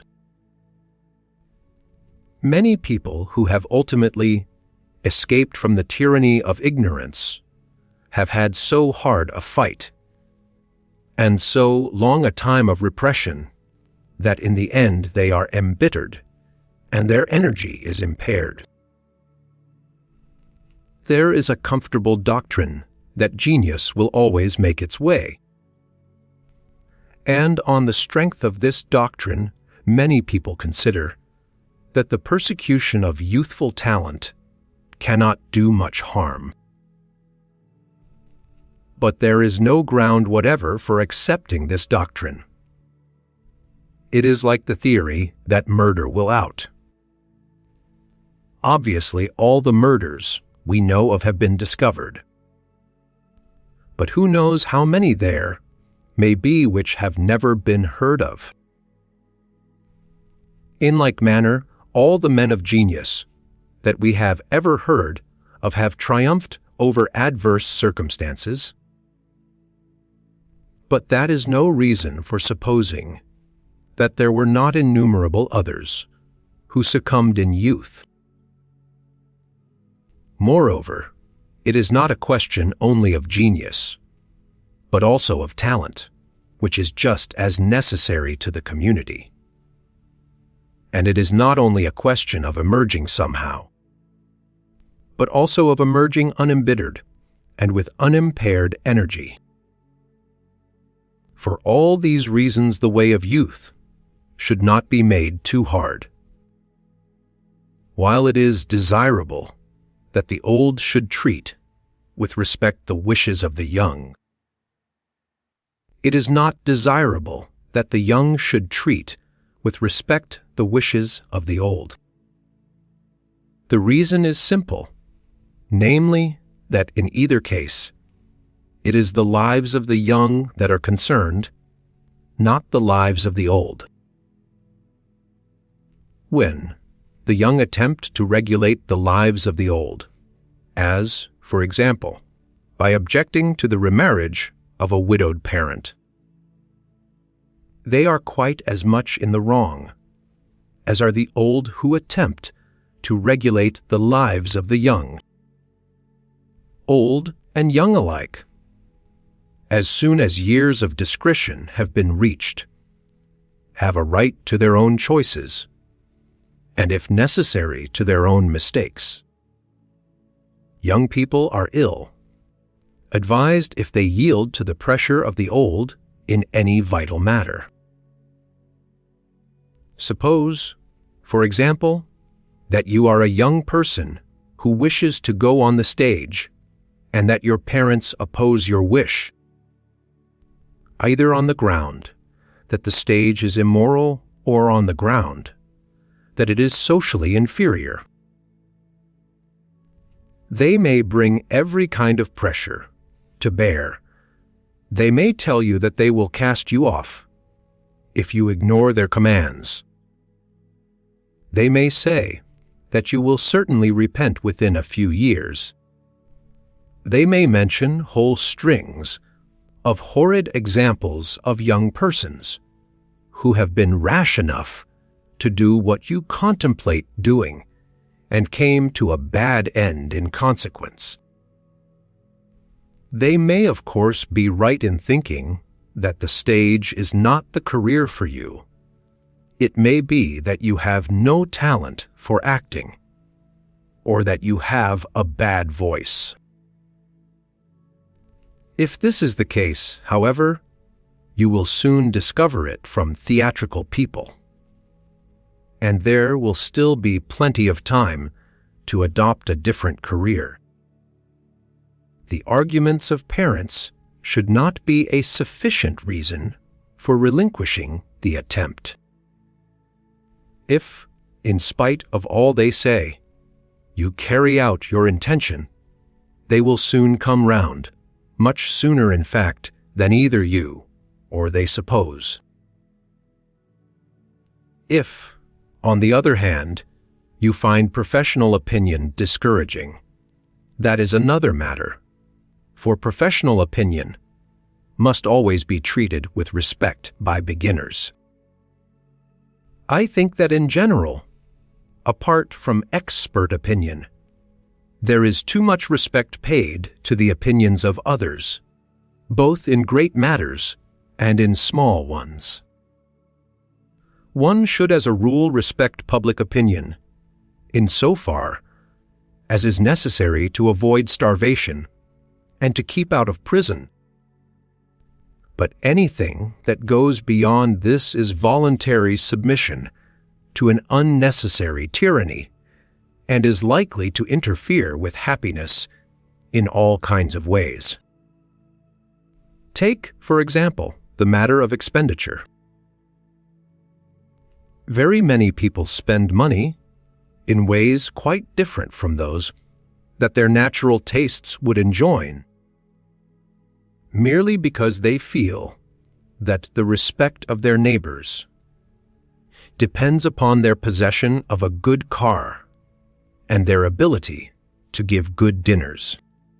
As a matter of fact, any man who can obviously afford a car, but genuinely prefers travel or a good library, will in the end be much more respected than if he behaved exactly like everyone else. There is, of course, no point in deliberately flouting public opinion. This is still to be under its domination, though in a topsy-turvy way. But to be genuinely indifferent to it is both a strength and a source of happiness. And a society composed of men and women who do not bow too much to the conventions is a far more interesting society than one in which all behave alike, where each person's character is developed individually. Differences of type are preserved, and it is worth while to meet new people, because they are not mere replicas of those whom one has met already. This has been one of the advantages of aristocracy, since where status depended upon birth behavior was allowed to be erratic. In the modern world, we are losing this source of social freedom, and therefore a more deliberate realization of the dangers of uniformity has become desirable. I do not mean that people should be intentionally eccentric, which is just as uninteresting as being conventional. I mean only that people should be natural and should follow their spontaneous tastes insofar as these are not definitely anti-social. In the modern world, owing to the swiftness of locomotion, people are less dependent than they used to be upon their geographically nearest neighbors. Those who have cars can regard as a neighbor any person living within 20 miles. They have therefore a much greater power than was formerly the case of choosing their companions. In any populous neighborhood, a man must be very unfortunate if he cannot find congenial souls within 20 miles. The idea that one should know one's immediate neighbors has died out in large centers of population, but still lingers in small towns and in the country.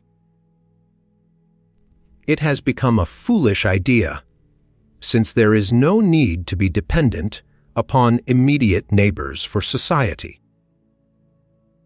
More and more it becomes possible to choose our companions on account of congeniality rather than on account of mere propinquity.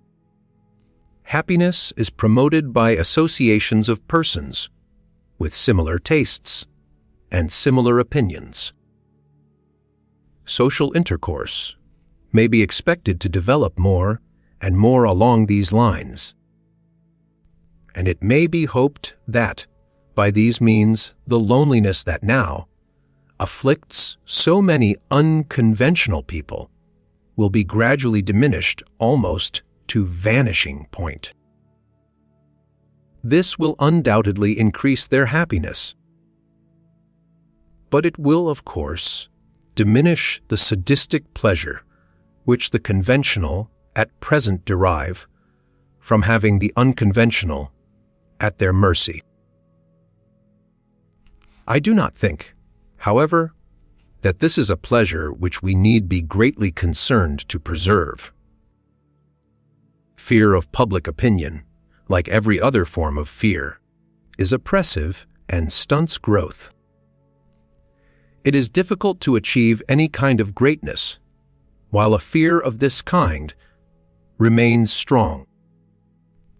And it is impossible to acquire that freedom of spirit in which true happiness consists. For it is essential to happiness that our way of living should spring from our own deep impulses, and not from the accidental tastes and desires of those who happen to be our neighbors or even our relations. Fear of immediate neighbors is no doubt less than it was. But there is a new kind of fear, namely the fear of what newspapers may say. This is quite as terrifying as anything connected with medieval witch hunts. When the newspaper chooses to make a scapegoat of some perhaps quite harmless person, the results may be very terrible. Fortunately, as yet this is a fate which most people escape through their obscurity, but as publicity gets more and more perfect in its methods, there will be an increasing danger in this novel form of social persecution.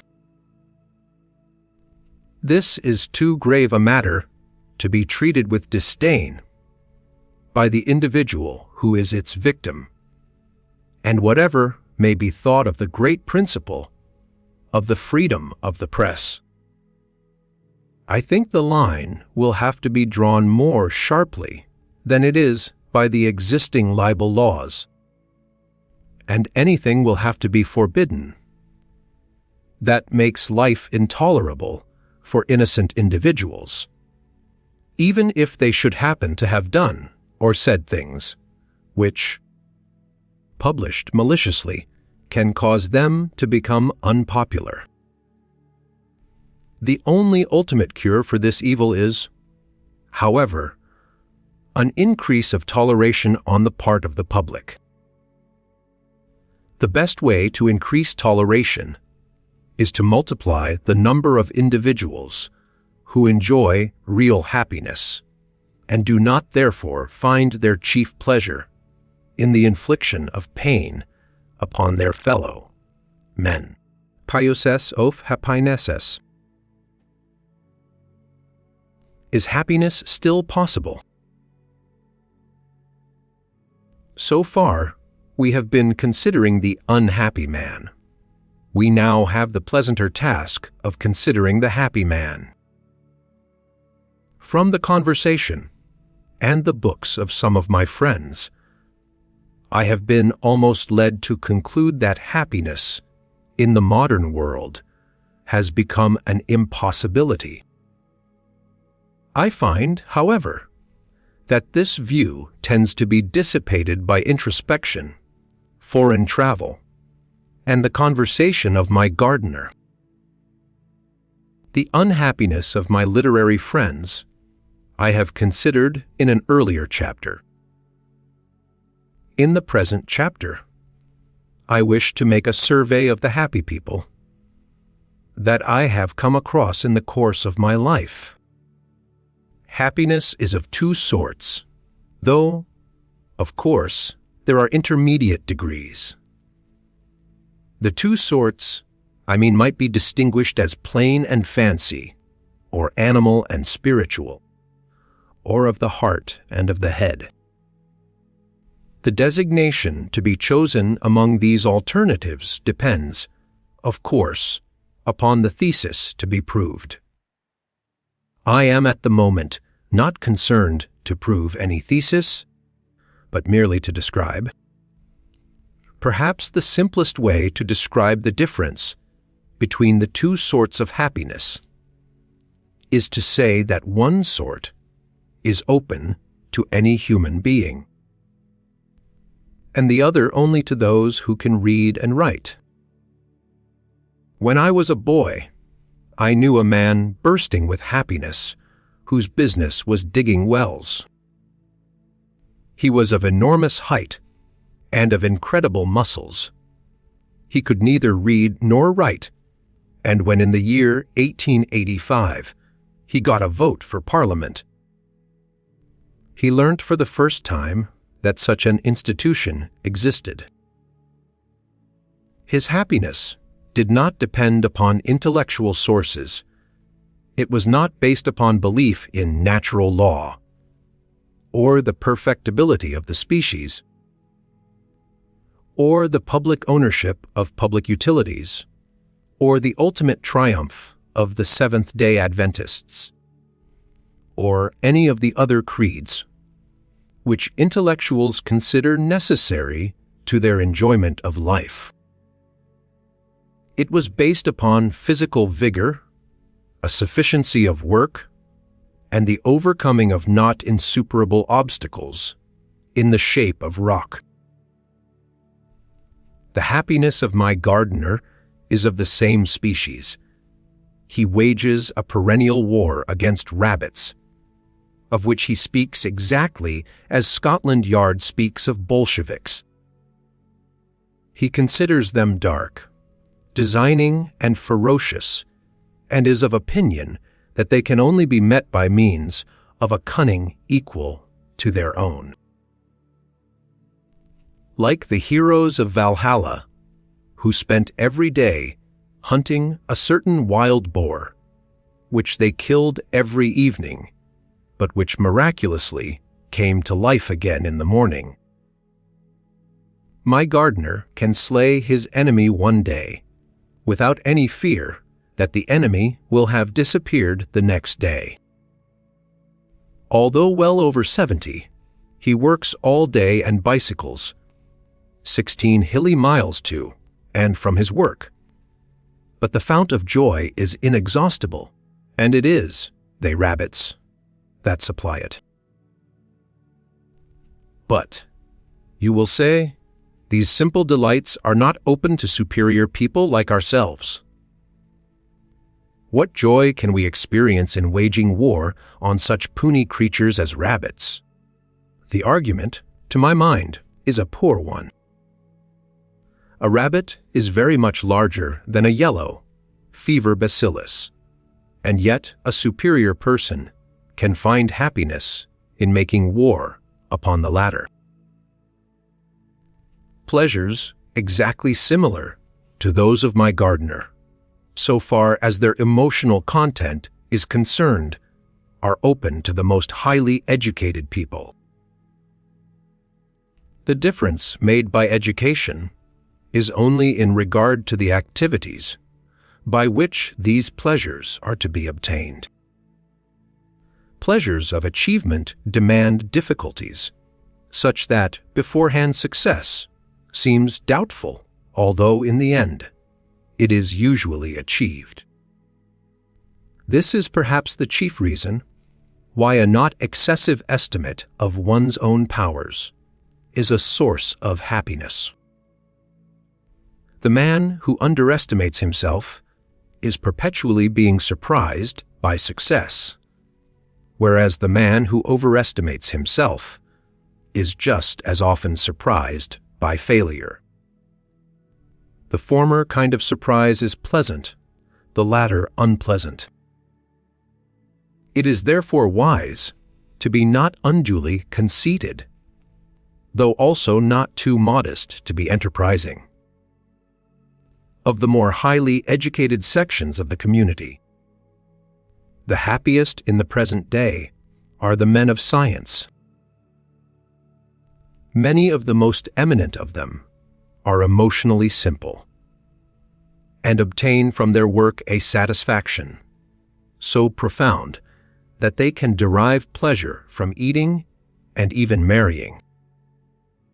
Artists and literary men consider it de rigueur to be unhappy in their marriages. But men of science quite frequently remain capable of old-fashioned domestic bliss. The reason of this is that the higher parts of their intelligence are wholly absorbed by their work and are not allowed to intrude into regions where they have no functions to perform.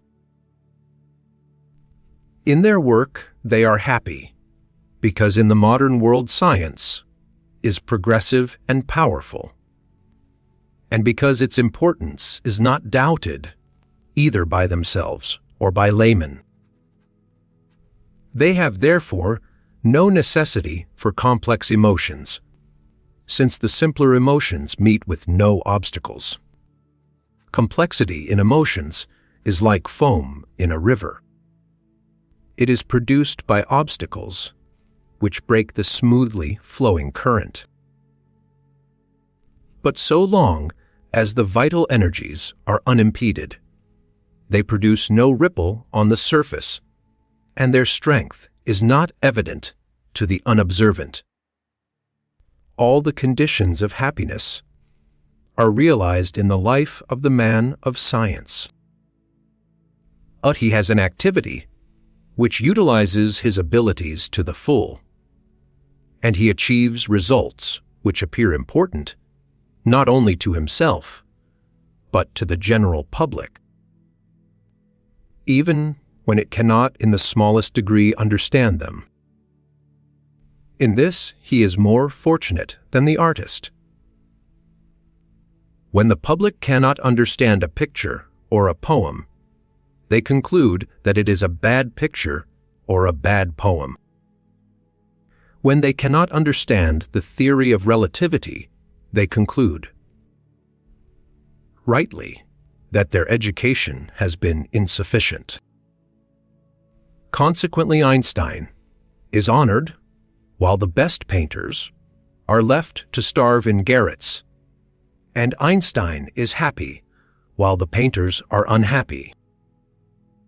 Very few men can be genuinely happy in a life involving continual self-assertion against the skepticism of the mass of mankind, unless they can shut themselves up in a coterie and forget the cold outer world. The man of science has no need of a coterie, since he is thought well of by everybody except his colleagues. The artist, on the contrary, is in the painful situation of having to choose between being despised and being despicable. If his powers are of the first order, he must incur one or the other of these misfortunes, the former if he uses his powers, the latter if he does not. This has not been the case always and everywhere. There have been times when even good artists, even when they were young, were thought well of. Julius Sippin, though he might ill treat Michelangelo, never supposed him incapable of painting pictures. The modern millionaire, though he may shower wealth upon elderly artists after they have lost their powers, never imagines that their work is as important as his own. Perhaps these circumstances have something to do with the fact that artists are on the average less happy than men of science. It must, I think, be admitted that the most intelligent young people in Western countries tend to have that kind of unhappiness that comes of finding no adequate employment for their best talents. This, however, is not the case in Eastern countries. The intelligent young at the present day are probably happier in Russia than anywhere else in the world. They have there a new world to create and an ardent faith in accordance with which to create it. The old have been executed, starved, exiled, or in some other way disinfected, so that they cannot, as in every Western country, compel the young to choose between doing harm and doing nothing. To the sophisticated Occidental, the faith of the young Russian may seem crude. But, after all, what is there to be said against it? He is creating a new world. The new world is to his liking. The new world will almost certainly, when created, make the average Russian happier than he was before the revolution. It may not be a world in which the sophisticated Western intellectual would be happy, but the sophisticated Western intellectual does not have to live in it. By any pragmatic test, therefore, the faith of young Russia is justified, and to condemn it as crude can have no justification except on a basis of theory. In India, China, and Japan, external circumstances of a political sort interfere with the happiness of the young intelligentsia. But there is no such internal obstacle as exists in the West. There are activities which appear important to the young, and, in so far as these activities succeed, the young are happy. They feel that they have an important part to play in the national life, and aims to pursue which, though difficult, are not impossible to realize. Cynicism, such as one finds very frequently among the most highly educated young men and women of the West, results from the combination of comfort with powerlessness. Powerlessness makes people feel that nothing is worth doing, and comfort makes the painfulness of this feeling just endurable. Throughout the East, the university student can hope for more influence upon public opinion than he can have in the modern West. But he has much less opportunity than in the West of securing a substantial income. Being neither powerless nor comfortable, he becomes a reformer or a revolutionary, not a cynic. The happiness of the reformer or revolutionary depends upon the course of public affairs, but probably even while he is being executed, he enjoys more real happiness than is possible for the comfortable cynic. I remember a young Chinese visitor to my school who was going home to found a similar school in a reactionary part of China. He expected the result to be that his head would be cut off. Nevertheless, he enjoyed a quiet happiness that I could only envy. I do not wish to suggest, however, that these high, flown kinds of happiness are the only possible ones. They are in fact open only to a minority, since they require a kind of ability and a width of interest which cannot be very common. It is not only eminent scientists who can derive pleasure through work, nor is it only leading statesmen who can derive pleasure through advocacy of a cause.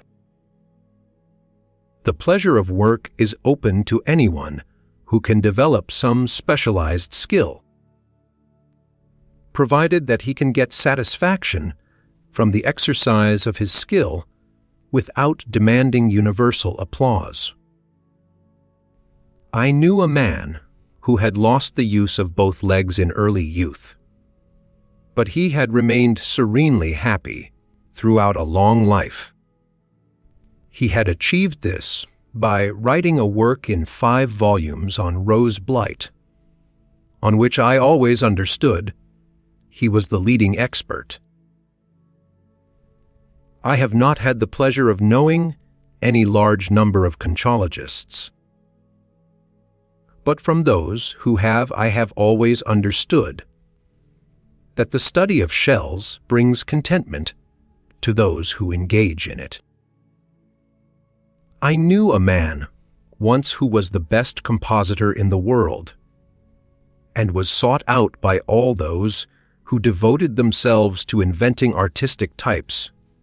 He derived joy not so much from the very genuine respect in which he was held by persons whose respect was not lightly bestowed, as from the actual delight in the exercise of his craft, of a delight not wholly unlike that which good dancers derive from dancing.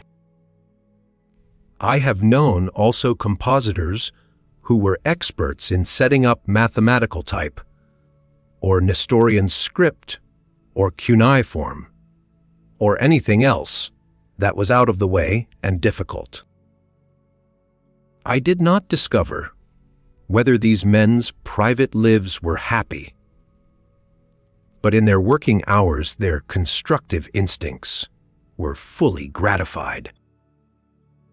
It is customary to say that in our machine age there is less room than formerly for the craftsman's joy in skilled work. I am not at all sure that this is true. The skilled workman nowadays works, it is true, at quite different things from those that occupied the attention of the medieval guilds. But he is still very important and quite essential in the machine economy. There are those who make scientific instruments and delicate machines. There are designers. There are aeroplane mechanics, chauffeurs, and hosts of others who have a trade in which skill can be developed to almost any extent. The agricultural laborer and the peasant in comparatively primitive communities is not, so far as I have been able to observe, nearly as happy as a chauffeur or an engine driver. It is true that the work of the peasant who cultivates his own land is varied. He plows, he sows, he reaps. But he is at the mercy of the elements and is very conscious of his dependence. Whereas the man who works a modern mechanism is conscious of power and acquires the sense that man is the master, not the slave, of natural forces. It is true, of course, that work is very uninteresting to the large body of mere machine. Minders who repeat some mechanical operation over and over again with the minimum of variation. But the more uninteresting the work becomes, the more possible it is to get it performed by a machine. The ultimate goal of machine production, from which, it is true, we are as yet far removed, is a system in which everything uninteresting is done by machines, and human beings are reserved for the work involving variety and initiative. In such a world the work will be less boring and less depressing than it has been at any time since the introduction of agriculture. In taking to agriculture, mankind decided that they would submit to monotony and tedium in order to diminish the risk of starvation. When men obtained their food by hunting, work was a joy, as one can see from the fact that the rich still pursue these ancestral occupations for amusement. But with the introduction of agriculture, mankind entered upon a long period of meanness, misery, and madness, from which they are only now being freed by the beneficent operation of the machine. It is all very well for sentimentalists to speak of contact with the soil and the ripe wisdom of Hardy's philosophic peasants. But the one desire of every young man in the countryside is to find work in towns where he can escape from the slavery of wind and weather and the solitude of dark winter evenings into the reliable and human atmosphere of the factory and the cinema. Companionship and co-operation are essential elements in the happiness of the average man, and these are to be obtained in industry far more fully than in agriculture. Belief in a cause is a source of happiness to large numbers of people. I am not thinking only of revolutionaries, socialists, nationalists in oppressed countries, and such. I am thinking also of many humbler kinds of belief. The men I have known who believed that the English were the lost 10 tribes were almost invariably happy, while as for those who believed that the English were only the tribes of Ephraim and Manasseh, their bliss knew no bounds. I am not suggesting that the reader should adopt this creed, since I cannot advocate any happiness based upon what seem to me to be false beliefs. For the same reason I cannot urge the reader to believe that men should live exclusively upon nuts, although, so far as my observation goes, this belief invariably ensures perfect happiness. But it is easy to find some cause which is in no degree fantastic, and those whose interest in any such cause is genuine are provided with an occupation for their leisure hours and a complete antidote to the feeling that life is empty.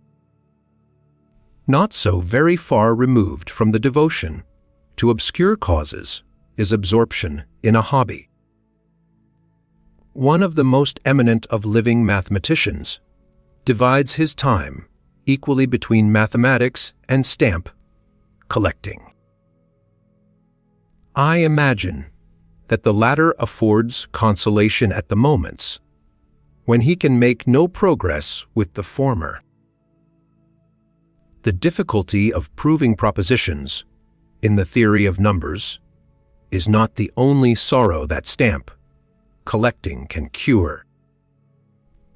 Nor are stamps the only things that can be collected.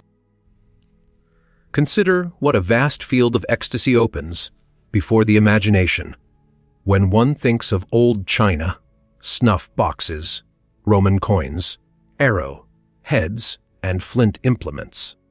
It is true that many of us are too superior for these simple pleasures. We have all experienced them in boyhood, but have thought them, for some reason, unworthy of a grown man. This is a complete mistake. Any pleasure that does no harm to other people is to be valued. For my part, I collect rivers. I derive pleasure from having gone down the Volga and up the Yangtze, and regret very much having never seen the Amazon or the Orinoco. Simple as these emotions are, I am not ashamed of them. Or consider, again, the passionate joy of the baseball fan. He turns to his newspaper with avidity, and the radio affords him the keenest thrills. I remember meeting for the first time one of the leading literary men of America, a man whom I had supposed from his books to be filled with melancholy. But it so happened that at that moment, the most crucial baseball, results were coming through on the radio. He forgot me, literature, and all the other sorrows of our sublunary life, and yelled with joy as his favorites achieved victory. Ever since this incident, I have been able to read his books without feeling depressed by the misfortunes of his characters. Fads and hobbies, however, are in many cases, perhaps most, not a source of fundamental happiness, but a means of escape from reality, of forgetting for the moment some pain too difficult to be faced. Fundamental happiness depends more than anything else upon what may be called a friendly interest in persons and things. A friendly interest in persons is a form of affectionateness, but not the form which is grasping and possessive, and seeking always an emphatic response. This latter form is very frequently a source of unhappiness. The kind that makes for happiness is the kind that likes to observe people and finds pleasure in their individual traits.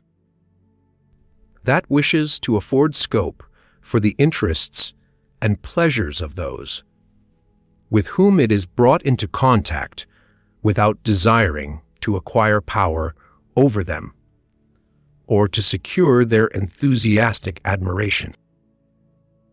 The person whose attitude towards others is genuinely of this kind will be a source of happiness and a recipient of reciprocal kindness. His relations with others, whether slight or serious, will satisfy both his interests and his affections. He will not be sored by ingratitude, since he will seldom suffer it and will not notice when he does. The same idiosyncrasies, which would get on another man's nerves to the point of exasperation, will be to him a source of gentle amusement. He will achieve without effort results which another man, after long struggles, will find to be unattainable. Being happy in himself, he will be a pleasant companion, and this in turn will increase his happiness. But all this must be genuine. It must not spring from an idea of self, sacrifice inspired by a sense of duty. A sense of duty is useful in work, but offensive in personal relations. People wish to be liked, not to be endured with patient resignation. To like many people spontaneously and without effort is perhaps the greatest of all sources of personal happiness. I spoke also in the last paragraph of what I call a friendly interest in things. This phrase may perhaps seem forced. It may be said that it is impossible to feel friendly to things. Nevertheless, there is something analogous to friendliness in the kind of interest that a geologist takes in rocks, or an archaeologist in ruins. And this interest ought to be an element in our attitude to individuals or societies. It is possible to have an interest in things which is hostile rather than friendly. A man might collect facts concerning the habitats of spiders because he hated spiders and wished to live where they were few. This kind of interest would not afford the same satisfaction as the geologist derives from his rocks. An interest in impersonal things, though perhaps less valuable as an ingredient in everyday happiness than a friendly attitude towards our fellow creatures, is nevertheless very important. The world is vast, and our own powers are limited. If all our happiness is bound up entirely in our personal circumstances, it is difficult not to demand of life more than it has to give. And to demand too much is the surest way of getting even less than is possible. The man who can forget his worries by means of a genuine interest in, say, the Council of Trent or the life history of stars, will find that, when he returns from his excursion into the impersonal world, he has acquired a poise and calm which enable him to deal with his worries in the best way, and he will, in the meantime, have experienced a genuine, even if temporary, happiness. The secret of happiness is this: let your interests be as wide as possible, and let your reactions to the things and persons that interest you be, as far as possible, friendly rather than hostile. This preliminary survey of the possibilities of happiness will be expanded in subsequent chapters, together with suggestions as to ways of escaping from psychological sources of misery. Zest. In this chapter, I propose to deal with what seems to me the most universal and distinctive mark of happy men, namely zest.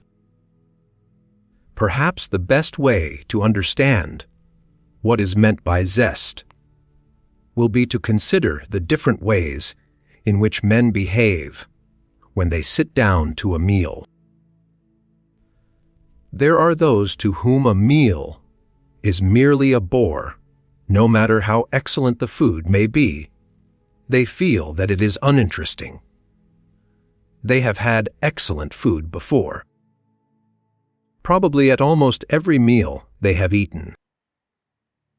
They have never known what it was to go without a meal until hunger became a raging passion, but have come to regard meals as merely conventional occurrences, dictated by the fashions of the society in which they live.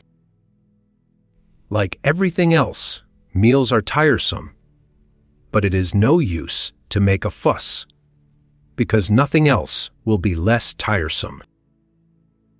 Then, there are the invalids who eat from a sense of duty, because the doctor has told them that it is necessary to take a little nourishment in order to keep up their strength. Then there are the epicures, who start hopefully, but find that nothing has been quite so well cooked as it ought to have been. Then there are the gormandizers, who fall upon their food with eager rapacity, eat too much, and grow plethoric and stertorous. Finally, there are those who begin with a sound appetite, are glad of their food, eat until they have had enough, and then stop. Those who are set down before the feast of life have similar attitudes towards the good things which it offers. The happy man corresponds to the last of our eaters. What hunger is in relation to food, zest is in relation to life. The man who is bored with his meals corresponds to the victim of Byronic unhappiness. The invalid who eats from a sense of duty corresponds to the ascetic, the gormandizer to the voluptuary. The epicure corresponds to the fastidious person who condemns half the pleasures of life as unaesthetic. Oddly enough, all these types, with the possible exception of the gormandizer, feel contempt for the man of healthy appetite and consider themselves his superior. It seems to them vulgar to enjoy food, because you are hungry, or to enjoy life, because it offers a variety of interesting spectacles and surprising experiences. From the height of their disillusionment, they look down upon those whom they despise as simple souls. For my part, I have no sympathy with this outlook. All disenchantment is to me a malady, which, it is true, certain circumstances may render inevitable, but which nonetheless, when it occurs, is to be cured as soon as possible, not to be regarded as a higher form of wisdom. Suppose one man likes strawberries, and another does not. In what respect is the latter superior? There is no abstract and impersonal proof, either that strawberries are good or that they are not good. To the man who likes them, they are good. To the man who dislikes them, they are not. But the man who likes them has a pleasure which the other does not have. Oh, to that extent his life is more enjoyable, and he is better adapted to the world, in which both must live. What is true in this trivial instance is equally true in more important matters. The man who enjoys watching football is to that extent superior to the man who does not. The man who enjoys reading is still more superior to the man who does not, since opportunities for reading are more frequent than opportunities for watching football. The more things a man is interested in, the more opportunities of happiness he has, and the less he is at the mercy of fate, since if he loses one thing, he can fall back upon another.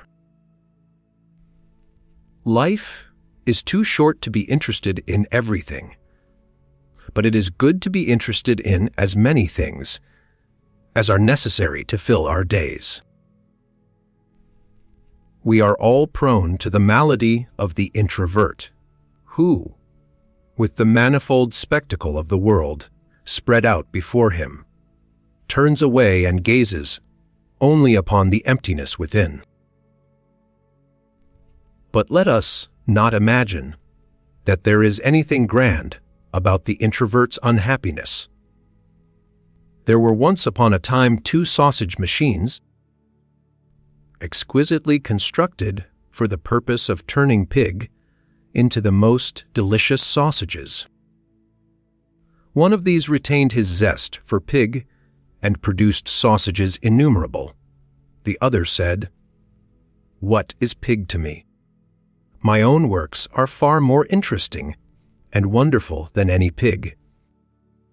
He refused pig and set to work to study his inside.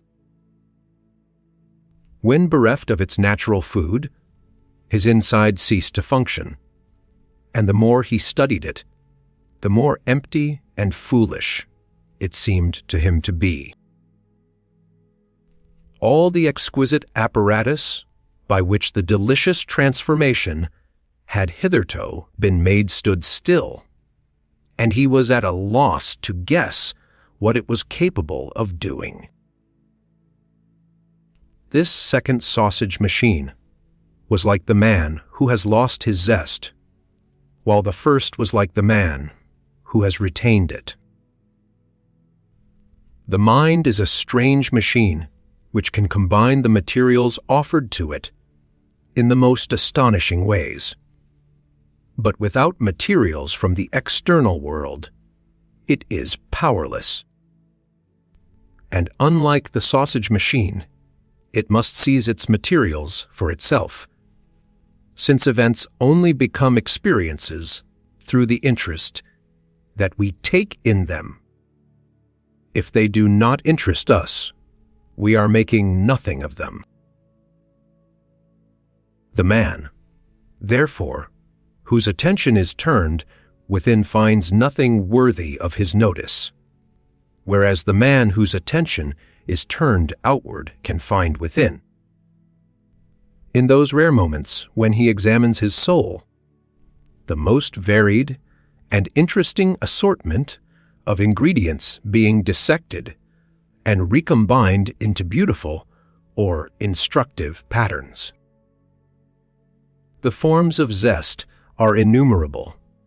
Sherlock Holmes, it may be remembered, picked up a hat which he happened to find lying in the street. After looking at it for a moment, he remarked that its owner had come down in the world as the result of drink, and that his wife was no longer so fond of him as she used to be. Life could never be boring to a man to whom casual objects offered such a wealth of interest. Think of the different things that may be noticed in the course of a country walk.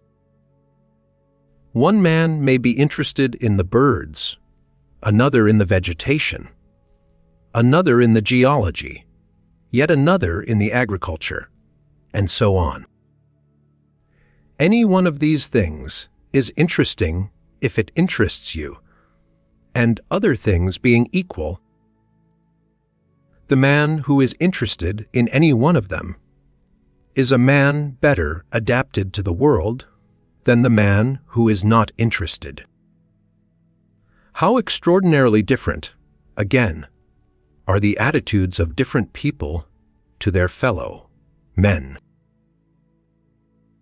One man, in the course of a long train journey, will fail entirely to observe any of his fellow travelers, while another will have summed them all up, analyzed their characters, made a shrewd guess at their circumstances, and perhaps even ascertained the most secret histories of several of them. People differ just as much in what they feel towards others as in what they ascertain about them. Some men find almost everybody boring, others quickly and easily develop a friendly feeling towards those with whom they are brought in contact, unless there is some definite reason for feeling otherwise.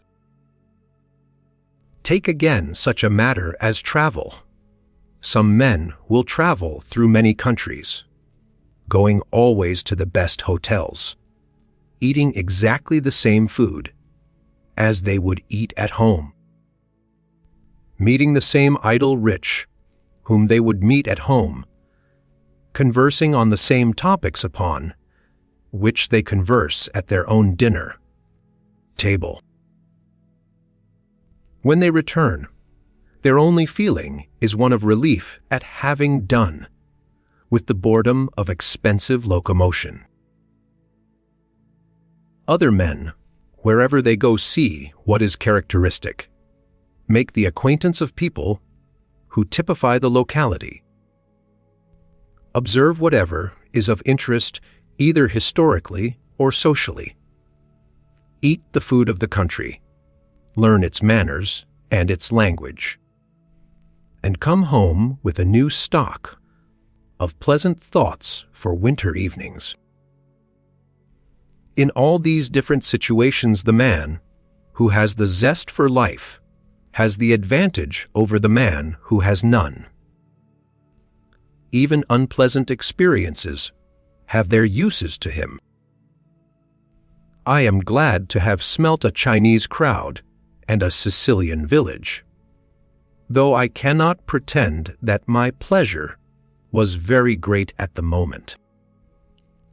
Adventurous men enjoy shipwrecks, mutinies, earthquakes, conflagrations, and all kinds of unpleasant experiences, provided they do not go so far as to impair health. They say to themselves in an earthquake, for example, "So that is what an earthquake is like." And it gives them pleasure to have their knowledge of the world increased by this new item. It would not be true to say that such men are not at the mercy of fate, for if they should lose their health, they would be very likely to lose their zest at the same time, though this is by no means certain. I have known men die at the end of years of slow torture, and yet retain their zest almost till the last moment. Some forms of ill health destroy zest, others do not. I do not know whether the biochemists are able as yet to distinguish between these kinds. Perhaps when biochemistry has made further advances, we shall all be able to take tablets that will ensure our feeling an interest in everything. But until that day comes, we are compelled to depend upon common sense observation of life to judge what are the causes that enable some men to take an interest in everything, while compelling others to take an interest in nothing. Zest is sometimes general, sometimes specialized. It may be very specialized indeed. Readers of Borrow may remember a character who occurs in Lavengro. He had lost his wife, to whom he was devoted, and felt for a time that life had grown utterly barren. But by profession he was a tea merchant, and in order to endure life, he taught himself, unaided, to read the Chinese inscriptions on the tea chests that passed through his hands. In the end, this gave him a new interest in life, and he began to study with avidity everything that concerned China. I have known men who were entirely absorbed in the endeavor to find out all about the Gnostic heresy, and other men whose principal interest lay in collating the manuscripts and early editions of Hobbes. Others quite impossible to guess in advance what will interest a man, but most men are capable of a keen interest in something or other. And when once such an interest has been aroused, their life becomes free from tedium. Very specialized interests are, however, a less satisfactory source of happiness than a general zest for life, since they can hardly fill the whole of a man's time. And there is always the danger that he may come to know all there is to know about the particular matter that has become his hobby. It will be remembered that among our different types at the banquet, we included the gourmandizer, whom we were not prepared to praise. The reader may think that the man with zest, whom we have been praising, does not differ in any definable way from the gourmandizer. The time has come when we must try to make the distinction between the two types more definite. The ancients, as everyone knows, regarded moderation as one of the essential virtues. Under the influence of Romanticism and the French Revolution, this view was abandoned by many, and overmastering passions were admired, even if, like those of Byron's heroes, they were of a destructive and anti-social kind. The ancients, however, were clearly in the right. In the good life there must be a balance between different activities, and no one of them must be carried so far as to make the others impossible. The gourmandizer sacrifices all other pleasures to that of eating, and by so doing diminishes the total happiness of his life. Many other passions besides eating may be carried to a like excess.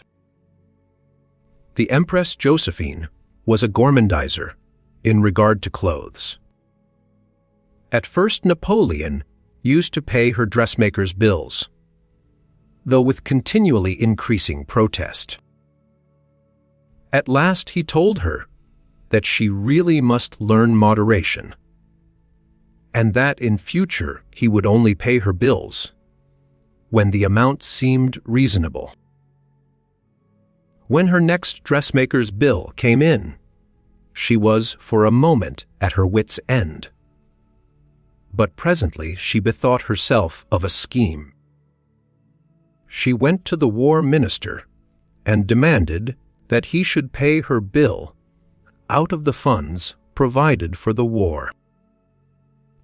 Since he knew that she had the power to get him dismissed, he did so, and the French lost Genoa in consequence. So at least some books say, though I am not prepared to vouch for the exact truth of the story. For our purpose it is equally apt whether true or an exaggeration, since it serves to show how far the passion for clothes may carry a woman who has the opportunity to indulge it. Dipsomaniacs and nymphomaniacs are obvious examples of the same kind of thing. The principle in these matters is fairly obvious. All our separate tastes and desires have to fit into the general framework of life. If they are to be a source of happiness, they must be compatible with health, with the affection of those whom we love, and with the respect of the society in which we live. Some passions can be indulged to almost any extent without passing beyond these limits. Others cannot. The man, let us say, who loves chess, if he happens to be a bachelor with independent means, need not restrict his passion in any degree. Whereas if he has a wife and children and no independent means, he will have to restrict it very severely.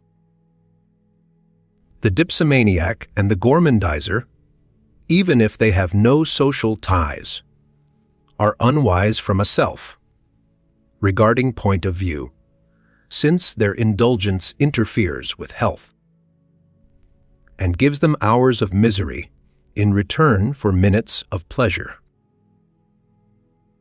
Certain things form a framework within which any separate passion must live, if it is not to become a source of misery.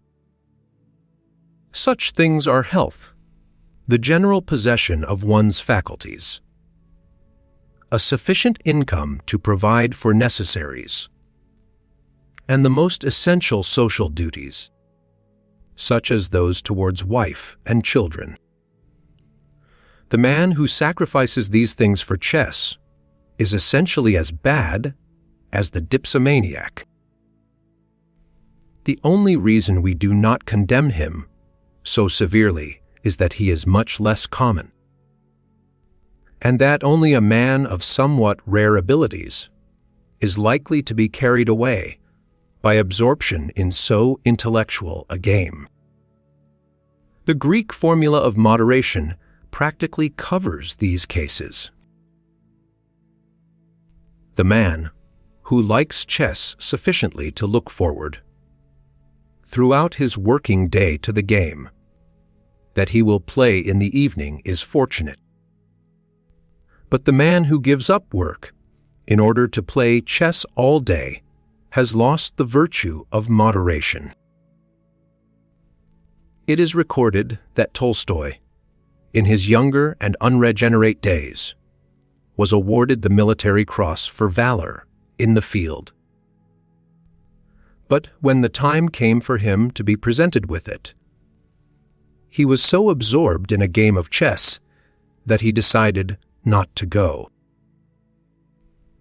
we can hardly find fault with Tolstoy on this account, since to him it might well be a matter of indifference whether he won military decorations or not. But in a lesser man, such an act would have been one of folly. As a limitation upon the doctrine that has just been set forth,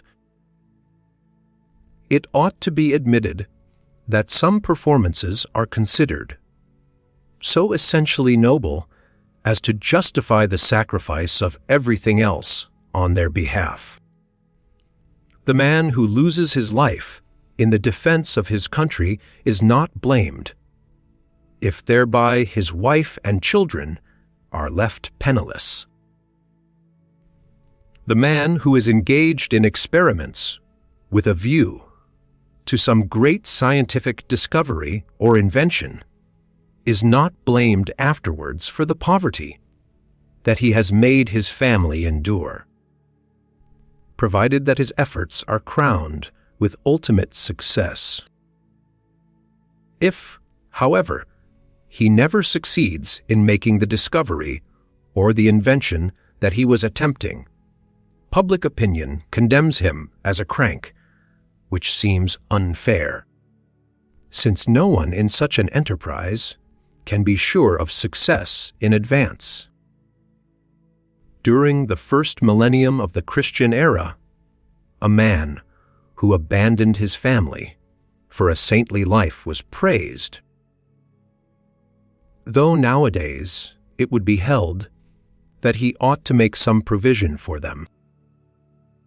I think there is always some deep-seated psychological difference between the gourmandizer and the man of healthy appetite. The man in whom one desire runs to excess at the expense of all others is usually a man with some deep-seated trouble, who is seeking to escape from a specter. In the case of the dipsomaniac, this is obvious. Men drink in order to forget. If they had no specters in their lives, they would not find drunkenness more agreeable than sobriety. As the legendary Chinaman said, no drinky for drinky, me drinky for drunky. This is typical of all excessive and one-sided passions. It is not pleasure in the object itself that is sought, but oblivion. There is, however, a very great difference according as oblivion is sought in a sottish manner, or by the exercise of faculties in themselves desirable. Borrow's friend, who taught himself Chinese in order to be able to endure the loss of his wife, was seeking oblivion. But he sought it in an activity that had no harmful effects, but on the contrary improved his intelligence and his knowledge. Against such forms of escape, there is nothing to be said. It is otherwise with the man who seeks oblivion in drinking or gambling, or any other form of unprofitable excitement. There are, it is true, border-line cases. What should we say of the man who runs mad risks in aeroplanes or on mountain tops, because life has become irksome to him? If his risks serve any public object, we may admire him. But if not, we shall have to place him only slightly above the gambler and drunkard. Genuine zest, not the sort that is really a search for oblivion, is part of the natural make-up of human beings, except in so far as it has been destroyed by unfortunate circumstances. Young children are interested in everything that they see and hear. The world is full of surprises to them, and they are perpetually engaged with ardor in the pursuit of knowledge, not, of course, of scholastic knowledge, but of the sort that consists in acquiring familiarity with the objects that attract their attention. Animals, even when adult, retain their zest provided they are in health. A cat in an unfamiliar room will not sit down until it has sniffed at every corner on the off. Chance that there may be a smell of mouse somewhere. The man who has never been fundamentally thwarted will retain his natural interest in the external world. And so long as he retains it, he will find life pleasant, unless his liberty is unduly curtailed. Loss of zest in civilized society is very largely due to the restrictions upon liberty, which are essential to our way of life. The savage hunts when he is hungry, and in so doing is obeying a direct impulse. The man who goes to his work every morning at a certain hour is actuated fundamentally by the same impulse, namely the need to secure a living. But in his case, the impulse does not operate directly, and at the moment, when it is felt, it operates indirectly through abstractions, beliefs, and volitions. At the moment when the man starts off to his work, he is not feeling hungry, since he has just had his breakfast. He merely knows that hunger will recur, and that going to his work is a means of satisfying future hunger. Impulses are irregular, whereas habits, in a civilized society, have to be regular. Among savages, even collective enterprises, insofar as they exist, are spontaneous and impulsive. When the tribe is going to war the Tom rouses military ardor, and herd excitement inspires each individual to the necessary activity. Modern enterprises cannot be managed in this way. When a train has to be started at a given moment, it is impossible to inspire the porters, the engine, driver, and the signalman by means of barbaric music. They must each do their job merely because it has to be done. Their motive, that is to say, is indirect. They have no impulse towards the activity, but only towards the ultimate reward of the activity. A great deal of social life has the same defect. People converse with each other not from any wish to do so, but because of some ultimate benefit that they hope to derive from co-operation. At every moment of life, the civilized man is hedged about by restrictions of impulse. If he happens to feel cheerful, he must not sing or dance in the street, while if he happens to feel sad, he must not sit on the pavement and weep, for fear of obstructing pedestrian traffic. In youth, his liberty is restricted at school. In adult life, it is restricted throughout his working hours. All this makes zest more difficult to retain, for the continual restraint tends to produce weariness and boredom. Nevertheless, a civilized society is impossible without a very considerable degree of restraint upon spontaneous impulse, since spontaneous impulse will only produce the simplest forms of social co-operation,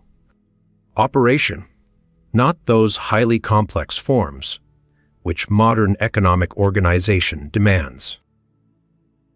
In order to rise above these obstacles, to zest a man needs health and superabundant energy, or else, if he has that good fortune, work that he finds interesting on its own account. Health, so far as statistics can show, has been steadily improving in all civilized countries during the last 100 years, but energy is more difficult to measure. And I am doubtful whether physical vigor in moments of health is as great as it was formerly. The problem here is to a great extent a social problem, and as such I do not propose to discuss it in the present volume. The problem has, however, a personal and psychological aspect, which we have already discussed in connection with fatigue. Some men retain their zest in spite of the handicaps of civilized life, and many men could do so if they were free from the inner psychological conflicts upon which a great part of their energy is expended. Zest demands energy more than sufficient for the necessary work, and this in turn demands the smooth working of the psychological machine. Of the causes promoting the smooth working, I shall have more to say in later chapters. In women, less nowadays than formerly, but still to a very large extent, zest has been greatly diminished by a mistaken conception of respectability. It was thought undesirable that women should take an obvious interest in men, or that they should display too much vivacity in public. In learning not to be interested in men, they learned very frequently to be interested in nothing, or at any rate in nothing except a certain kind of correct behavior. To teach an attitude of inactivity and withdrawal towards life is clearly to teach something very inimical to zest, and to encourage a certain kind of absorption in self, which is characteristic of highly respectable women, especially when they are uneducated. They do not have the interest in sport that average men have. They care nothing about politics. Towards men their attitude is one of prim aloofness. Towards women their attitude is one of veiled hostility, based upon the conviction that other women are less respectable than they are themselves. They boast that they keep themselves to themselves. That is to say, their lack of interest in their fellow creatures appears to them in the light of a virtue. For this, of course, they are not to blame. They are only accepting the moral teaching that has been current for thousands of years where women are concerned. They are, however, victims, much to be pitied, of a system of repression whose iniquity they have failed to perceive. To such women all that is ungenerous appears good, and all that is generous appears evil. In their own social circle, they do what they can to kill joy. In politics, they love repressive legislation. Fortunately, the type is growing less common, but it is still far more prevalent than is supposed by those who live in emancipated circles. I recommend anyone who doubts this statement to go the round of a number of houses seeking a lodging, and to take note of the landladies that he will meet during his search. He will find that they are living by a conception of female excellence which involves as an essential part the destruction of all zest for life, and that their minds and hearts are dwarfed and stunted as a result. Between male and female excellence, rightly conceived, there is no difference, or at any rate no difference, such as tradition inculcates. For women as for men, zest is the secret of happiness and well-being. Affection. One of the chief causes of lack of zest is the feeling that one is unloved, whereas conversely, the feeling of being loved promotes zest more than anything else does. A man may have the feeling of being unloved for a variety of reasons. He may consider himself such a dreadful person that no one could possibly love him. He may in childhood have had to accustom himself to receiving less love than fell to the share of other children, or he may in fact be a person whom nobody loves. But in this latter event, the cause probably lies in a lack of self, confidence due to early misfortune. The man who feels himself unloved may take various attitudes as a result. He may make desperate efforts to win affection, probably by means of exceptional acts of kindness. In this, however, he is very likely to be unsuccessful, since the motive of the kindnesses is easily perceived by their beneficiaries. And human nature is so constructed that it gives affection most readily to those who seem least to demand it. The man, therefore, who endeavors to purchase affection by benevolent actions becomes disillusioned by experience of human ingratitude. It never occurs to him that the affection which he is trying to buy is of far more value than the material benefits which he offers as its price. And yet the feeling that this is so is at the basis of his actions. Another man, observing that he is unloved, may seek revenge upon the world, either by stirring up wars and revolutions, or by a pen dipped in gall, like Dean Swift. This is an heroic reaction to misfortune, requiring a force of character sufficient to enable a man to pit himself against the rest of the world. Few men are able to reach such heights, the great majority, both of men and women, if they feel themselves unloved, sink into a timid despair, relieved only by occasional gleams of envy and malice. As a rule, the lives of such people become extremely self-centered, and the absence of affection gives them a sense of insecurity from which they instinctively seek to escape by allowing habit to dominate their lives utterly and completely.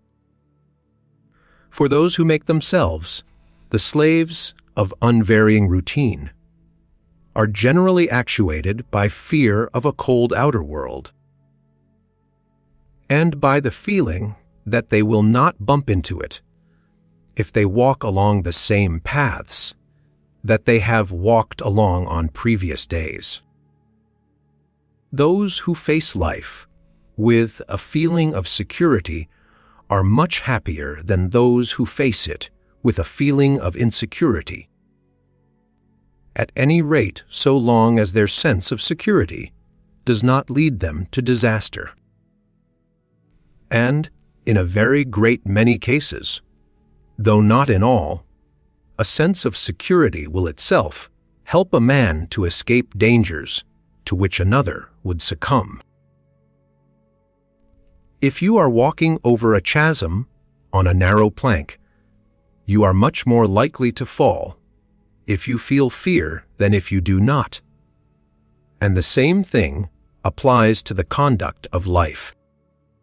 The fearless man may, of course, meet with sudden disaster, but it is likely that he will pass unscathed through many difficult situations in which a timid man would come to grief. This useful kind of self-confidence has, of course, innumerable forms. One man is confident on mountains, another on the sea, and yet another in the air. But general self-confidence towards life comes more than anything else from being accustomed to receive as much of the right sort of affection as one has need for. And it is this habit of mind, considered as a source of zest, that I wish to speak about in the present chapter. It is affection received, not affection given, that causes this sense of security, though it arises most of all from affection, which is reciprocal. Strictly speaking, it is not only affection, but also admiration that has this effect. Persons whose trade is to secure public admiration, such as actors, preachers, speakers, and politicians, come to depend more and more upon applause. When they receive their due meed of public approbation, their life is full of zest. When they do not, they become discontented and self-centered. The diffused good will of a multitude does for them what is done for others by the more concentrated affection of the few. The child whose parents are fond of him accepts their affection as a law of nature. He does not think very much about it, although it is of great importance to his happiness. He thinks about the world, about the adventures that come his way, and the more marvelous adventures that will come his way when he is grown up. But behind all these external interests, there is the feeling that he will be protected from disaster by parental affection. The child from whom, for any reason, parental affection is withdrawn, is likely to become timid and unadventurous, filled with fears and self-pity, and no longer able to meet the world in a mood of gay exploration. Such a child may set to work at a surprisingly early age to meditate on life and death and human destiny. He becomes an introvert, melancholy at first, but seeking ultimately the unreal consolations of some system of philosophy or theology. The world is a higgledy-piggledy place, containing things pleasant and things unpleasant in haphazard sequence. And the desire to make an intelligible system or pattern out of it is at bottom an outcome of fear, in fact a kind of agoraphobia or dread of open spaces. Within the four walls of his library, the timid student feels safe. If he can persuade himself that the universe is equally tidy, he can feel almost equally safe when he has to venture forth into the streets. Such a man, if he had received more affection, would have feared the real world less, and would not have had to invent an ideal world to take its place in his beliefs. By no means all affection, however, has this effect in encouraging adventurousness. The affection given must be itself robust, rather than timid, desiring excellence, even more than safety on the part of its object, though of course by no means indifferent to safety. The timid mother or nurse, who is perpetually warning children against disasters that may occur, who thinks that every dog will bite and that every cow is a bull, may produce in them a timidity equal to her own, and may cause them to feel that they are never safe, except in her immediate neighborhood. To the unduly possessive mother, this feeling on the part of a child may be agreeable. She may desire his dependence upon herself more than his capacity to cope with the world. In that case, her child is probably worse off in the long run than he would be if he were not loved at all. The habits of mind formed in early years are likely to persist through life.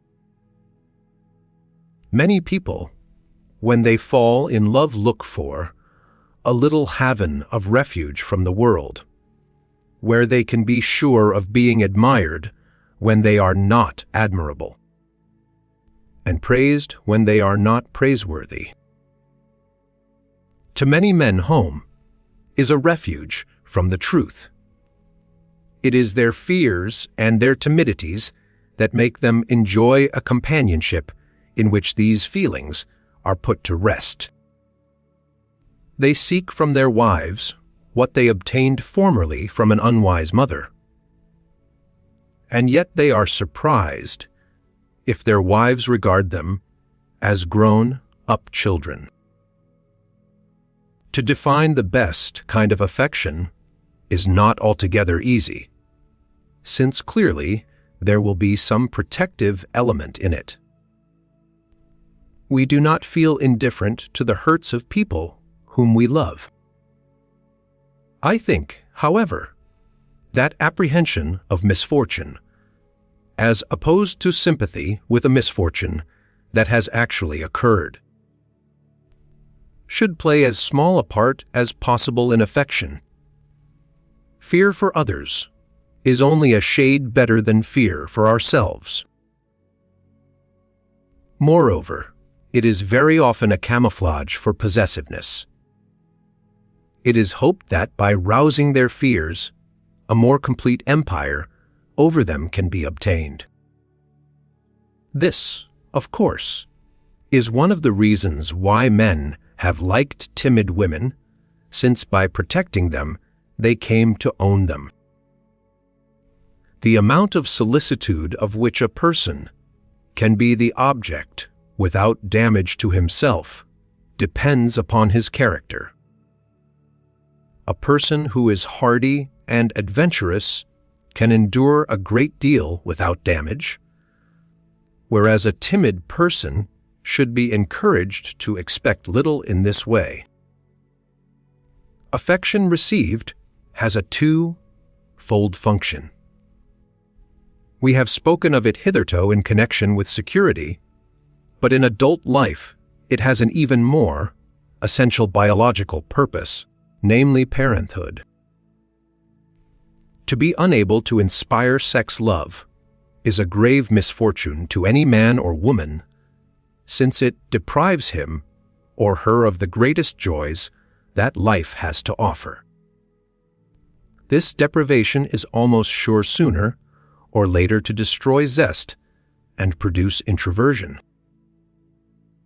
Very frequently, however, previous misfortunes in childhood have produced defects of character, which are the cause of failure to obtain love in later years. This is perhaps more true where men are concerned than it is as regards women. For on the whole, women tend to love men for their character, while men tend to love women for their appearance. In this respect, it must be said, men show themselves the inferiors of women. For the qualities that men find pleasing in women are on the whole less desirable than those that women find pleasing in men. I am not at all sure, however, that it is easier to acquire a good character than a good appearance. At any rate, the steps necessary for the latter are better understood and more readily pursued by women than are the steps necessary for the former by men. We have been speaking hitherto of the affection of which a person is the object. I wish now to speak of the affection that a person gives. This also is of two different kinds, one of which is perhaps the most important expression of a zest for life, while the other is an expression of fear. The former seems to me wholly admirable, while the latter is at best a consolation. If you are sailing in a ship on a fine day along a beautiful coast, you admire the coast and feel pleasure in it. This pleasure is one derived entirely from looking outward, and has nothing to do with any desperate need of your own.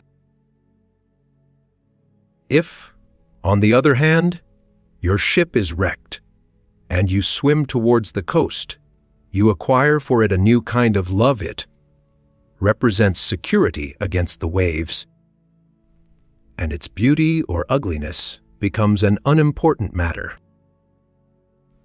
The better sort of affection corresponds to the feeling of the man whose ship is secure. The less excellent sort corresponds to that of the shipwrecked swimmer. The first of these kinds of affection is only possible in so far as a man feels safe, or at any rate is indifferent to such dangers as beset him.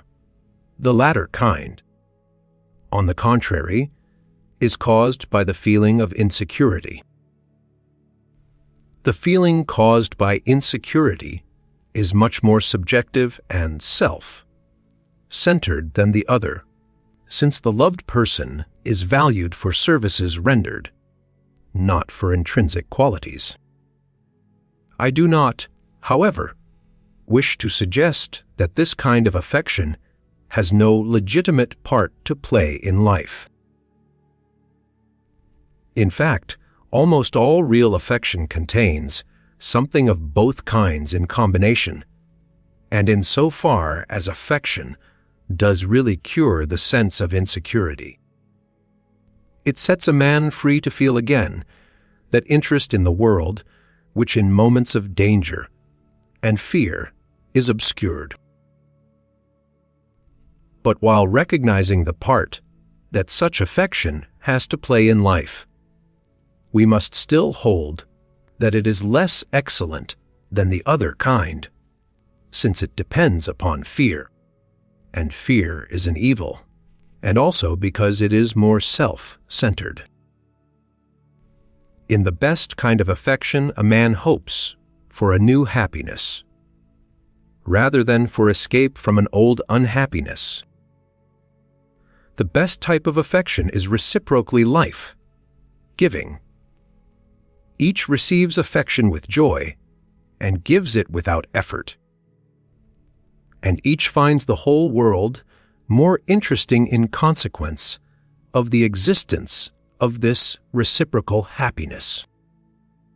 There is, however, another kind, by no means uncommon, in which one person sucks the vitality of the other. One receives what the other gives, but gives almost nothing in return. Some very vital people belong to this blood-sucking type. They extract the vitality from one victim after another, but while they prosper and grow interesting, those upon whom they live grow pale and dim and dull. Such people use others as means to their own ends, and never consider them as ends in themselves. Fundamentally, they are not interested in those whom, for the moment, they think they love. They are interested only in the stimulus to their own activities, perhaps of a quite impersonal sort. Evidently, this springs from some defect in their nature, but it is one not altogether easy either to diagnose or to cure. It is a characteristic frequently associated with great ambition, and is rooted, I should say, in an unduly one-sided view of what makes human happiness. Affection in the sense of a genuine, reciprocal interest of two persons in each other, not solely as means to each other's good, but rather as a combination having a common good, is one of the most important elements of real happiness. And the man whose ego is so enclosed within steel walls that this enlargement of it is impossible, misses the best that life has to offer, however successful he may be in his career. Ambition, which excludes affection from its purview, is generally the result of some kind of anger or hatred against the human race, produced by unhappiness in youth, by injustices in later life, or by any of the causes which lead to persecution mania. A too powerful ego is a prison from which a man must escape if he is to enjoy the world to the full.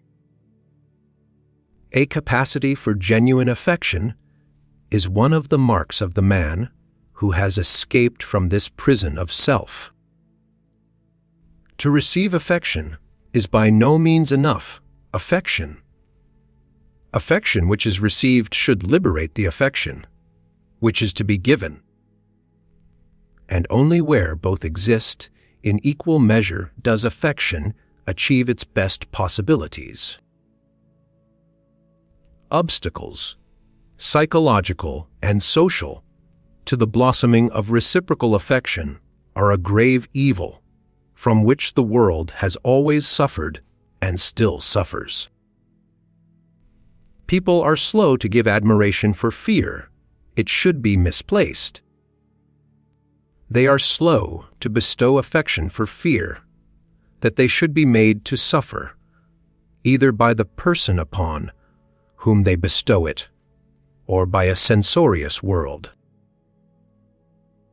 Caution is enjoined both in the name of morality and in the name of worldly wisdom, with the result that generosity and adventurousness are discouraged where the affections are concerned.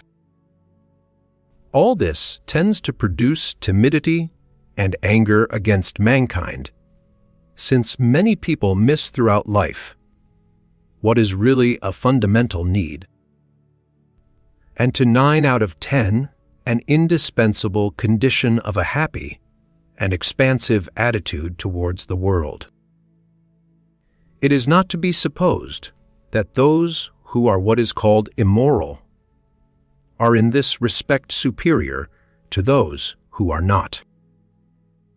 In sex relations, there is very often almost nothing that can be called real affection. Not infrequently, there is even a fundamental hostility. Each is trying not to give himself or herself away. Each is preserving fundamental loneliness. Each remains intact and therefore unfructified. In such experiences, there is no fundamental value. I do not say that they should be carefully avoided, since the steps necessary to this end would be likely to interfere also with the occasions where a more valuable and profound affection could grow up. But I do say that the only sex relations that have real value are those in which there is no reticence and in which the whole personality of both becomes merged in a new collective personality. Of all forms of caution, caution in love is perhaps the most fatal to true happiness. The family. Of all the institutions that have come down to us from the past, none is in the present day so disorganized and derailed as the family. Affection of parents for children and of children for parents is capable of being one of the greatest sources of happiness. But in fact, at the present day, the relations of parents and children are, in 9 cases out of 10, a source of unhappiness to both parties, and in 99 cases, out of 100 a source of unhappiness to at least one of the 2 parties. This failure of the family to provide the fundamental satisfaction, which in principle it is capable of yielding, is one of the most deep-seated causes of the discontent which is prevalent in our age. The adult who wishes to have a happy relation with his own children, or to provide a happy life for them, must reflect deeply upon parenthood, and, having reflected, must act wisely. The subject of the family is far too vast to be dealt with in this volume, except in relation to our own special problem, namely the conquest of happiness. And even in relation to that problem, we can deal with it only in so far as amelioration lies within the power of each individual without alterations in the social structure. This is, of course, a very grave limitation, for the causes of family unhappiness in our day are of the most diverse sorts: psychological, economic, social, educational, and political. Where the well-to-do sections of the community are concerned, 2 causes have combined to make women feel parenthood a burden far heavier than it was ever felt to be in former times. These 2 causes are, on the one hand, the opening of careers to single women, on the other hand, the decay of domestic service. In old days, women were driven into marriage by the intolerable conditions of life for the spinster. The spinster had to live at home in economic dependence, first upon her father, and then upon some reluctant brother. She had no occupations to fill her days, and no liberty to enjoy herself outside the sheltered walls of the family mansion. She had neither the opportunity nor the inclination for sexual adventure, which she herself profoundly believed to be an abomination, except within marriage. If, in spite of all safeguards, she lost her virtue through the wiles of some designing fascinator, her situation was pitiable in the extreme. It is delineated quite accurately in the Vicar of Wakefield. The only art her guilt to cover, to hide her shame from every eye, to give repentance to her lover, and ring his bosom is to die. The modern spinster does not consider death necessary in these circumstances. If she has had a good education, she has no difficulty in making a comfortable living, and is therefore independent of parental approval. Since parents have lost their economic power over their daughters, they have become much more chary of expressing moral disapproval of them. There is not much use in scolding a person who won't stay to be scolded. The unmarried young woman of the professional classes is therefore able nowadays, provided she is not below the average in intelligence and attractiveness, of to enjoy a thoroughly agreeable life, so long as she can keep free from the desire for children. But if this desire overwhelms her she is compelled to marry, and almost certainly to lose her job. She sinks to a much lower level of comfort than that to which she has been accustomed, since her husband's income is very likely no larger than that which she was previously earning, and has to provide for a family instead of only a single woman. After having enjoyed independence, she finds it galling to have to look to another for every penny of necessary expenditure.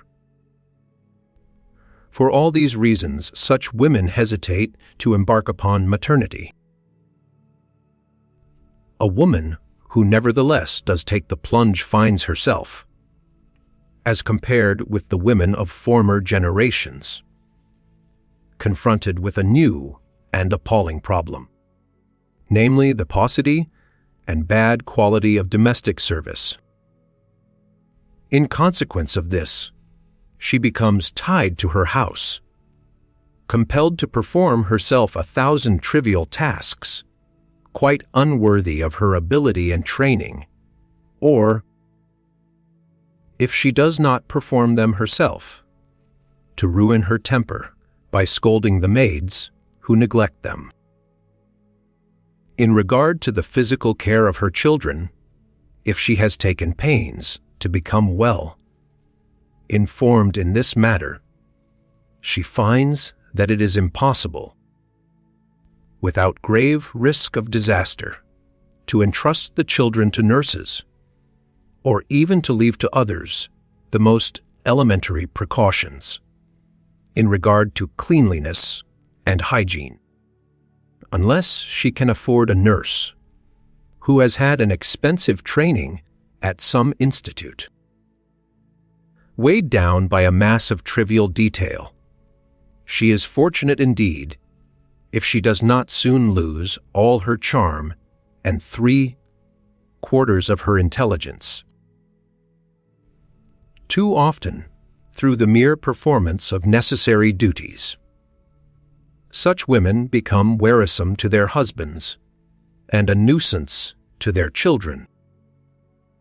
When the evening comes and her husband returns from his work, the woman who talks about her day, time troubles, is a bore, and the woman who does not is absent-minded.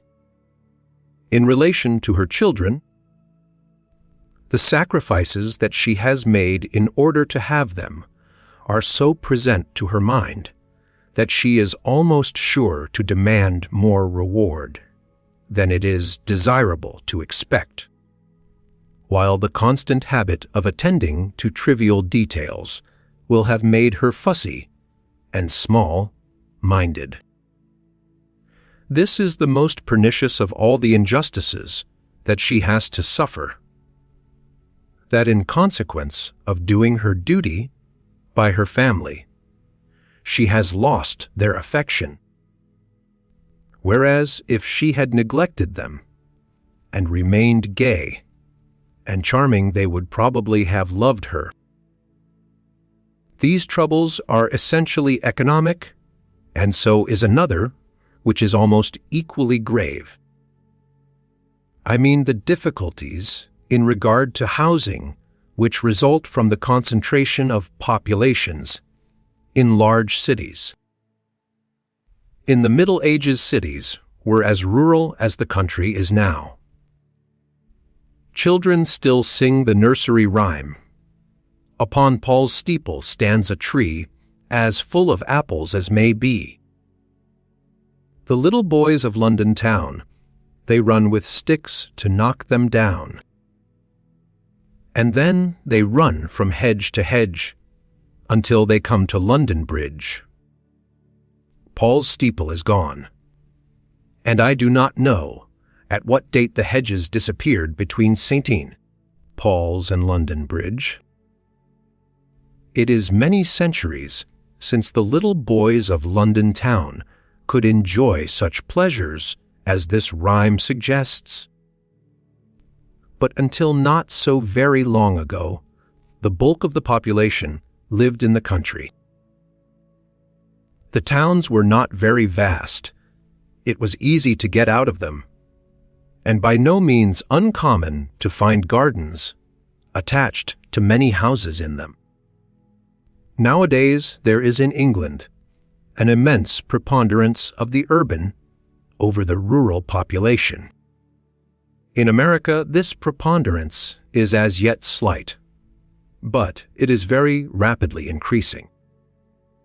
Cities like London and New York are so large that it takes a very long time to get out of them. Those who live in the city usually have to be content with a flat, to which, of course, not a square inch of soil is attached, and in which people of moderate means have to be content with the absolute minimum of space. If there are young children, life in a flat is difficult. There is no room for them to play, and there is no room for their parents to get away from their noise. Consequently, professional men tend more and more to live in the suburbs. This is undoubtedly desirable from the point of view of the children, but it adds considerably to the fatigue of the man's life, and greatly diminishes the part which he can play in the family. Such large economic problems, however, it is not my intention to discuss, since they lie outside the problem with which we are concerned, namely, what the individual can hear and now do to find happiness. We come nearer to this problem when we pass to the psychological difficulties which exist in the present age in the relations of parents and children. These are really part of the problems raised by democracy. In old days, there were masters and slaves.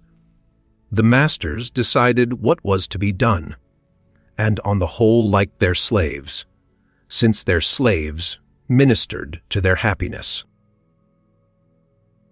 The slaves may possibly have hated their masters, though this did not happen nearly so universally as democratic theory would have us suppose. But even if they did hate their masters remained unaware of this fact, and the masters, at any rate, were happy. With the general acceptance of democratic theory, all this was changed slaves who had acquiesced before ceased to acquiesce. Masters who had formerly had no doubts as to their rights became hesitant and uncertain. A friction arose and caused unhappiness on both sides. I am not saying all this as an argument against democracy, for the troubles in question are only such as are inevitable in any important transition. But it is no use to blink the fact that, while this transition is in progress, it makes the world uncomfortable. The change in the relation between parents and children is a particular example of the general spread of democracy. Parents are no longer sure of their rights as against their children. Children no longer feel that they owe respect to their parents. The virtue of obedience, which was formerly exacted without question, has become unfashionable, and rightly so. Psychoanalysis has terrified educated parents with the fear of the harm they may unwittingly do their children. If they kiss them, they may produce an Oedipus complex. If they do not, they may produce a fury of jealousy. If they order the children to do things, they may be producing a sense of sin. If they do not, the children acquire habits which the parents think undesirable. When they see their baby sucking his thumb, they draw all kinds of terrifying inferences, but they are quite at a loss as to what to do to stop him. Parenthood, which used to be a triumphant exercise of power, has become timid, anxious, and filled with conscientious doubts. The old simple joys are lost, and that at the very moment when, owing to the new freedom of single women, the mother has had to sacrifice much more than formerly in deciding upon maternity. In these circumstances, conscientious mothers ask too little of their children, and unconscientious mothers ask too much. Conscientious mothers restrain their natural affection and become shy. Unconscientious mothers seek in their children a compensation for the joys that they have had to forego. In the one case, the child's affections are starved. In the other, they are over-stimulated. In neither case is there any of that simple and natural happiness that the family at its best can provide. In view of all these troubles, is it any wonder that the birth rate declines? The decline of the birth rate in the population at large has reached a point which shows that the population will soon begin to dwindle. But among the well-to-do classes this point has long ago been passed, not only in one country, but in practically all the most highly civilized countries. There are not very many statistics available as to the birth rate among the well-to-do, but two facts may be quoted from John Eiling's book, alluded to above. It appears that in Stockholm in the years 1919 to 1922, the fertility of professional women was only 1/3 of that of the population at large, and that among the 4,000 graduates of Wellesley College, USA, in the period 1896 to 1913, the total number of children is about 3,000. Whereas to prevent an actual dwindling of the stock there should have been 8,000 children, none of whom had died young. There can be no doubt that the civilization produced by the white races has this singular characteristic, that in proportion as men and women absorb it, they become sterile. The most civilized are the most sterile, the least civilized are the most fertile, and between the two there is a continual gradation. At present, the most intelligent sections of the Western nations are dying out. Within a very few years, the Western nations as a whole will be diminishing in numbers, except in so far as their stocks are replenished by immigration from less civilized regions. And as soon as the immigrants acquire the civilization of the country of their adoption, they in turn will become comparatively sterile. It is clear that a civilization which has this characteristic is unstable, unless it can be induced to reproduce its numbers. It must sooner or later die out and give place to some other civilization in which the urge towards parenthood has retained enough strength to prevent the population from declining. Official moralists in every Western country have endeavored to treat this problem by means of exhortations and sentimentality. On the one hand, they say that it is the duty of every married couple to have as many children as God wills, regardless of any prospect, that such children may have of health and happiness. On the other hand, male divines prate about the sacred joys of motherhood and pretend that a large family of diseased and poverty-stricken infants is a source of happiness. The state joins in with the argument that an adequate crop of cannon fodder is necessary. For how can all these exquisite and ingenious weapons of destruction function adequately unless there are sufficient populations left for them to destroy? Strange to say, the individual parent, even if he accepts these arguments as applied to others, remains entirely deaf to them as applied to himself. The psychology of the divines and the patriots is at fault. The divines may succeed so long as they can successfully threaten hell, fire, but it is only a minority of the population that now takes this threat seriously. And no threat short of this is adequate to control behavior in a matter so essentially private. As for the state, its argument is altogether too ferocious. People may agree that others ought to provide cannon fodder, but they are not attracted by the prospect of having their own children used in this way. All that the state can do, therefore, is to endeavor to keep the poor in ignorance, an effort which, as the statistics show, is singularly unsuccessful, except in the most backward of Western countries.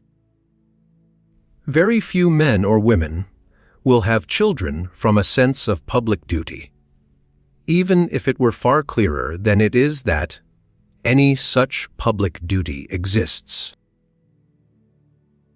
When men and women have children, they do so either because they believe that children will add to their happiness, or because they do not know how to prevent them. The latter reason still operates very powerfully, but it is steadily diminishing in potency. And nothing that either the state or the churches can do will prevent this diminution from continuing. It is necessary, therefore, if the white races are to survive, that parenthood should again become capable of yielding happiness to parents. When one considers human nature apart from the circumstances of the present day, it is clear, I think, that parenthood is psychologically capable of providing the greatest and most enduring happiness that life has to offer. This, no doubt, is more true of women than of men, but it is more true of men than most moderns are inclined to suppose. It is taken for granted in almost all literature before the present age. Hecuba cares more for her children than for Priam. Macduff cares more for his children than for his wife. In the Old Testament, both men and women are passionately concerned to leave descendants. In China and Japan, this attitude has persisted down to our own day. It will be said that this desire is due to ancestor worship. I think, however, that the contrary is the truth, namely that ancestor worship is a reflection of the interest people take in the persistence of their family. Reverting to the professional women whom we were considering a moment ago, it is clear that the urge to have children must be very powerful. for otherwise none of them would make the sacrifices required in order to satisfy it. For my own part, speaking personally, I have found the happiness of parenthood greater than any other that I have experienced. I believe that when circumstances lead men or women to forego this happiness, a very deep need remains ungratified, and that this produces a dissatisfaction and listlessness of which the cause may remain quite unknown. To be happy in this world, especially when youth is past, it is necessary to feel oneself not merely an isolated individual whose day will soon be over, but part of the stream of life flowing on from the first germ to the remote and unknown future. As a conscious sentiment, expressed in set terms, this involves no doubt a hyper, civilized and intellectual outlook upon the world. But as a vague instinctive emotion, it is primitive and natural, and it is its absence that is hyper, civilized. A man who is capable of some great and remarkable achievement, which sets its stamp upon future ages, may gratify this feeling through his work. But for men and women who have no exceptional gifts, the only way to do so is through children. Those who have allowed their procreative impulses to become atrophied have separated themselves from the stream of life, and in so doing have run a grave risk of becoming desiccated. For them, unless they are exceptionally impersonal, death ends all. The world that shall come after them does not concern them. And because of this their doings appear to themselves trivial and unimportant. To the man or woman who has children and grandchildren and loves them with a natural affection, the future is important, at any rate to the limit of their lives. Not only through morality or through an effort of imagination, but naturally and instinctively. And the man whose interests have been stretched to this extent, beyond his personal life, is likely to be able to stretch them still further. Like Abraham, he will derive satisfaction from the thought that his seed are to inherit the promised land, even if this is not to happen for many generations. And through such feelings, he is saved from the sense of futility, which otherwise deadens all his emotions. The basis of the family is, of course, the fact that parents feel a special kind of affection towards their own children, different from that which they feel towards each other or towards other children.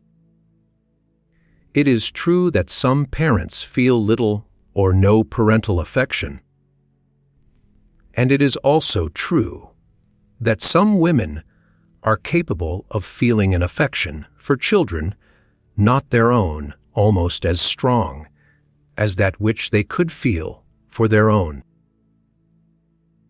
Nevertheless, the broad fact remains that parental affection is a special kind of feeling which the normal human being experiences towards his or her own children, but not towards any other human being.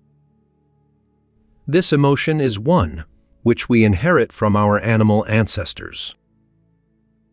In this respect, Freud seems to me not sufficiently biological in his outlook. For anyone who will observe an animal mother with her young can see that her behavior towards them follows an entirely different pattern from her behavior towards the male with whom she has sex relations. And this same different and instinctive pattern, though in a modified and less definite form, exists among human beings. If it were not for this special emotion, there would be almost nothing to be said for the family as an institution, since children might equally well be left to the care of professionals. As things are, however, the special affection which parents have for children, provided their instincts are not atrophied, is of value both to the parents themselves and to the children. The value of parental affection to children lies largely in the fact that it is more reliable than any other affection. One's friends like one for one's merits, one's lovers for one's charms. If the merits or the charms diminish, friends and lovers may vanish. But it is in times of misfortune that parents are most to be relied upon, in illness, and even in disgrace, if the parents are of the right sort. We all feel pleasure when we are admired for our merits, but most of us are sufficiently modest at heart to feel that such admiration is precarious. Our parents love us because we are their children, and this is an unalterable fact, so that we feel more safe with them than with anyone else. In times of success, this may seem unimportant, but in times of failure it affords a consolation and a security not to be found elsewhere. In all human relations, it is fairly easy to secure happiness for one party, but much more difficult to secure it for both. The gaoler may enjoy guarding the prisoner. The employer may enjoy browbeating the employee. The ruler may enjoy governing his subjects with a firm hand. And the old-fashioned father no doubt enjoyed instilling virtue into his son by means of the rod. These, however, are one-sided pleasures. To the other party in the transaction, the situation is less agreeable. We have come to feel that there is something unsatisfactory about these one-sided delights. We believe that a good human relation should be satisfying to both parties. This applies more particularly to the relations of parents and children, with the result that parents obtain far less pleasure from children than they did formerly, while children reciprocally suffer less at the hands of their parents than they did in bygone generations. I do not think there is any real reason why parents should derive less happiness from their children than they did in former times, although undoubtedly this is the case at present. Nor do I think that there is any reason why parents should fail to increase the happiness of their children. But this requires, as do all those equal relationships at which the modern world aims, a certain delicacy and tenderness, a certain reverence for another personality, which are by no means encouraged by the pugnacity of ordinary life. Let us consider the happiness of parenthood first in its biological essence, and then as it may become in a parent inspired by that kind of attitude towards other personalities which we have been suggesting as essential to a world that believes in equality. The primitive root of the pleasure of parenthood is twofold. On the one hand, there is the feeling of part of one's own body externalized, prolonging its life beyond the death of the rest of one's body, and possibly in its turn externalizing part of itself in the same fashion, and so securing the immortality of the germ, plasm. On the other hand, there is an intimate blend of power and tenderness. The new creature is helpless, and there is an impulse to supply its needs, an impulse which gratifies not only the parent's love towards the child, but also the parent's desire for power. So long as the infant is felt to be helpless, the affection which is bestowed upon it does not feel unselfish, since it is in the nature of protection to a vulnerable portion of oneself. But from a very early age, there comes to be a conflict between love of parental power and desire for the child's good. For while power over the child is to a certain extent decreed by the nature of things, it is nevertheless desirable that the child should as soon as possible learn to be independent in as many ways as possible, which is unpleasant to the power impulse in a parent. Some parents never become conscious of this conflict and remain tyrants until the children are in a position to rebel. Others, however, become conscious of it and thus find themselves a prey to conflicting emotions. In this conflict, their parental happiness is lost. After all the care that they have bestowed on the child, they find, to their mortification, that he turns out quite different from what they had hoped. They wanted him to be a soldier, and they find him a pacifist, or, like Tolstoy, they wanted him to be a pacifist, and he joins the Black Hundreds. But it is not only in these later developments that the difficulty is felt. If you feed an infant who is already capable of feeding himself, you are putting love of power before the child's welfare.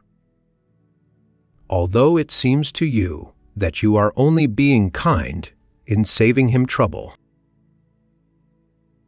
If you make him too vividly aware of dangers, you are probably actuated by a desire to keep him dependent upon you.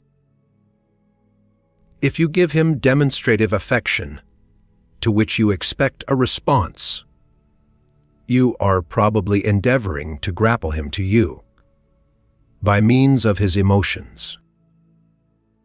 In 1,000 ways, great and small, the possessive impulse of parents will lead them astray unless they are very watchful or very pure in heart.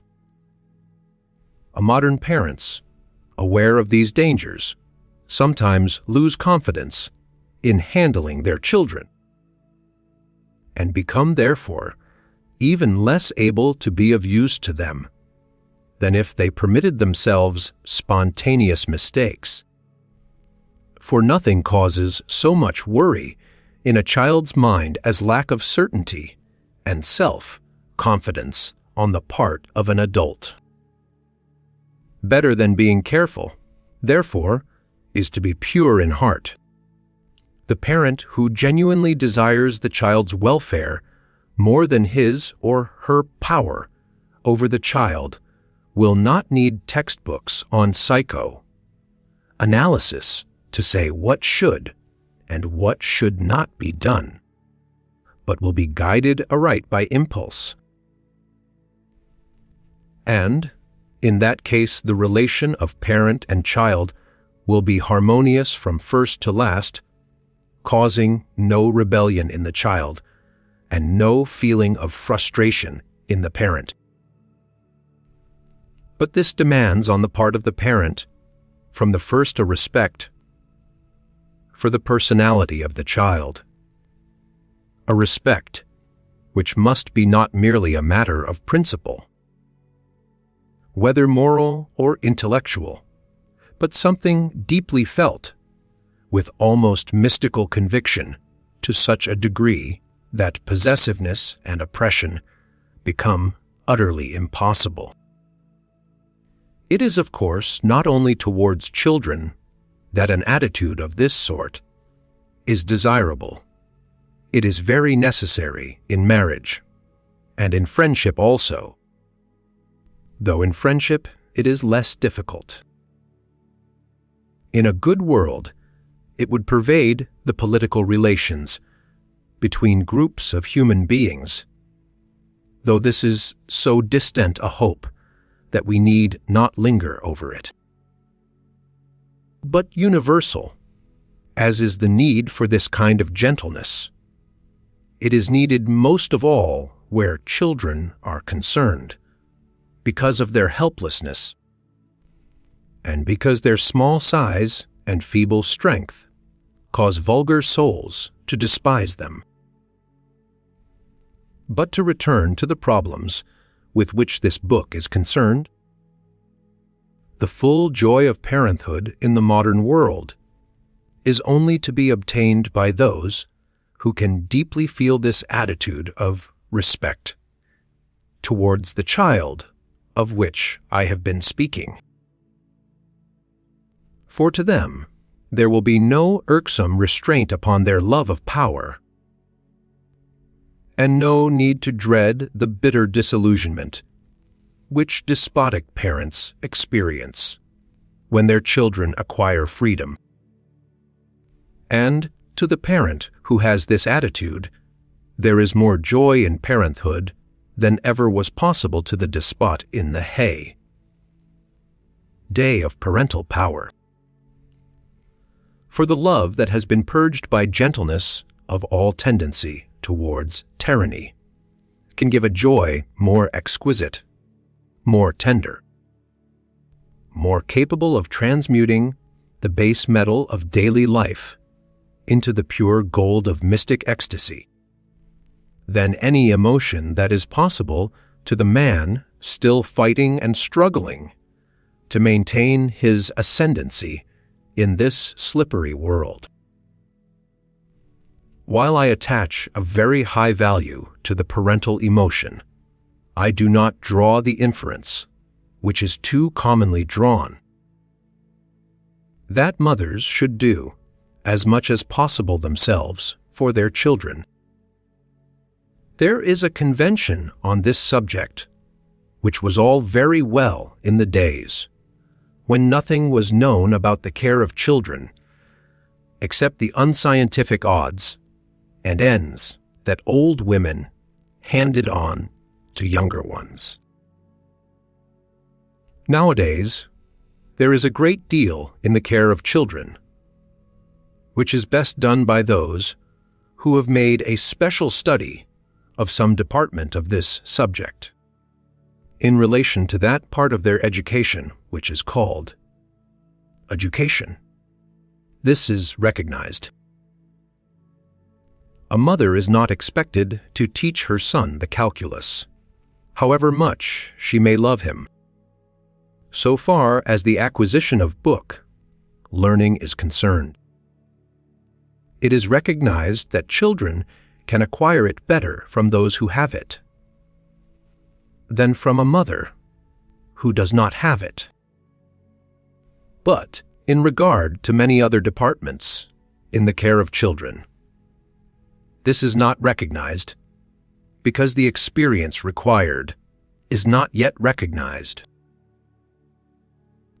Undoubtedly, certain things are better done by the mother, but as the child gets older, there will be an increasing number of things better done by someone else. If this were generally recognized, mothers would be saved a great deal of labor, which is irksome to them, because it is not that in which they have professional competence. A woman who has acquired any kind of professional skill ought, both for her own sake and for that of the community, to be free to continue to exercise this skill in spite of motherhood. She may be unable to do so during the later months of pregnancy and during lactation. But a child over 9 months old ought not to form an insuperable barrier to its mother's professional activities. Whenever society demands of a mother sacrifices to her child which go beyond reason, the mother, if she is not unusually saintly, will expect from her child compensations exceeding those she has a right to expect.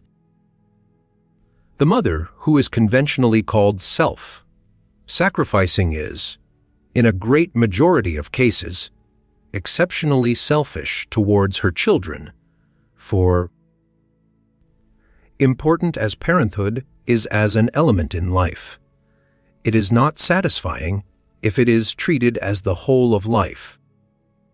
And the unsatisfied parent is likely to be an emotionally grasping parent. It is important, therefore, quite as much in the interests of the children as in those of the mother, that motherhood should not cut her off from all other interests and pursuits.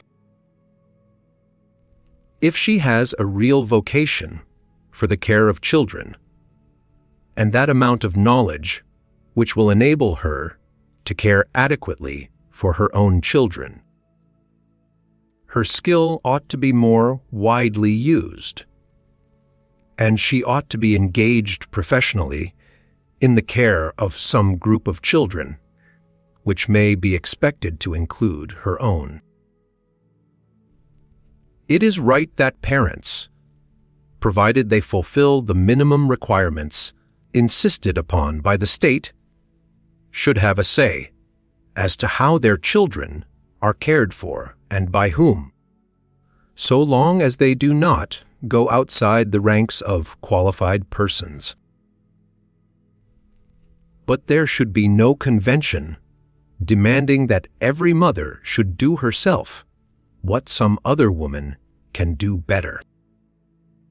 Mothers who feel baffled and incompetent when faced with their children, as many mothers do, should have no hesitation in having their children cared for by women who have an aptitude for this work and have undergone the necessary training.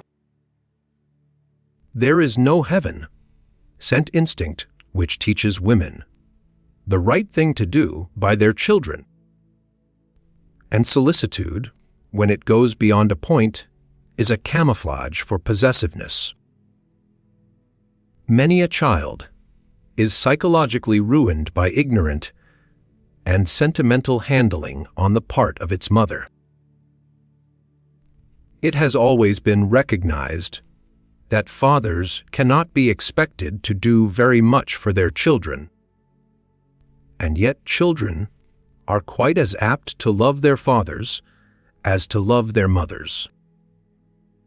The relation of the mother to the child will have, in future, to resemble more, and more that which at present the father has. If women's lives are to be freed from unnecessary slavery and children are to be allowed to profit by the scientific knowledge which is accumulating as to the care of their minds and bodies in early years. Work. Whether work should be placed among the causes of happiness or among the causes of unhappiness may perhaps be regarded as a doubtful question. There is certainly much work which is exceedingly irksome, and an excess of work is always very painful. I think, however, that, provided work is not excessive in amount, even the dullest work is to most people less painful than idleness.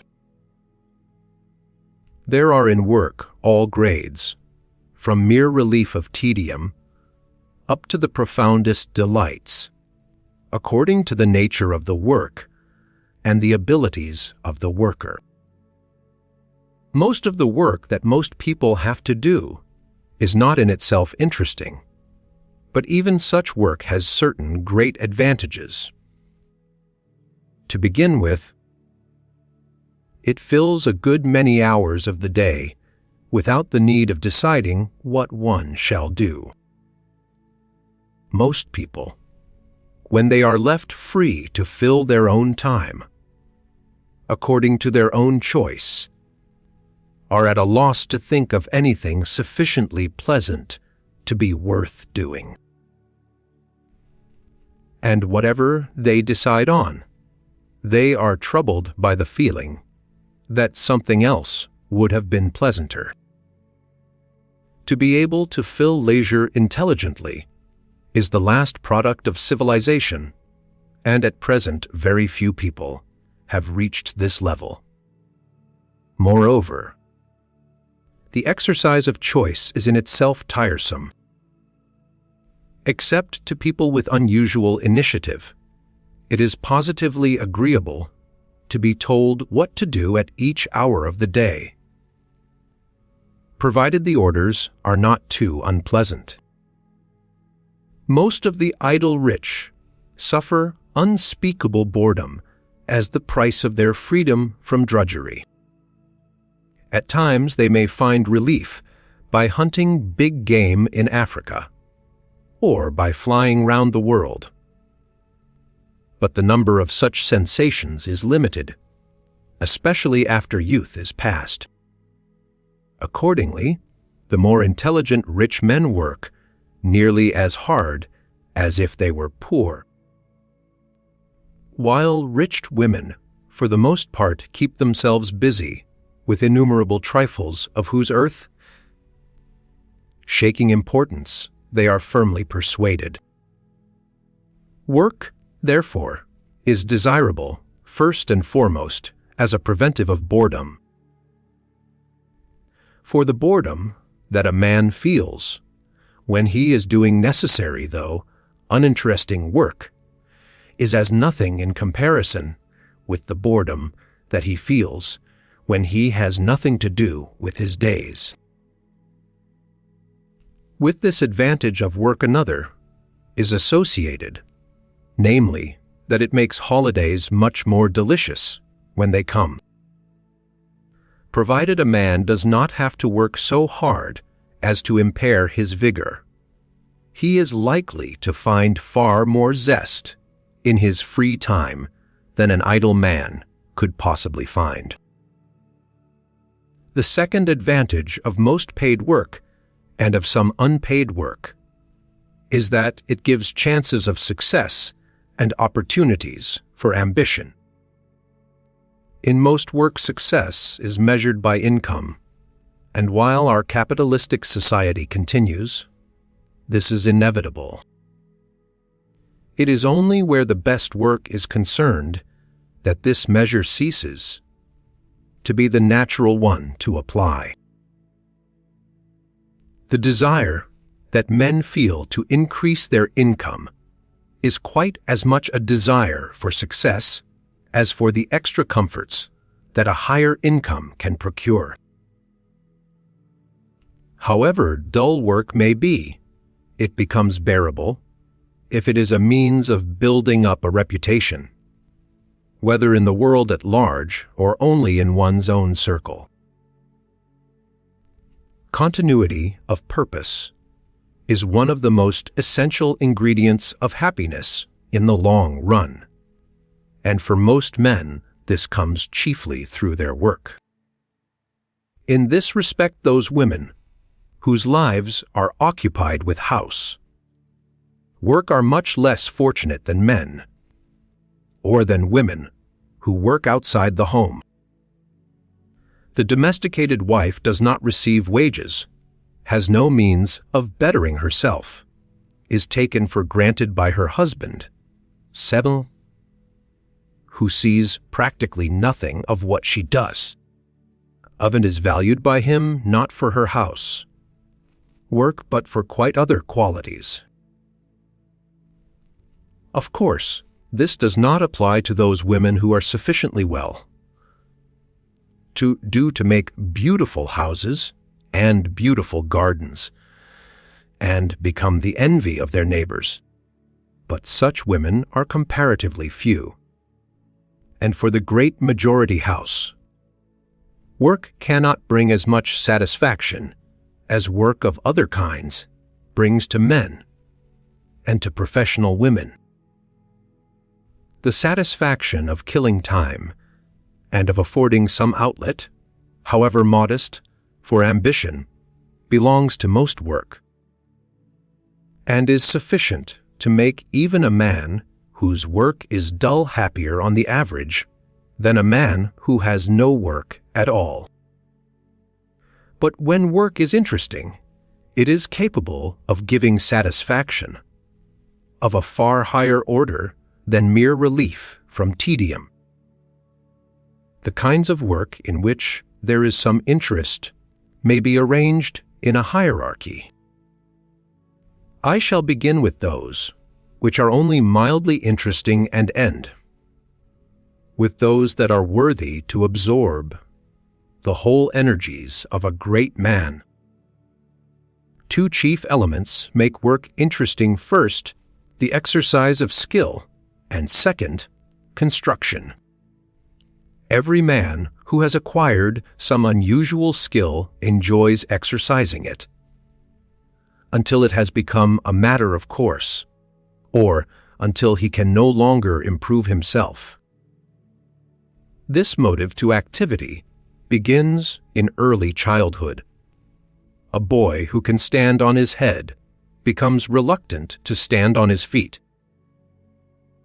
A great deal of work gives the same pleasure that is to be derived from games of skill.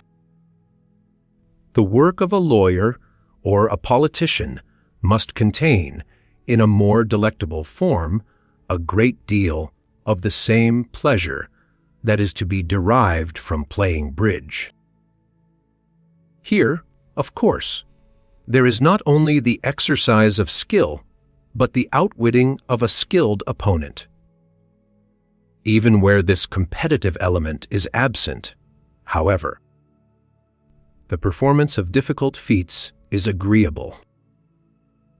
A man who can do stunts in an aeroplane finds the pleasure so great that for the sake of it he is willing to risk his life. I imagine that an able surgeon, in spite of the painful circumstances in which his work is done, derives satisfaction from the exquisite precision of his operations.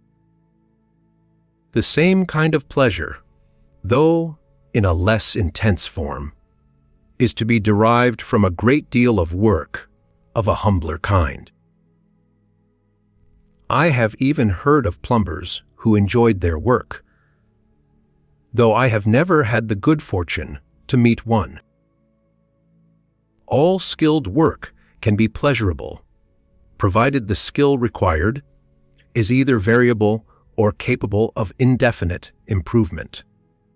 If these conditions are absent, it will cease to be interesting when a man has acquired his maximum skill. A man who runs 3-mile races will cease to find pleasure in this occupation when he passes the age at which he can beat his own previous record. Fortunately, there is a very considerable amount of work in which new circumstances call for new skill, and a man can go on improving, at any rate until he has reached middle age. In some kinds of skilled work, such as politics, for example, it seems that men are at their best between 60 and 70. The reason being that, in such occupations, a wide experience of other men is essential. For this reason, successful politicians are apt to be happier at the age of 70 than any other men of equal age. Their only competitors in this respect are the men who are the heads of big businesses. There is, however, another element possessed by the best work, which is even more important as a source of happiness than is the exercise of skill. This is the element of constructiveness. In some work, though by no means in most, something is built up which remains as a monument when the work is completed. We may distinguish construction from destruction by the following criterion. In construction, the initial state of affairs is comparatively haphazard, while the final state of affairs embodies a purpose. In destruction, the reverse is the case. The initial state of affairs embodies a purpose, while the final state of affairs is haphazard. That is to say, all that is intended by the destroyer is to produce a state of affairs which does not embody a certain purpose. This criterion applies in the most literal and obvious case, namely the construction and destruction of buildings. In constructing a building, a previously made plan is carried out, whereas in destroying it no one decides exactly how the materials are to lie when the demolition is complete. Destruction is, of course, necessary very often as a preliminary to subsequent construction. In that case, it is part of a whole which is constructive.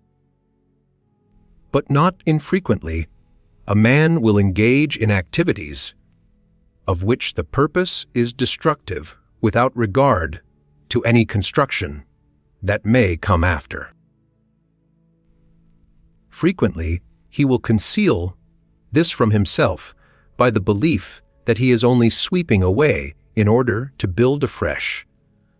But it is generally possible to unmask this pretense.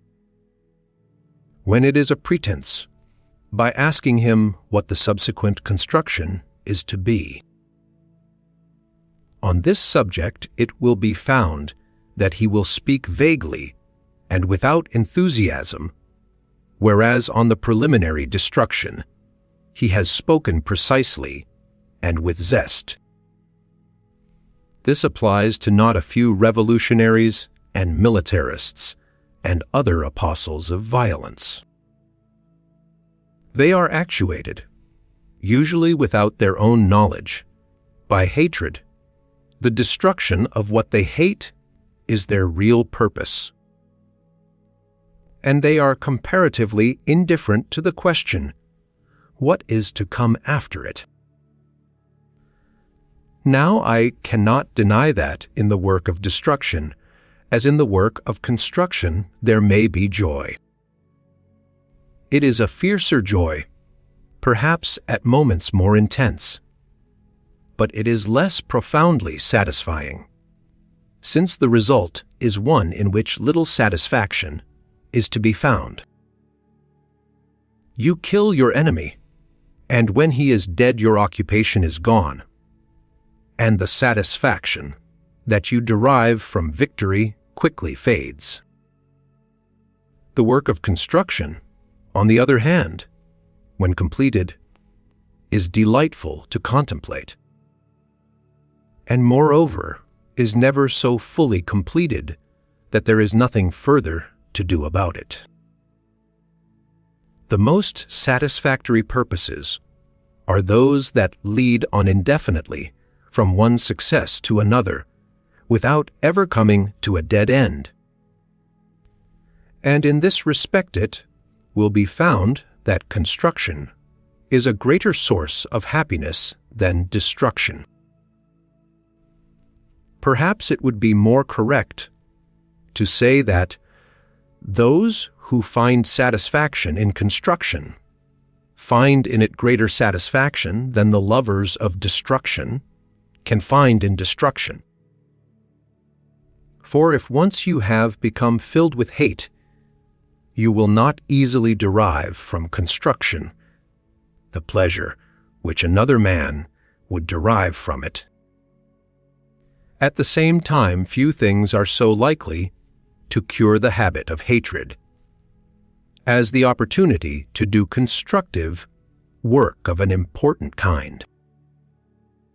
The satisfaction to be derived from success in a great constructive enterprise is one of the most massive that life has to offer.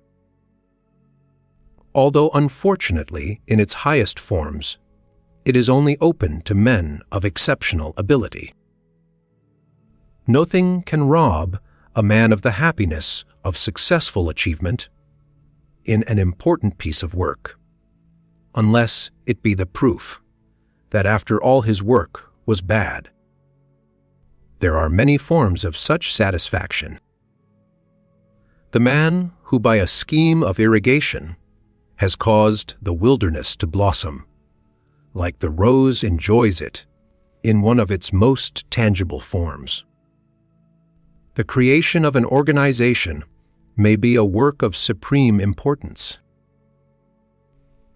So is the work of those few statesmen who have devoted their lives to producing order out of chaos, of whom Lenin is the supreme type in our day. The most obvious examples are artists and men of science. Shakespeare says of his verse, "So long as men can breathe, or eyes can see, so long lives this." And it cannot be doubted that the thought consoled him for misfortune. In his sonnets, he maintains that the thought of his friend reconciled him to life. But I cannot help suspecting that the sonnets he wrote to his friend were even more effective for this purpose than the friend himself. Great artists and great men of science do work, which is in itself delightful. While they are doing it, it secures them the respect of those whose respect is worth having, which gives them the most fundamental kind of power, namely power over men's thoughts and feelings. They have also the most solid reasons for thinking well of themselves. This combination of fortunate circumstances ought, one would think, to be enough to make any man happy. Nevertheless, it is not so. Michelangelo, for example, was a profoundly unhappy man and maintained not, I am sure, with truth, that he would not have troubled to produce works of art if he had not had to pay the debts of his impecunious relations.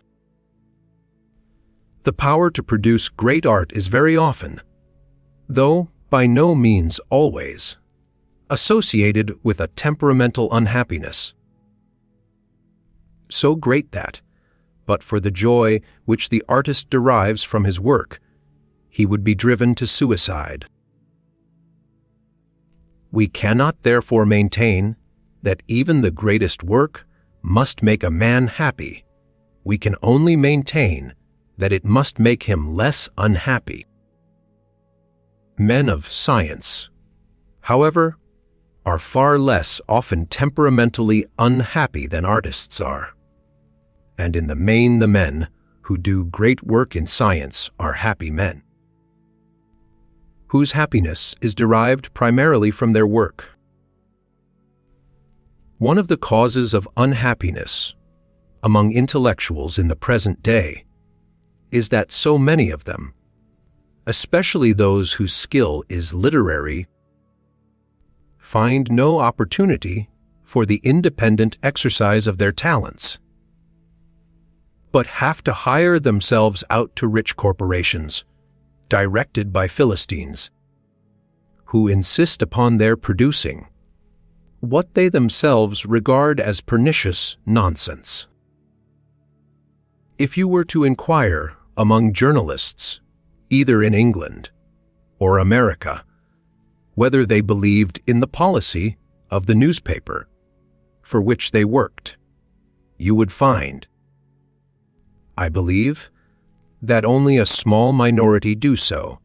The rest, for the sake of a livelihood, prostitute their skill to purposes which they believe to be harmful. Such work cannot bring any real satisfaction. And in the course of reconciling himself to the doing of it, a man has to make himself so cynical that he can no longer derive whole-hearted satisfaction from anything whatever. I cannot condemn men who undertake work of this sort, since starvation is too serious an alternative. But I think that where it is possible to do work that is satisfactory to a man's constructive impulses without entirely starving, he will be well advised from the point of view of his own happiness if he chooses it in preference to work much more highly paid, but not seeming to him worth doing on its own account. Without self, respect genuine happiness is scarcely possible, and the man who is ashamed of his work can hardly achieve self-respect. The satisfaction of constructive work, though it may, as things are, be the privilege of a minority, can nevertheless be the privilege of a quite large minority. Any man who is his own master in his work can feel it. So can any man whose work appears to him useful and requires considerable skill. The production of satisfactory children is a difficult constructive work capable of affording profound satisfaction. Any woman who has achieved this can feel that as a result of her labor the world contains something of value which it would not otherwise contain. Human beings differ profoundly in regard to the tendency to regard their lives as a whole. To some men it is natural to do so, and essential to happiness to be able to do so with some satisfaction. To others, life is a series of detached incidents, without directed movement, and without unity. I think the former sort are more likely to achieve happiness than the latter, since they will gradually build up those circumstances from which they can derive contentment and self-respect, whereas the others will be blown about by the winds of circumstance, now this way, now that, without ever arriving at any haven. The habit of viewing life as a whole is an essential part both of wisdom and of true morality, and is one of the things which ought to be encouraged in education. Consistent purpose is not enough to make life happy, but it is an almost indispensable condition of a happy life. And consistent purpose embodies itself mainly in work. Impersonal interests. In this chapter I wish to consider not those major interests about which a man's life is built, but those minor interests which fill his leisure and afford relaxation from the tenseness of his more serious occupations. In the life of the average man, his wife and children, his work and his financial position occupy the main part of his anxious and serious thought. Even if he has extra matrimonial love affairs, they probably do not concern him as profoundly in themselves as in their possible effects upon his home life. The interests which are bound up with his work, I am not for the present regarding as impersonal interests. A man of science, for example, must keep abreast of research in his own line. Towards such research his feelings have the warmth and vividness belonging to something intimately concerned with his career. But if he reads about research in some quite other science, with which he is not professionally concerned, he reads in quite a different spirit, not professionally, less critically, more disinterestedly. Even if he has to use his mind in order to follow what is said, his reading is nevertheless a relaxation, because it is not connected with his responsibilities. If the book interests him, his interest is impersonal, in a sense which cannot be applied to the books upon his own subject. It is such interests, lying outside the main activities of a man's life, that I wish to speak about in the present chapter. One of the sources of unhappiness, fatigue, and nervous strain is inability to be interested in anything that is not of practical importance in one's own life. The result of this is that the conscious mind gets no rest from a certain small number of matters, each of which probably involves some anxiety and some element of worry. Except in sleep, the conscious mind is never allowed to lie fallow, while subconscious thought matures its gradual wisdom. The result is excitability, lack of sagacity, irritability, and a loss of sense of proportion. All these are both causes and effects of fatigue. As a man gets more tired, his external interests fade, and as they fade, he loses the relief which they afford him and becomes still more tired. This vicious circle is only too apt to end in a breakdown. What is restful about external interests is the fact that they do not call for any action. Making decisions and exercising volition are very fatiguing, especially if they have to be done hurriedly and without the help of the subconscious. Men who feel that they must sleep on it before coming to an important decision are profoundly right. But it is not only in sleep that the subconscious mental processes can work. They can work also while a man's conscious mind is occupied elsewhere. The man who can forget his work when it is over and not remember it until it begins again next day is likely to do his work far better than the man who worries about it throughout the intervening hours. And it is very much easier to forget work at the times when it ought to be forgotten if a man has many interests other than his work than it is if he has not.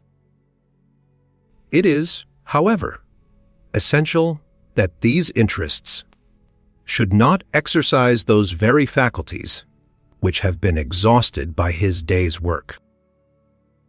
They should not involve will and quick decision. They should not, like gambling, involve any financial element. And they should, as a rule, not be so exciting as to produce emotional fatigue and preoccupy the subconscious as well as the conscious mind. A great many amusements fulfill all these conditions. Watching games, going to the theater, playing golf, are all irreproachable from this point of view. For a man of a bookish turn of mind, reading unconnected with his professional activities is very satisfactory. However important a worry may be, it should not be thought about throughout the whole of the waking hours. In this respect, there is a great difference between men and women. Men on the whole find it very much easier to forget their work than women do. In the case of women whose work is in the home, this is natural, since they do not have the change of place that a man has when he leaves the office to help them to acquire a new mood. But if I am not mistaken, women whose work is outside the home differ from men in this respect almost as much as those who work at home. They find it, that is to say, very difficult to be interested in anything that has for them no practical importance. Their purposes govern their thoughts and their activities, and they seldom become absorbed in some wholly irresponsible interest.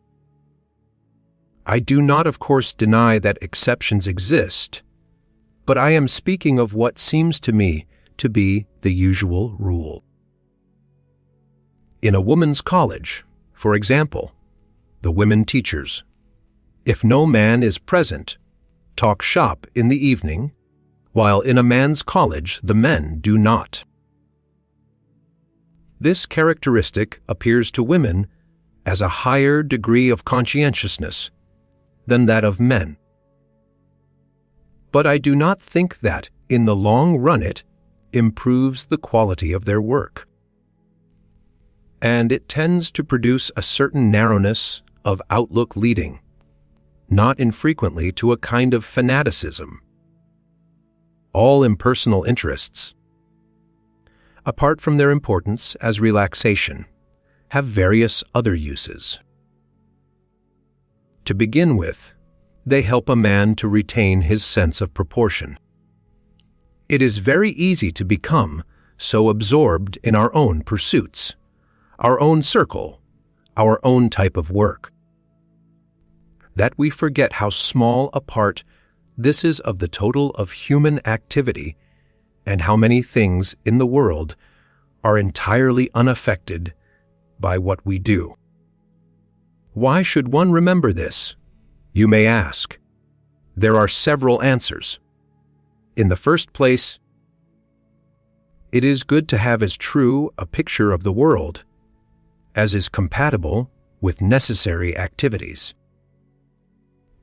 Each of us is in the world for no very long time, and within the few years of his life has to acquire whatever he is to know of this strange planet and its place in the universe. To ignore our opportunities for knowledge, imperfect as they are, is like going to the theater and not listening to the play. The world is full of things that are tragic or comic, heroic or bizarre or surprising. And those who fail to be interested in the spectacle that it offers are foregoing one of the privileges that life has to offer. Then again, a sense of proportion is very valuable and at times very consoling. We are all inclined to get unduly excited, unduly strained, unduly impressed with the importance of the little corner of the world in which we live, and of the little moment of time comprised between our birth and death. In this excitement and over-estimation of our own importance, there is nothing desirable. True, it may make us work harder, but it will not make us work better.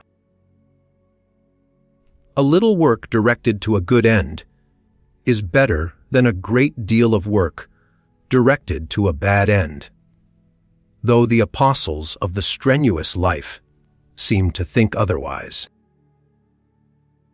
Those who care much for their work are always in danger of falling into fanaticism, which consists essentially in remembering one or two desirable things, while forgetting all the rest, and in supposing that in the pursuit of these, one or two any incidental harm of other sorts is of little account.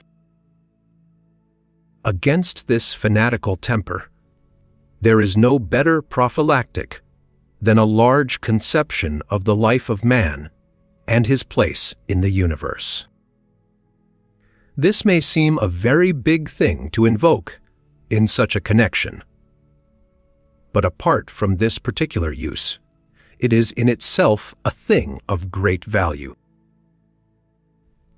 It is one of the defects of modern higher education that it has become too much a training in the acquisition of certain kinds of skill, and too little an enlargement of the mind and heart by an impartial survey of the world. You become absorbed, let us say, in a political contest, and work hard for the victory of your own party. So far, so good. But it may happen in the course of the contest that some opportunity of victory presents itself, which involves the use of methods calculated to increase hatred, violence, and suspicion in the world.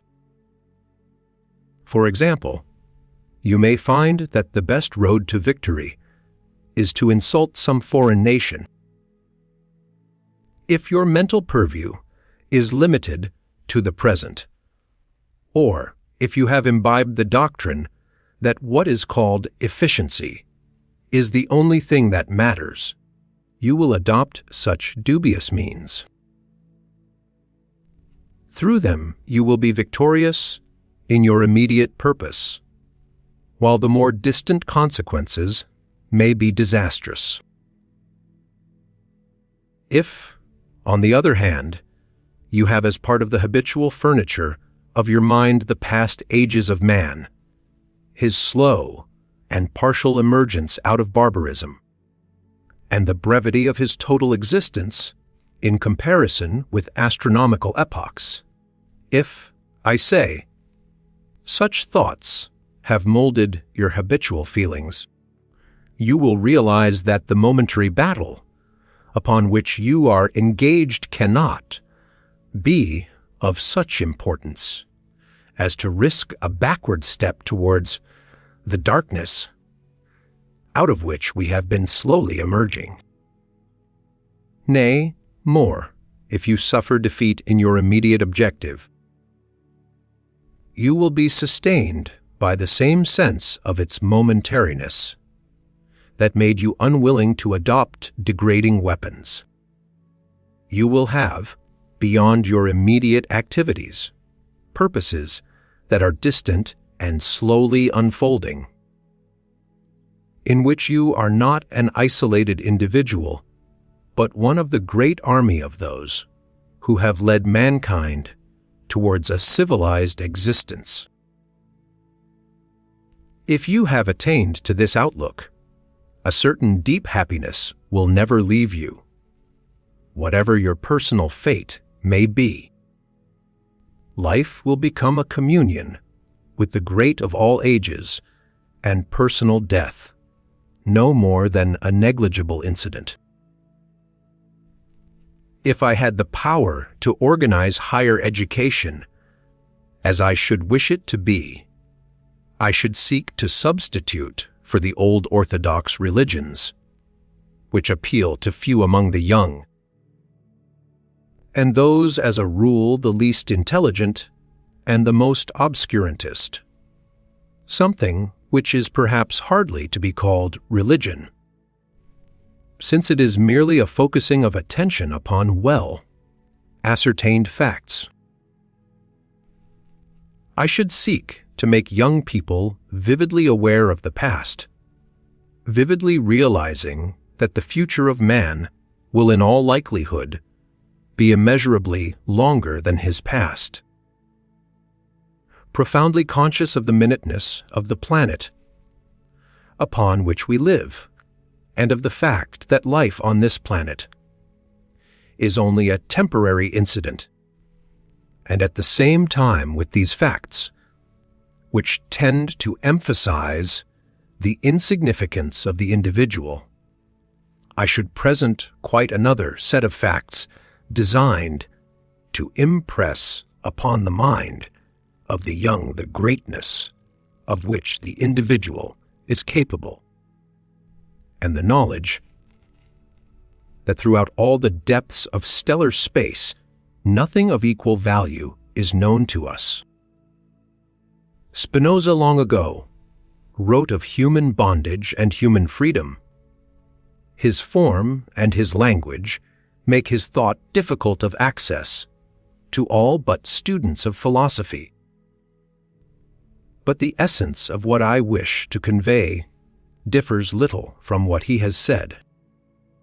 A man who has once perceived, however temporarily and however briefly, what makes greatness of soul can no longer be happy if he allows himself to be petty, self-seeking, troubled by trivial misfortunes, dreading what fate may have in store for him.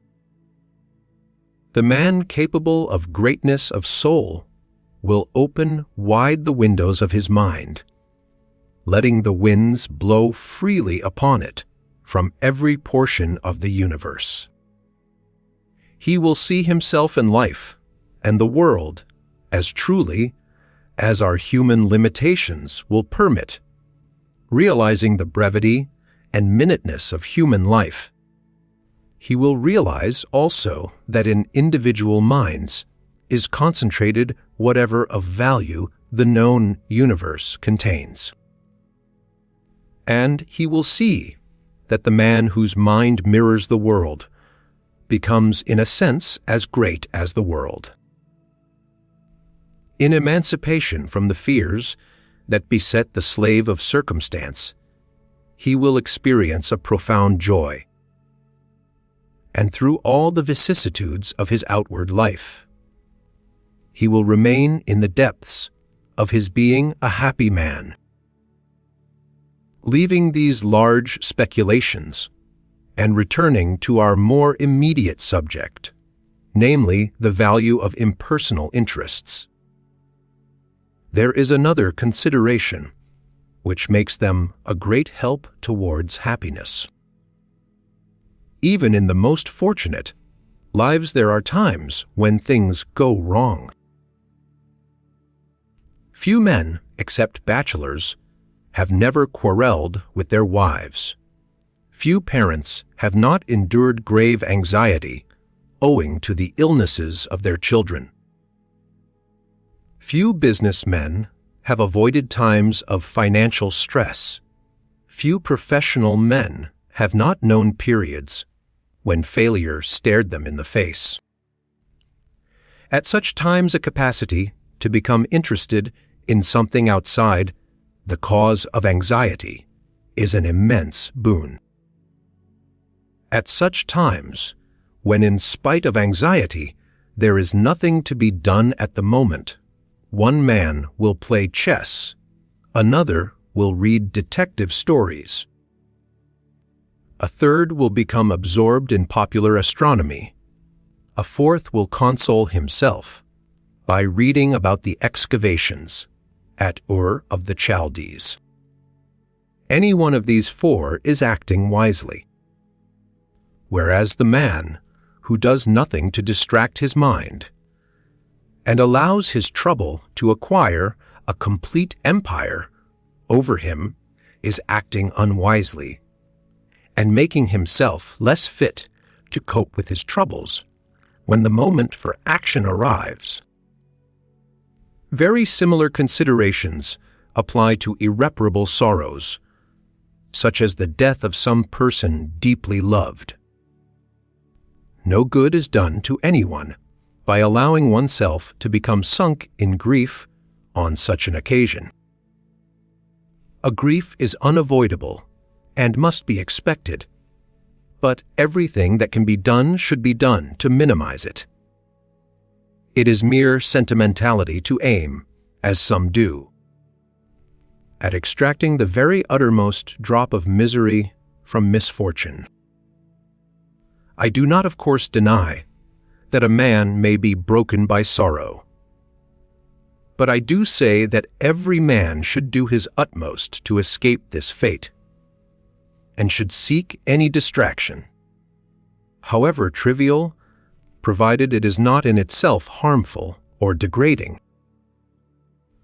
Among those that I regard as harmful and degrading, I include such things as drunkenness and drugs, of which the purpose is to destroy thought, at least for the time being. The proper course is not to destroy thought, but to turn it into new channels, or at any rate into channels remote from the present misfortune. It is difficult to do this if life has hitherto been concentrated upon a very few interests, and those few have now become suffused with sorrow. To bear misfortune well when it comes, it is wise to have cultivated in happier times a certain width of interests, so that the mind may find prepared for it some undisturbed place, suggesting other associations and other emotions than those which are making the present difficult to bear. Others call a man of adequate vitality and zest will surmount all misfortunes by the emergence, after each blow, of an interest in life and the world which cannot be narrowed down so much as to make one loss fatal. To be defeated by one loss, or even by several, is not something to be admired as a proof of sensibility, but something to be deplored as a failure in vitality.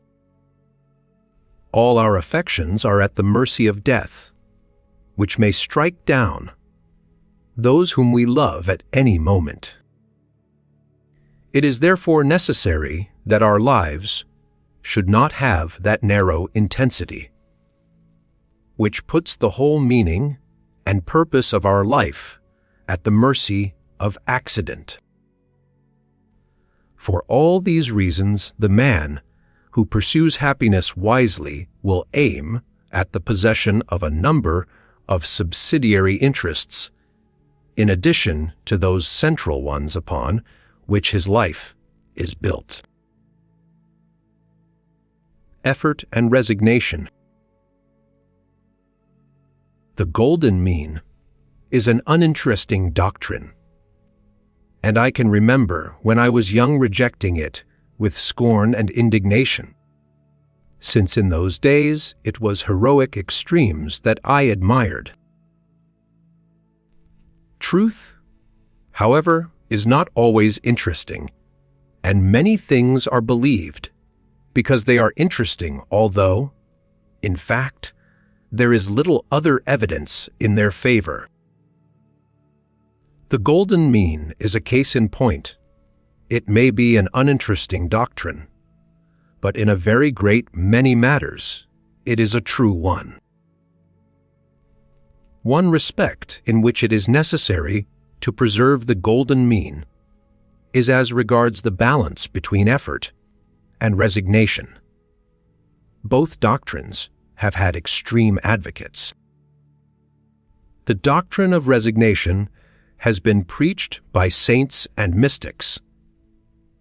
The doctrine of effort has been preached by efficiency experts and muscular Christians. Each of these opposing schools has had a part of the truth, but not the whole. I want in this chapter to try and strike the balance, and I shall begin with the case in favor of effort. Happiness is not, except in very rare cases, something that drops into the mouth, like a ripe fruit, by the mere operation of fortunate circumstances. That is why I have called this book The Conquest of Happiness. For in a world so full of avoidable and unavoidable misfortunes, of illness and psychological tangles, of struggle and poverty and ill will, the man or woman who is to be happy must find ways of coping with the multitudinous causes of unhappiness by which each individual is assailed. In some rare cases, no great effort may be required.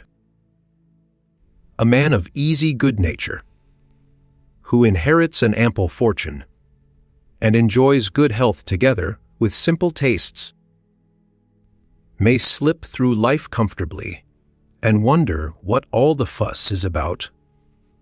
A good-looking woman of an indolent disposition, if she happens to marry a well-to-do husband who demands no exertion from her, and if after marriage she does not mind growing fat, may equally enjoy a certain lazy comfort, provided she has good luck as regards her children. But such cases are exceptional. Most people are not rich. Many people are not born good.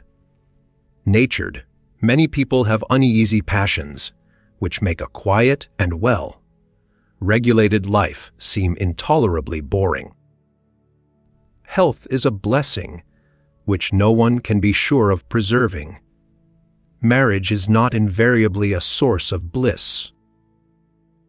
For all these reasons, happiness must be, for most men and women, an achievement rather than a gift of the gods. And in this achievement effort, both inward and outward, must play a great part. The inward effort may include the effort of necessary resignation. For the present, therefore, let us consider only outward effort. In the case of any person, whether man or woman, who has to work for a living, the need of effort in this respect is too obvious to need emphasizing. The Indian fakir, it is true, can make a living without effort by merely offering a bowl for the alms of the faithful. But in Western countries, the authorities do not view with a favorable eye this method of obtaining an income. Moreover, the climate makes it less pleasant than in hotter and drier countries. In the winter time, at any rate, few people are so lazy as to prefer idleness out of doors to work in heated rooms. Resignation alone, therefore, is not in the West one of the roads to fortune. To a very large percentage of men in Western countries, more than a bare living is necessary to happiness, since they desire the feeling of being successful. In some occupations, such, for example, as scientific research, this feeling can be obtained by men who do not earn a large income. But in the majority of occupations, income has become the measure of success. At this point, we touch upon a matter in regard to which an element of resignation is desirable in most cases.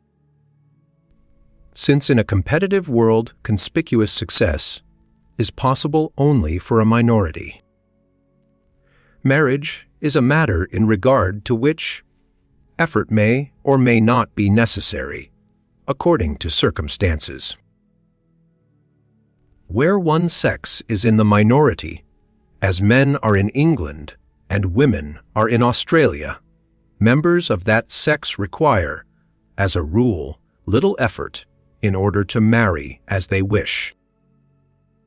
For members of the sex which is in the majority, However, the opposite is the case.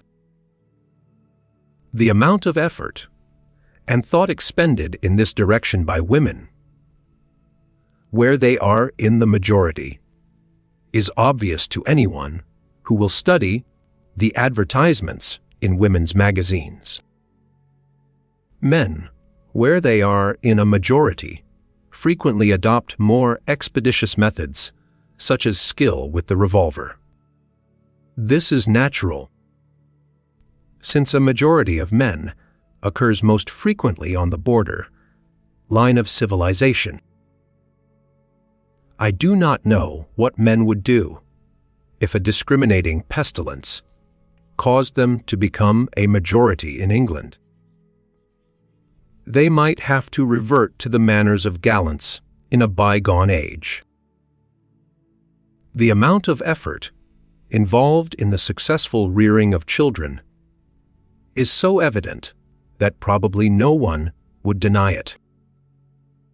Countries which believe in resignation and what is mistakenly called a spiritual view of life are countries with a high infant mortality.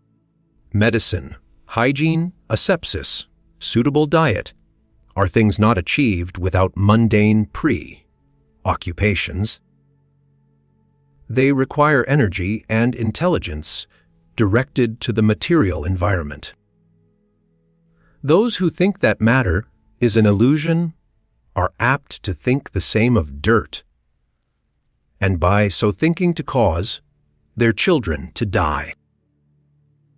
Speaking more generally, one may say that some kind of power forms the normal and legitimate aim of every person whose natural desires are not atrophied.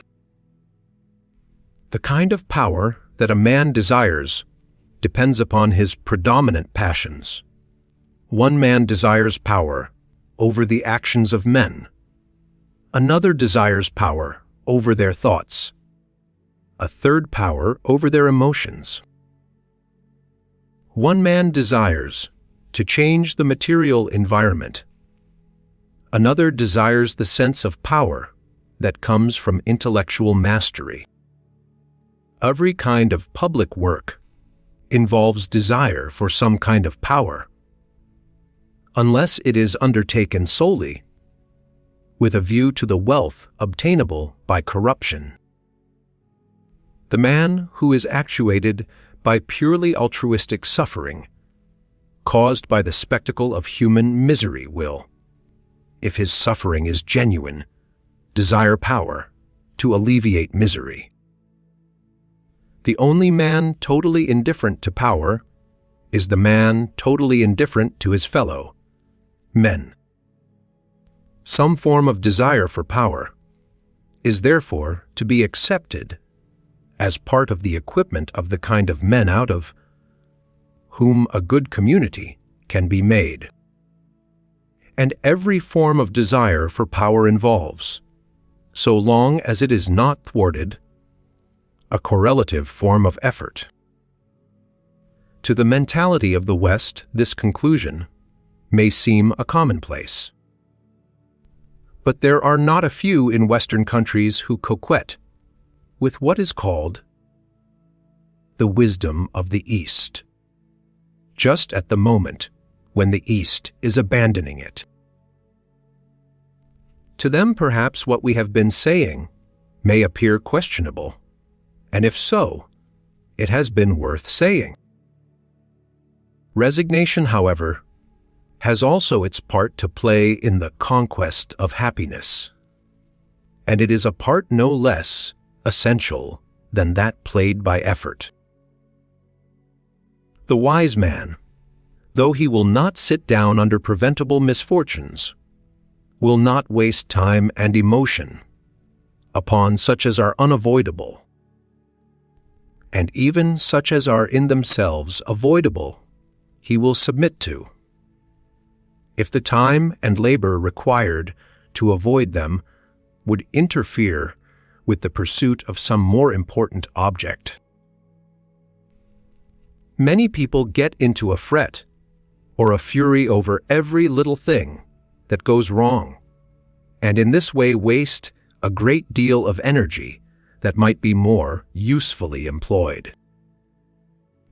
Even in the pursuit of really important objects, it is unwise to become so deeply involved emotionally that the thought of possible failure becomes a constant menace to peace of mind.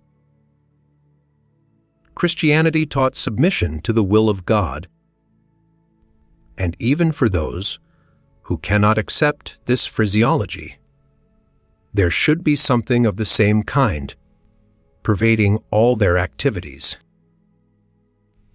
Efficiency in a practical task is not proportional to the emotion that we put into it. Indeed, emotion is sometimes an obstacle to efficiency. The attitude required is that of doing one's best while leaving the issue to fate. Resignation is of two sorts, one rooted in despair, the other in unconquerable hope. The first is bad, the second is good. The man who has suffered such fundamental defeat that he has given up hope of serious achievement may learn the resignation of despair. And, if he does, he will abandon all serious activity. He may camouflage his despair by religious phrases, or by the doctrine that contemplation is the true end of man. But whatever disguise he may adopt to conceal his inward defeat, he will remain essentially useless and fundamentally unhappy. The man whose resignation is based on unconquerable hope acts in quite a different way. Hope which is to be unconquerable must be large and impersonal. Whatever my personal activities, I may be defeated by death, or by certain kinds of diseases. I may be overcome by my enemies. I may find that I have embarked upon an unwise course, which cannot lead to success. In 1,000 ways, the failure of purely personal hopes may be unavoidable. But if personal aims have been part of larger hopes for humanity, there is not the same utter defeat when failure comes. The man of science who desires to make great discoveries himself may fail to do so, or may have to abandon his work owing to a blow on the head. But if he desires profoundly the progress of science, and not merely his personal contribution to this object, he will not feel the same despair as would be felt by a man whose research had purely egoistic motives. The man who is working for some much-needed reform may find all his efforts tracked by a war, and may be forced to realize that what he has worked for will not come about in his lifetime. But he need not on that account sink into complete despair, provided that he is interested in the future of mankind apart from his own participation in it. The cases we have been considering are those in which resignation is most difficult. There are a number of others in which it is much easier. These are the cases in which only subsidiary purposes suffer a check, while the major purposes of life continue to offer a prospect of success. A man, for example, who is engaged in important work shows a failure in the desirable kind of resignation if he is distracted by matrimonial unhappiness. If his work is really absorbing, he should regard such incidental troubles in the way in which one regards a wet day, that is to say, as a nuisance about which it would be foolish to make a fuss. Some people are unable to bear with patience even those minor troubles which make up, if we permit them to do so, a very large part of life. They are furious when they miss a train, transported with rage if their dinner is badly cooked, sunk in despair if the chimney smokes, and vowing vengeance against the whole industrial order when their clothes fail to return from the sanitary steam laundry. The energy that such people waste on trivial troubles would be sufficient, if more wisely directed, to make and unmake empires. The wise man fails to observe the dust that the housemaid has not dusted, the potato that the cook has not cooked, and the soot that the sweep has not swept. I do not mean that he takes no steps to remedy these matters, provided he has time to do so. I mean only that he deals with them without emotion. Worry and fret and irritation are emotions which serve no purpose. Those who feel them strongly may say that they are incapable of overcoming them. And I am not sure that they can be overcome by anything short of that fundamental resignation of which we spoke earlier. The same kind of concentration upon large impersonal hopes, which enables a man to bear personal failure in his work, or the troubles of an unhappy marriage, will also make it possible for him to be patient when he misses a train or drops his umbrella in the mud. If he is of a fretful disposition, I am not sure that anything less than this will cure him. The man who has become emancipated from the empire of worry will find life a much more cheerful affair than it used to be while he was perpetually being irritated. Personal idiosyncrasies of acquaintances, which formerly made him wish to scream, will now seem merely amusing. When Mr. A, for the 347th time, relates the anecdote of the Bishop of Tierra del Fuego, he amuses himself by noting the score and feels no inclination to attempt a vain diversion by an anecdote of his own. When his bootless breaks, just as he is in a hurry to catch an early morning train, he reflects, after the appropriate expletives, that in the history of the cosmos the event in question has no very great importance. When he is interrupted in a proposal of marriage by a visit of a tedious neighbor, he considers that all mankind have been liable to this disaster, with the exception of Adam, and that even he had his troubles. There is no limit to what can be done in the way of finding consolation from minor misfortunes by means of bizarre analogies and quaint parallels.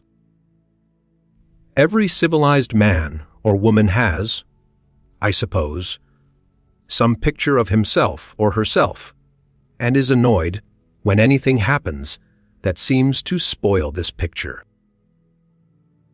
The best cure is to have not only one picture, but a whole gallery, and to select the one appropriate to the incident in question. If some of the portraits are a trifle laughable, so much the better. It is not wise to see oneself all day, long as a hero of high tragedy. I do not suggest that one should see oneself always as a clown in comedy, for those who do this are even more irritating.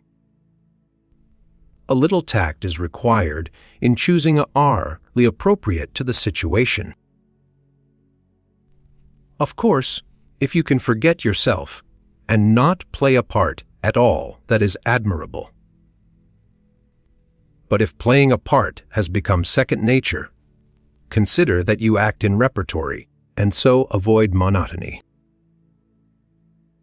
Many active people are of opinion that the slightest grain of resignation, the faintest gleam of humor, would destroy the energy with which they do their work and the determination by which, as they believe, they achieve success. These people, in my opinion, are mistaken. Work that is worth doing can be done, even by those who do not deceive themselves either as to its importance or as to the ease with which it can be done. Those who can only do their work when upheld by self. Deception had better first take a course in learning to endure the truth before continuing their career, since sooner or later the need of being sustained by myths will cause their work to become harmful instead of beneficial. It is better to do nothing than to do harm. Half the useful work in the world consists of combating the harmful work. A little time spent in learning to appreciate facts is not time wasted. And the work that will be done afterwards is far less likely to be harmful than the work done by those who need a continual inflation of their ego as a stimulant to their energy. A certain kind of resignation is involved in willingness to face the truth about ourselves. This kind, though it may involve pain in the first moments, affords ultimately a protection, indeed the only possible protection, against the disappointments and disillusionments to which the self, deceiver, is liable. Nothing is more fatiguing nor, in the long run, more exasperating than the daily effort to believe things which daily become more incredible. To be done with this effort is an indispensable condition of secure and lasting happiness. The happy man. Happiness, as is evident, depends partly upon external circumstances and partly upon oneself. We have been concerned in this volume with the part which depends upon oneself, and we have been led to the view that so far as this part is concerned, the recipe for happiness is a very simple one. Others thought by many, among whom I think we must include Mr. Crutch, whom we considered in an earlier chapter, that happiness is impossible without a creed of a more or less religious kind. Others thought by many, who are themselves unhappy, that their sorrows have complicated and highly intellectualized sources. I do not believe that such things are genuine causes of either happiness or unhappiness. I think they are only symptoms. The man who is unhappy will, as a rule, adopt an unhappy creed, while the man who is happy will adopt a happy creed. Each may attribute his happiness or unhappiness to his beliefs, while the real causation is the other way round. Certain things are indispensable to the happiness of most men, but these are simple things: food and shelter, health, love, successful work, and the respect of one's own herd. To some people, parenthood also is essential. Where these things are lacking, Only the exceptional man can achieve happiness, but where they are enjoyed, or can be obtained by well-directed effort. The man who is still unhappy is suffering from some psychological maladjustment, which, if it is very grave, may need the services of a psychiatrist, but can, in ordinary cases, be cured by the patient himself, provided he sets about the matter in the right way. Where outward circumstances are not definitely unfortunate, a man should be able to achieve happiness, provided that his passions and interests are directed outward, not inward. It should be our endeavor, therefore, both in education and in attempts to adjust ourselves to the world, to aim at avoiding self-centered passions and at acquiring those affections and those interests which will prevent our thoughts from dwelling perpetually upon ourselves. It is not the nature of most men to be happy in a prison, and the passions which shut us up in ourselves constitute one of the worst kinds of prisons. Among such passions, some of the commonest are fear, envy, the sense of sin, self-pity, and self-admiration. In all these, our desires are centered upon ourselves. There is no genuine interest in the outer world, but only a concern lest it should in some way injure us or fail to feed our ego. A fear is the principal reason why men are so unwilling to admit facts and so anxious to wrap themselves round in a warm garment of myth. But the thorns tear the warm garment, and the cold blasts penetrate through the rents. And the man who has become accustomed to its warmth suffers far more from these blasts than a man who has hardened himself to them from the first. Moreover, those who deceive themselves generally know at bottom that they are doing so, and live in a state of apprehension lest some untoward event should force unwelcome realizations upon them. One of the great drawbacks to self-centered passions is that they afford so little variety in life. The man who loves only himself cannot, it is true, be accused of promiscuity in his affections, but he is bound in the end to suffer intolerable boredom from the invariable sameness of the object of his devotion. The man who suffers from a sense of sin is suffering from a particular kind of self-love.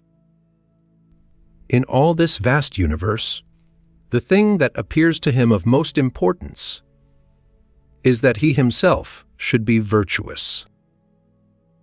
It is a grave defect in certain forms of traditional religion that they have encouraged this particular kind of self-absorption.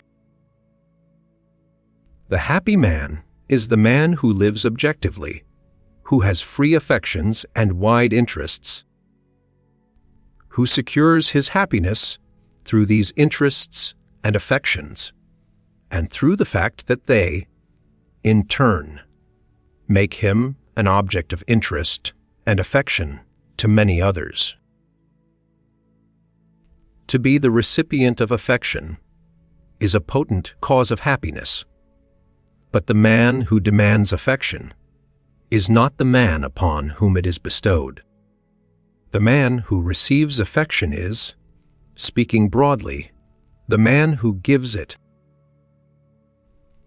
But it is useless to attempt to give it as a calculation, in the way in which one might lend money at interest. For a calculated affection is not genuine and is not felt to be so by the recipient. What then can a man do who is unhappy because he is encased in self? So long as he continues to think about the causes of his unhappiness, he continues to be self-centered and therefore does not get outside the vicious circle. If he is to get outside it, it must be by genuine interests, not by simulated interests adopted merely as a medicine. Although this difficulty is real, there is nevertheless much that he can do if he has rightly diagnosed his trouble. If, for example, his trouble is due to a sense of sin, conscious or unconscious, he can first persuade his conscious mind that he has no reason to feel sinful, and then proceed by the kind of technique that we have considered in earlier chapters to plant this rational conviction in his unconscious mind, concerning himself meanwhile with some more or less neutral activity. If he succeeds in dispelling the sense of sin, it is probable that genuinely objective interests will arise spontaneously. If his trouble is self-pity, he can deal with it in the same manner, after first persuading himself that there is nothing extraordinarily unfortunate in his circumstances. If fear is his trouble, let him practice exercises designed to give courage. Courage in war has been recognized from time immemorial as an important virtue. And a great part of the training of boys and young men has been devoted to producing a type of character capable of fearlessness in battle. But moral courage and intellectual courage have been much less studied. They also, however, have their technique. Admit to yourself every day at least one painful truth.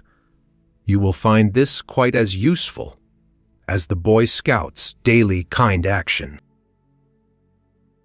Teach yourself to feel that life would still be worth living even if you were not, as of course you are, immeasurably superior to all your friends in virtue and in intelligence. Exercises of this sort prolonged through several years will at last enable you to admit facts without flinching, and will, in so doing, free you from the empire of fear over a very large field. What the objective interests are to be that will arise in you when you have overcome the disease of self-absorption must be left to the spontaneous workings of your nature and of external circumstances. Do not say to yourself in advance, "I should be happy if I could become absorbed in stamp collecting," and thereupon set to work to collect stamps. For it may well happen that you will fail altogether to find stamp collecting interesting. Only what genuinely interests you can be of any use to you. But you may be pretty sure that genuine objective interests will grow up as soon as you have learnt not to be immersed in self. The happy life is to an extraordinary extent the same as the good life. Professional moralists have made too much of self-denial, and in so doing have put the emphasis in the wrong place. Conscious self-denial leaves a man absorbed and vividly aware of what he has sacrificed. In consequence, it fails often of its immediate object and almost always of its ultimate purpose. What is needed is not self-denial, but that kind of direction of interest outward which will lead spontaneously and naturally to the same acts that a person absorbed in the pursuit of his own virtue could only perform by means of conscious self-denial. I have written in this book as a hedonist, that is to say, as one who regards happiness as the good, but the acts to be recommended from the point of view of the hedonist are, on the whole, the same as those to be recommended by the sane moralist. The moralist, however, is too apt, though this is not, of course, universally true, to stress the act rather than the state of mind. The effects of an act upon the agent will be widely different according to his state of mind at the moment. If you see a child drowning and save it as the result of a direct impulse to bring help, you will emerge none the worse morally. If, on the other hand, you say to yourself, "It is the part of virtue to succor the helpless, and I wish to be a virtuous man, therefore I must save this child," you will be an even worse man afterwards than you were before. What applies in this extreme case applies in many other instances that are less obvious. There is another difference, somewhat more subtle, between the attitude towards life that I have been recommending and that which is recommended by the traditional moralists. The traditional moralist, for example, will say that love should be unselfish. In a certain sense, he is right, that is to say, it should not be selfish beyond a point, but it should undoubtedly be of such a nature that one's own happiness is bound up in its success. If a man were to invite a lady to marry him on the ground that he ardently desired her happiness, and at the same time considered that she would afford him ideal opportunities of self-abnegation, I think it may be doubted whether she would be altogether pleased. Undoubtedly, we should desire the happiness of those whom we love, but not as an alternative to our own. In fact, the whole antithesis between self and the rest of the world, which is implied in the doctrine of self-denial, disappears as soon as we have any genuine interest in persons or things outside ourselves.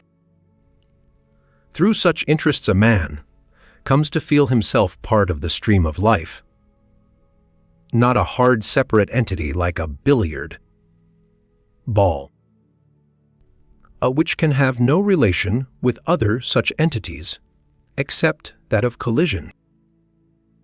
All unhappiness depends upon some kind of disintegration or lack of integration. There is disintegration within the self through lack of co-ordination between the conscious and the unconscious mind. There is lack of integration between the self and society, where the two are not knit together by the force of objective interests and affections. The happy man is the man who does not suffer from either of these failures of unity, whose personality is neither divided against itself nor pitted against the world. Such a man feels himself a citizen of the universe, enjoying freely the spectacle that it offers and the joys that it affords, untroubled by the thought of death, because he feels himself not really separate from those who will come after him. It is in such profound instinctive union with the stream of life that the greatest joy is to be found.